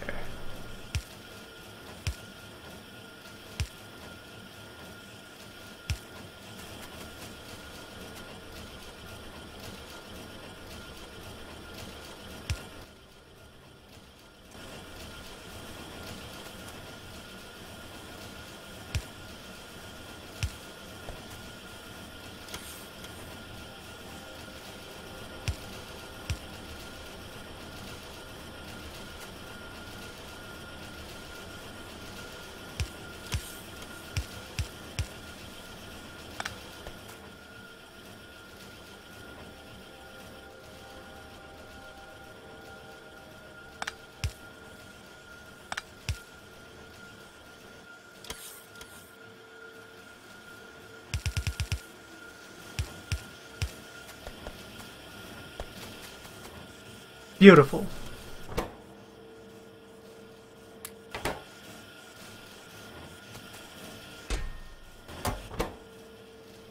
Perfect in every way.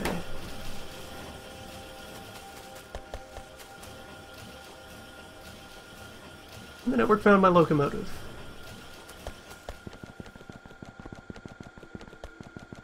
But no cubes. Guess we're not stowing any cubes in logistic boxes.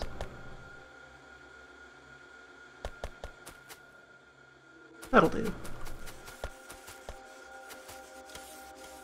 You're indeed finally managing to run down the copper.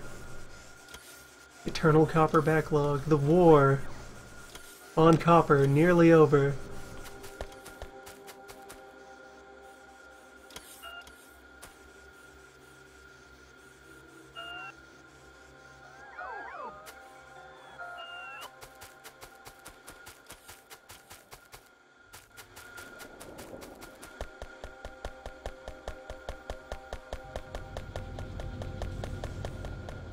Send the copper back out to the furnace.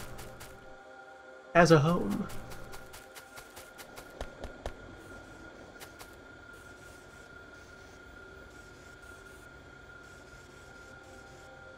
If I'm willing to work out some kind of sorting engine, or otherwise create a new material feed to bring it out here.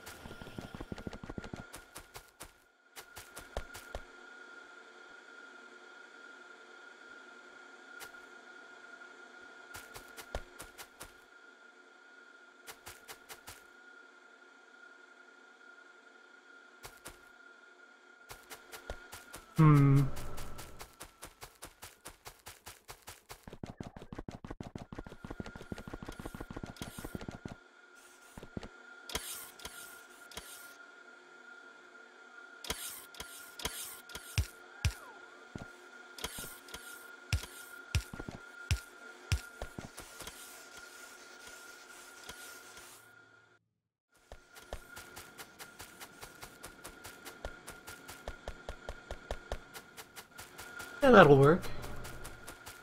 The space I've left between them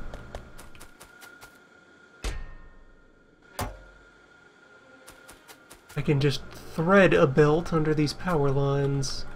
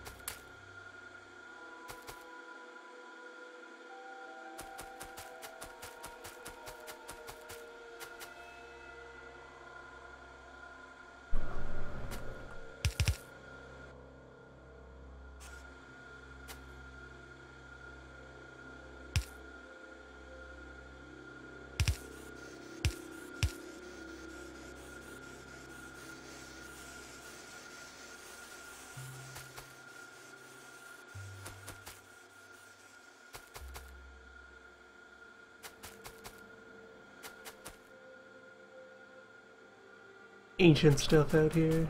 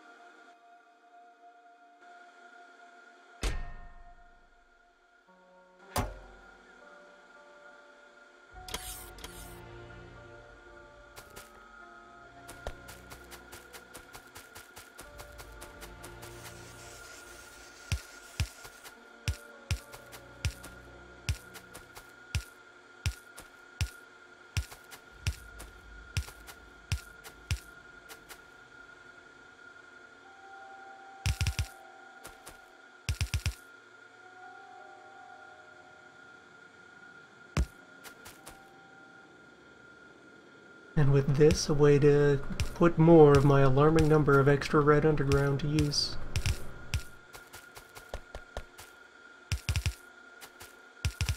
I have perhaps too many tunnels.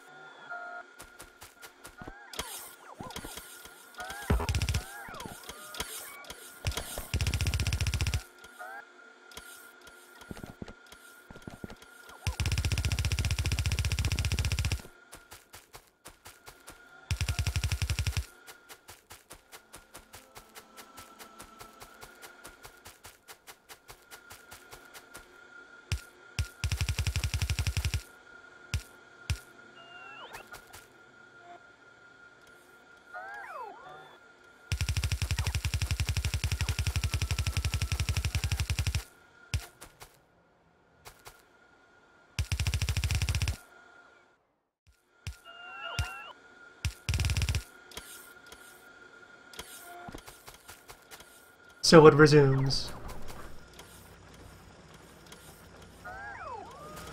Well, not it. With these running again, I could stand to cut down their energy footprint.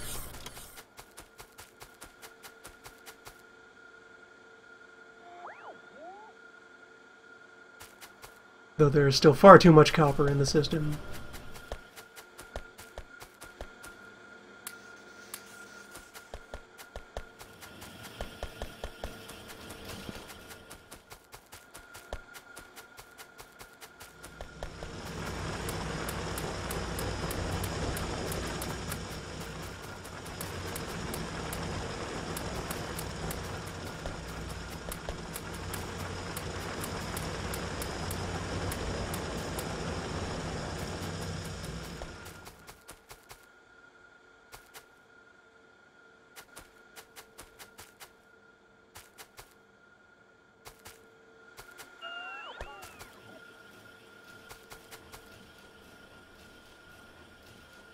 The ones I don't take now are waiting there for later.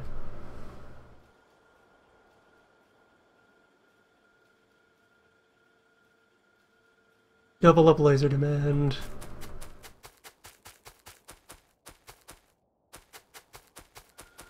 And let's see, where's my indicator lamp?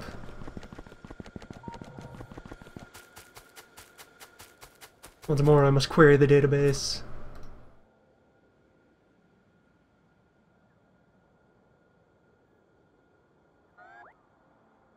How many walls are in this system?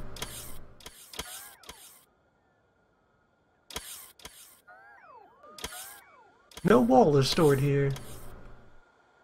Weird.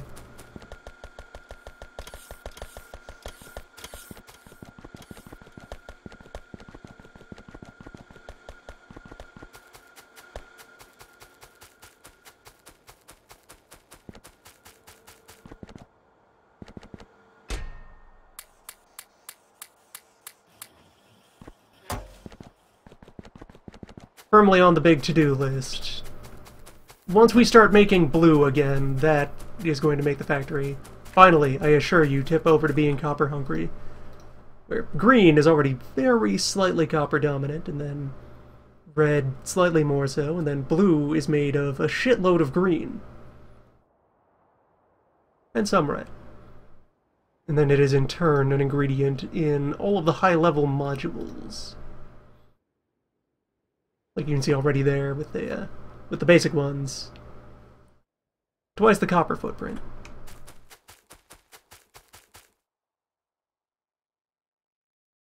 Powerful stuff.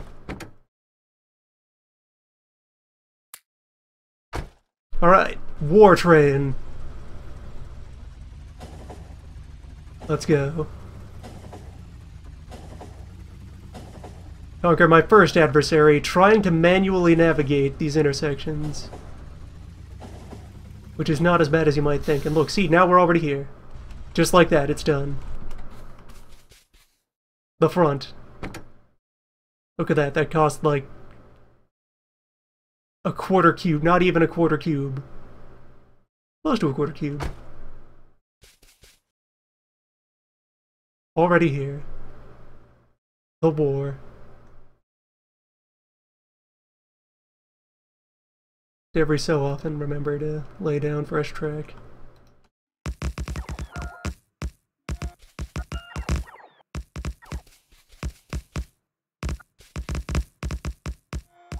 Also, a limitation of that intersection as I've built it right now is it does not support U-turns.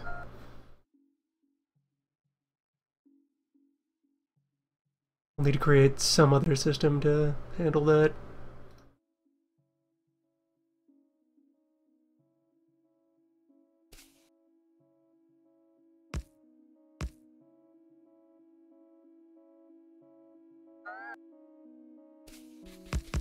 What it does support is violence.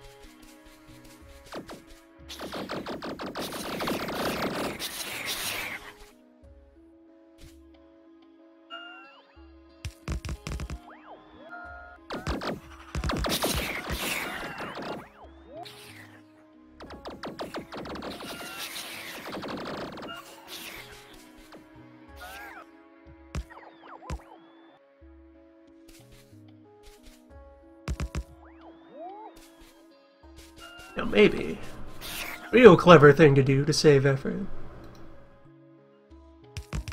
Whip up some sort of war track blueprint.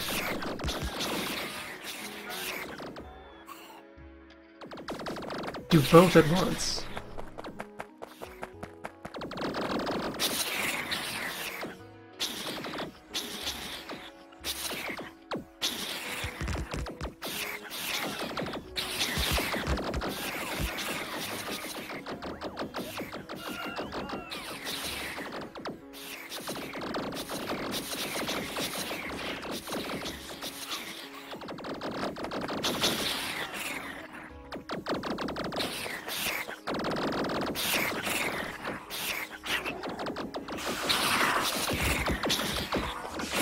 This is about where I would like to drop the wall.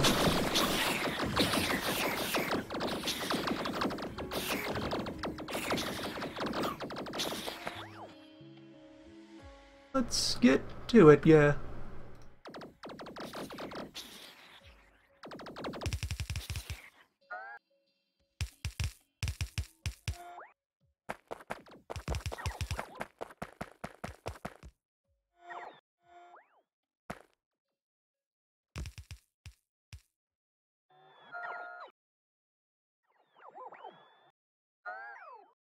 Yes, some manner of combination rail and gun.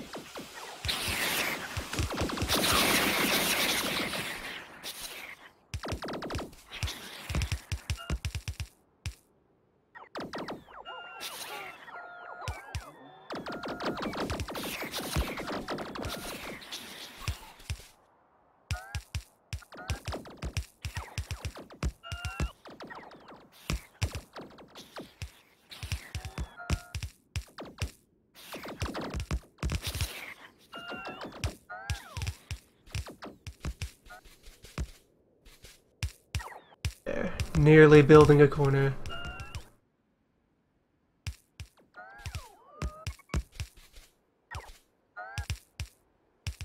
And very close to actually coordinating.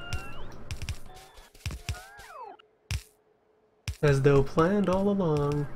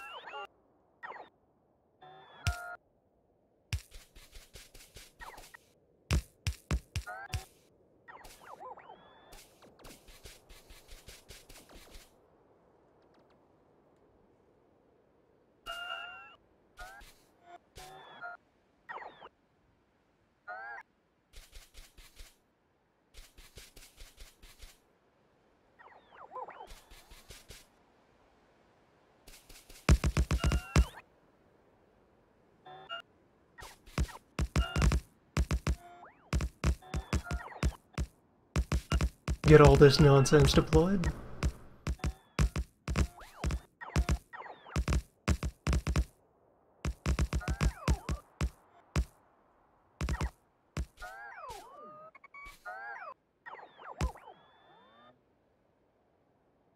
something I can do with this as far as convenience and automation of things. Since I'm carrying a station,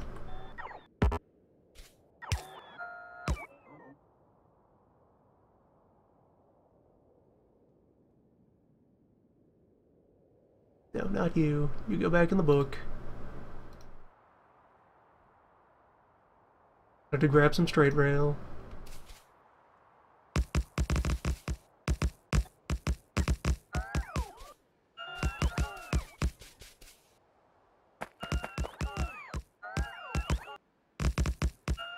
But yeah, since I'm carrying this train station,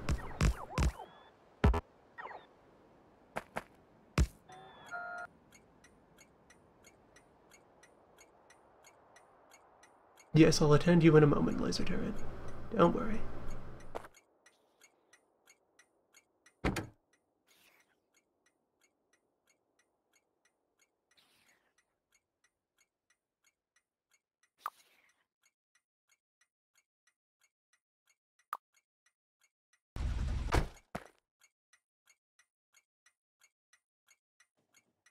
Put that down wherever I'd like. Haul the train to it, and then tear it apart. And in the long run, actually create many stations at convenient locations, etc., etc.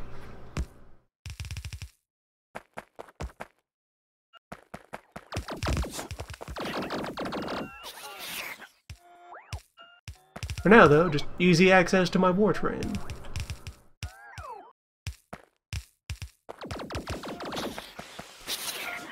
Which, furthermore, since I have a full set of cars here in the inventory,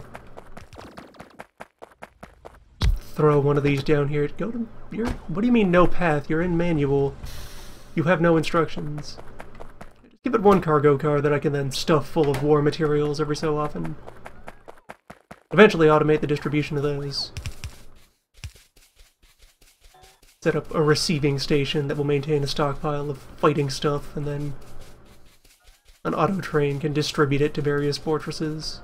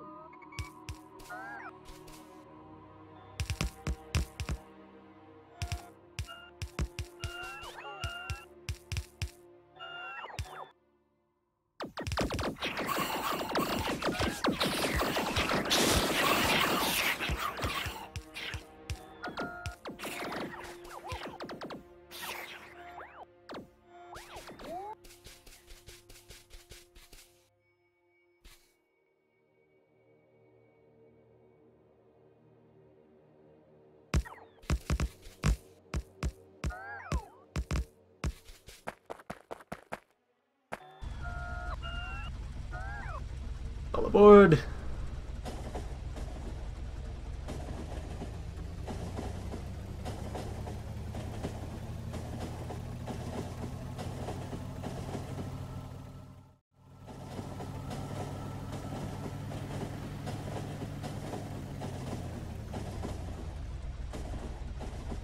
It's a bit swift.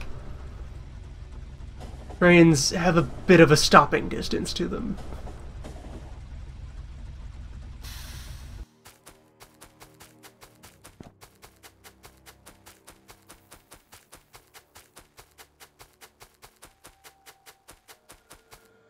One thing I can fill the train with is more train food. Here you go. Here's rail. That thing you need to live.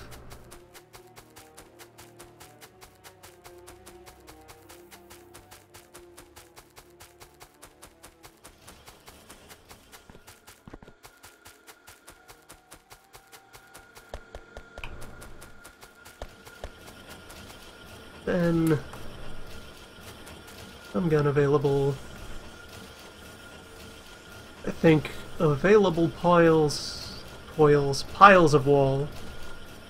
It's some preparing over there, and the fresh one where I was running through all the old brick up by Beckman Station.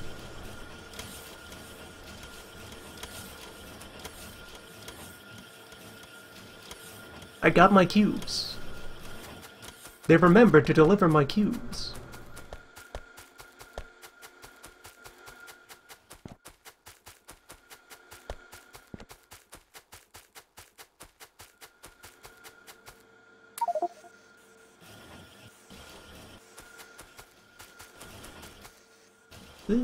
This is not in network range. Someday it will be.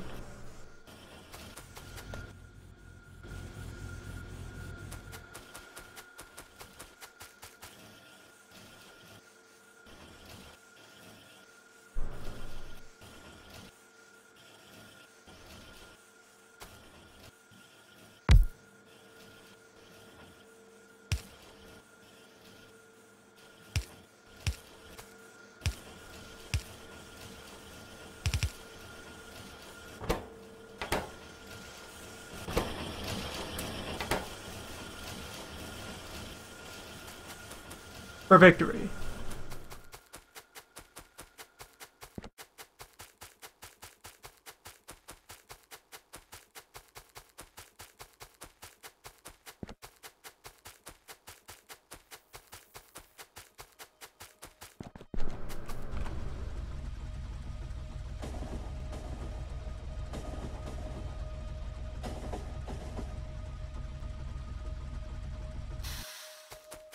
Drop off here so I can tear down all this old stuff.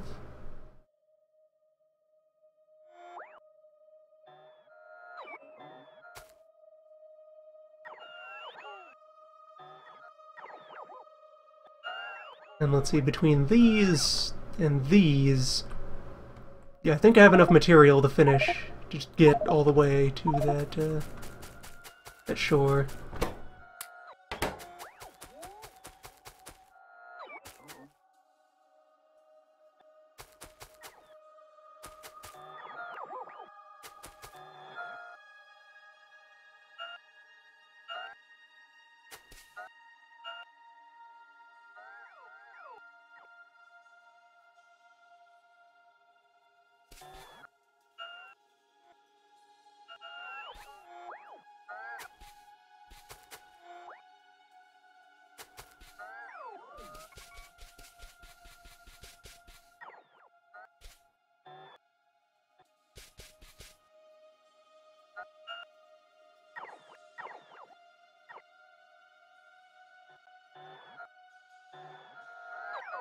When the train learns how to lay its own track, your work as a designer is complete. The last part to remove from a machine is the self.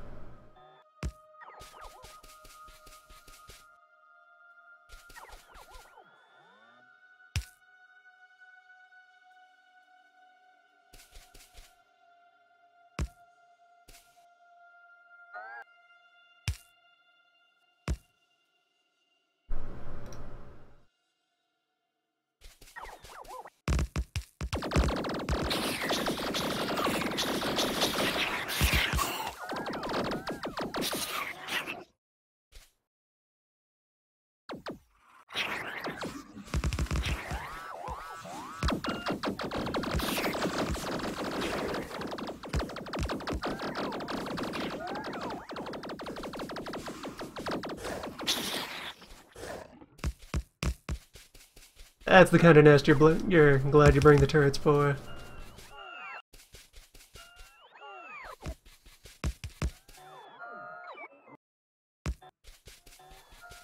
That is just too many worm.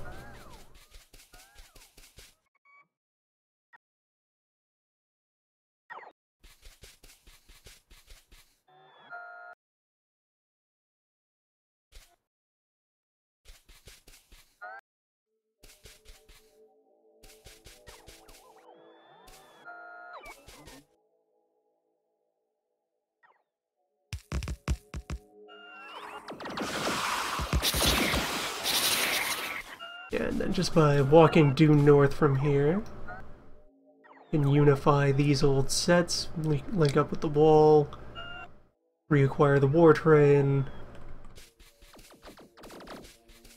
and then it's on to the coast.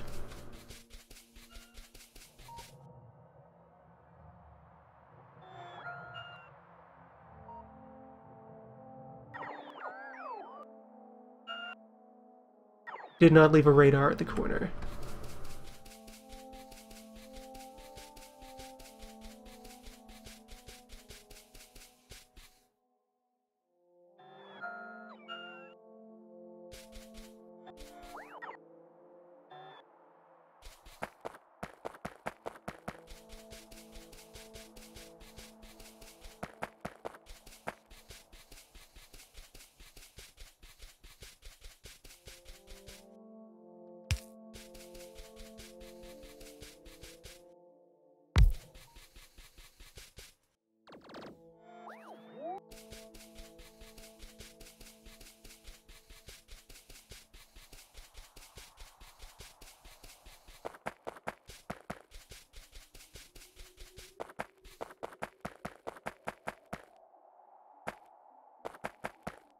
Alright, and a further trick I can employ here.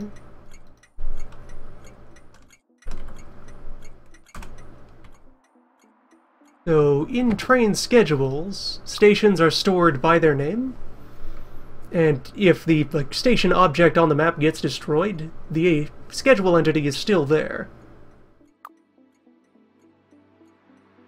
And furthermore, multiple stations with the same name are considered the same object. So from now on, this is just my me train, and that's all the scheduling I need to give it. Just go to me, and then at any given time I can define what me is. And I think just to go ahead and secure that a little better, let me just define an absurd inventory condition that would never be true. Or alternatively, I think I could do it with, yeah, I can go full on with circuit conditions.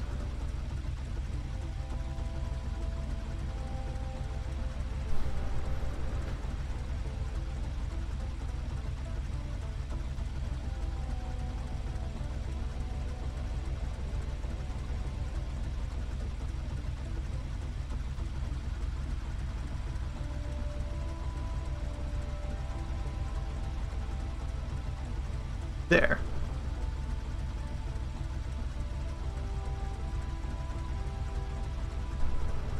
Oh wait, no, I chose the wrong field, but 32,768.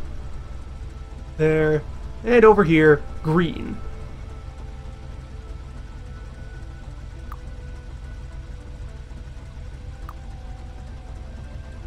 This train will sit exactly where it is, doing nothing further. Where that is wherever I say me is. Unless green is exactly 32,760... yeah, 68. Good train.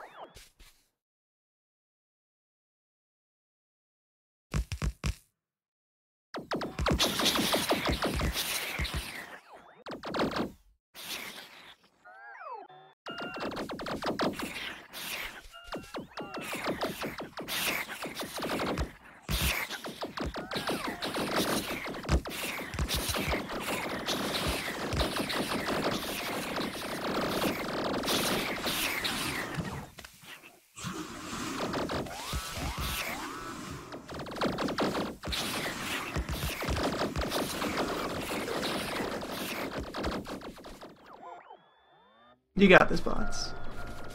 I have absolute confidence in your ability. Yours and the thousands of replacement units that are waiting in a warehouse somewhere. Take your place.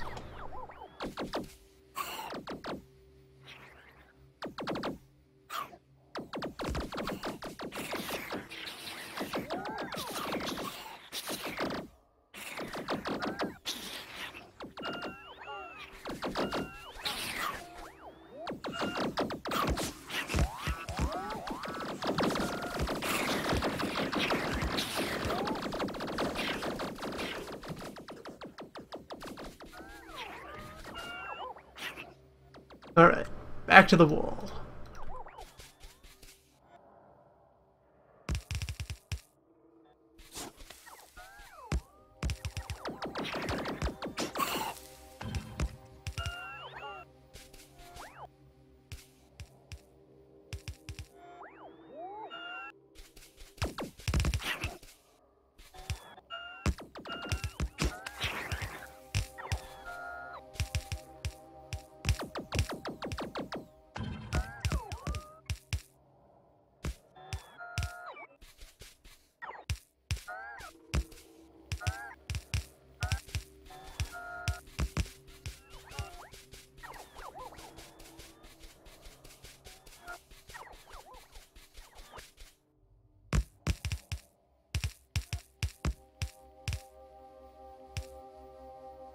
And with that return to the wall, this session has already pretty aggressively feature creeped its way out of how much time I was planning to spend on it when I set out. But hey, look at that. Look at all of this that has occurred. Look at how almost done we are and how much more exists to be done. Infinitely large world. Infinite reality.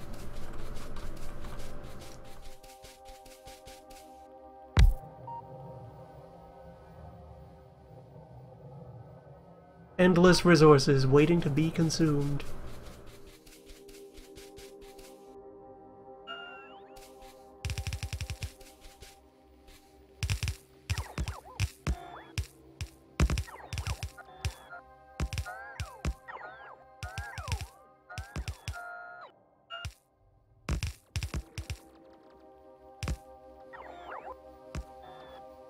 I may carry out a bit more of this wall adjusting off camera at some point, either between this session or future ones.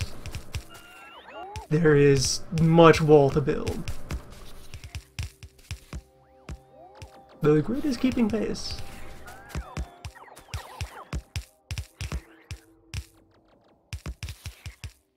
Never attempted rocket per minute.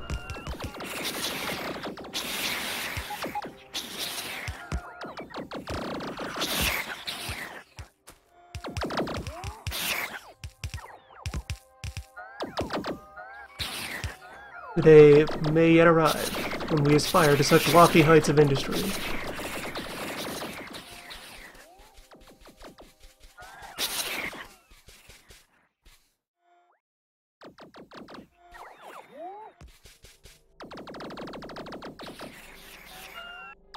For now, though, the machine must idle.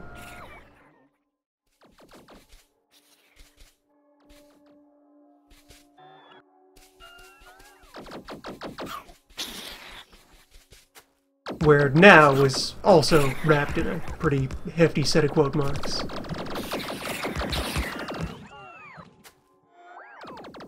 Soon.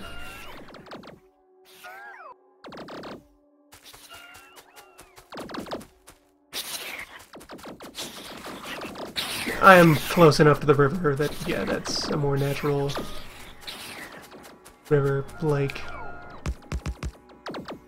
the damp.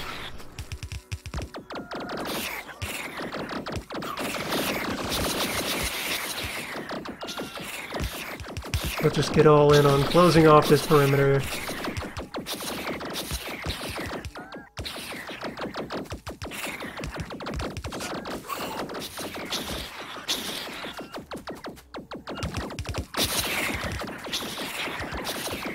Of war to end all the inconvenience caused by war. A war to restore productivity.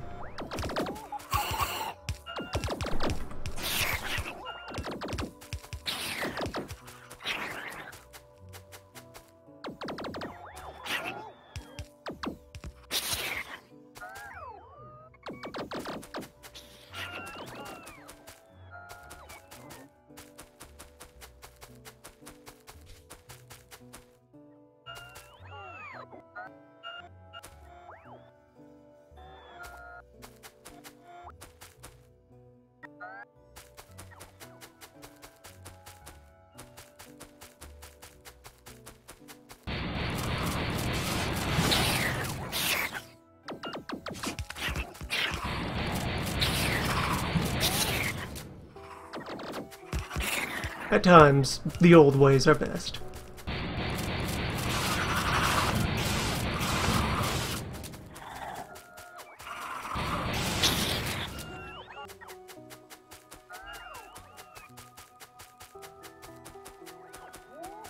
The proper tool for the proper job.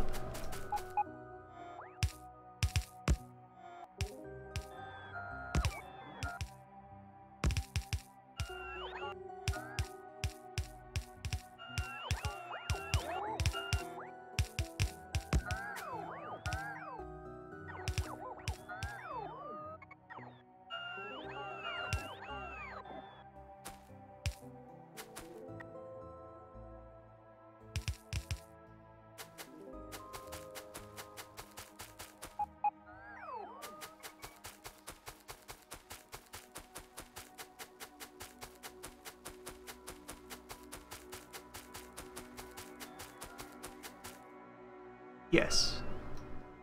The decisive moment.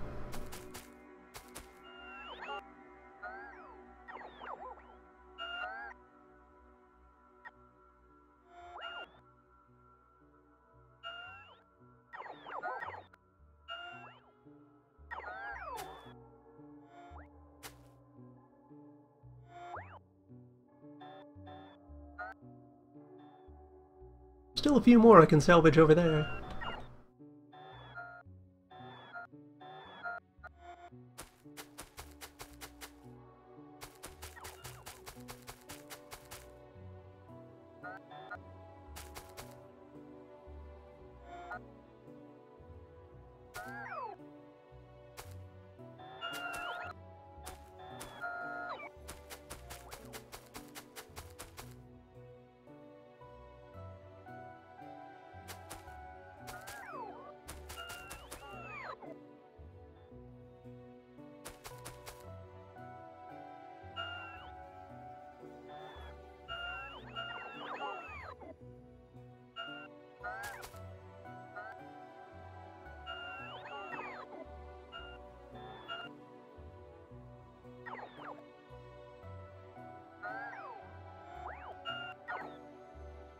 And want a few more radar to tack down all of this side. Just link up. Well, statistically, kind of inevitably, it all will wrap around into one grand mass. Question of how far I want to push it.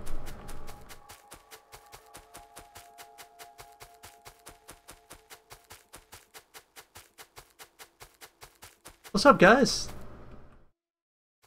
Oh, those are gonna go cause a problem.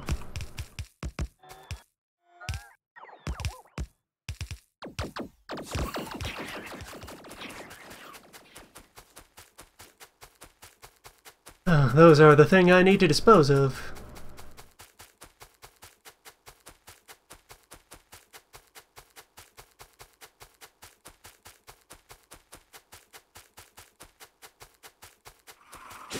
How you doing?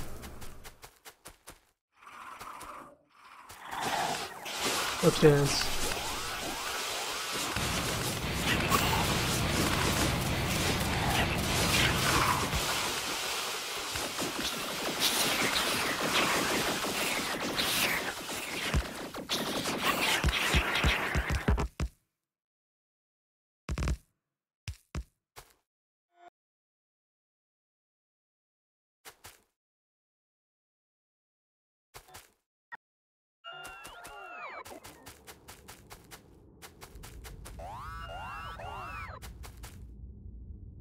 Okay, good. Just residue. Not some additional bug I misplaced.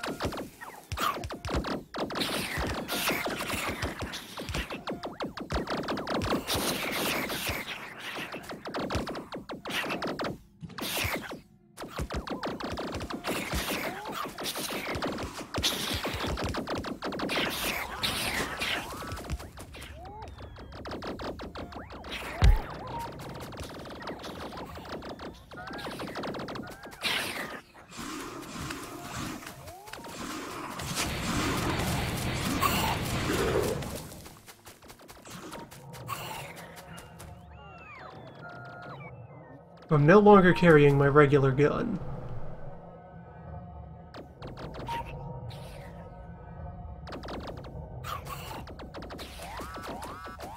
I could have built a replacement on the spot. Not worried about it. Just shy on lasers to actually reach the beach.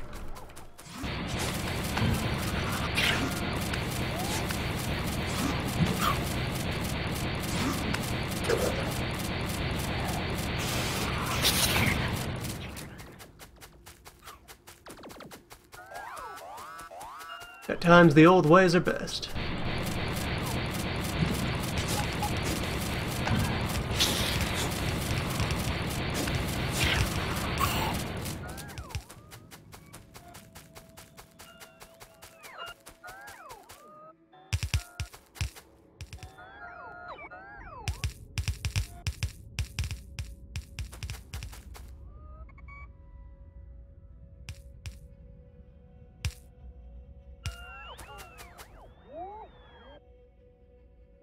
Close enough. It is done.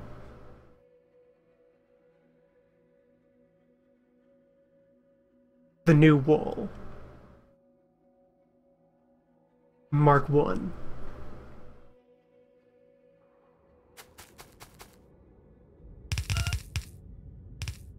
We will yet need to install a larger, angrier wall.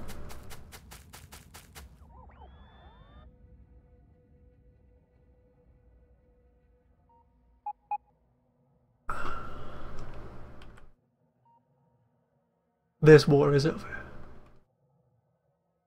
A new war may soon begin.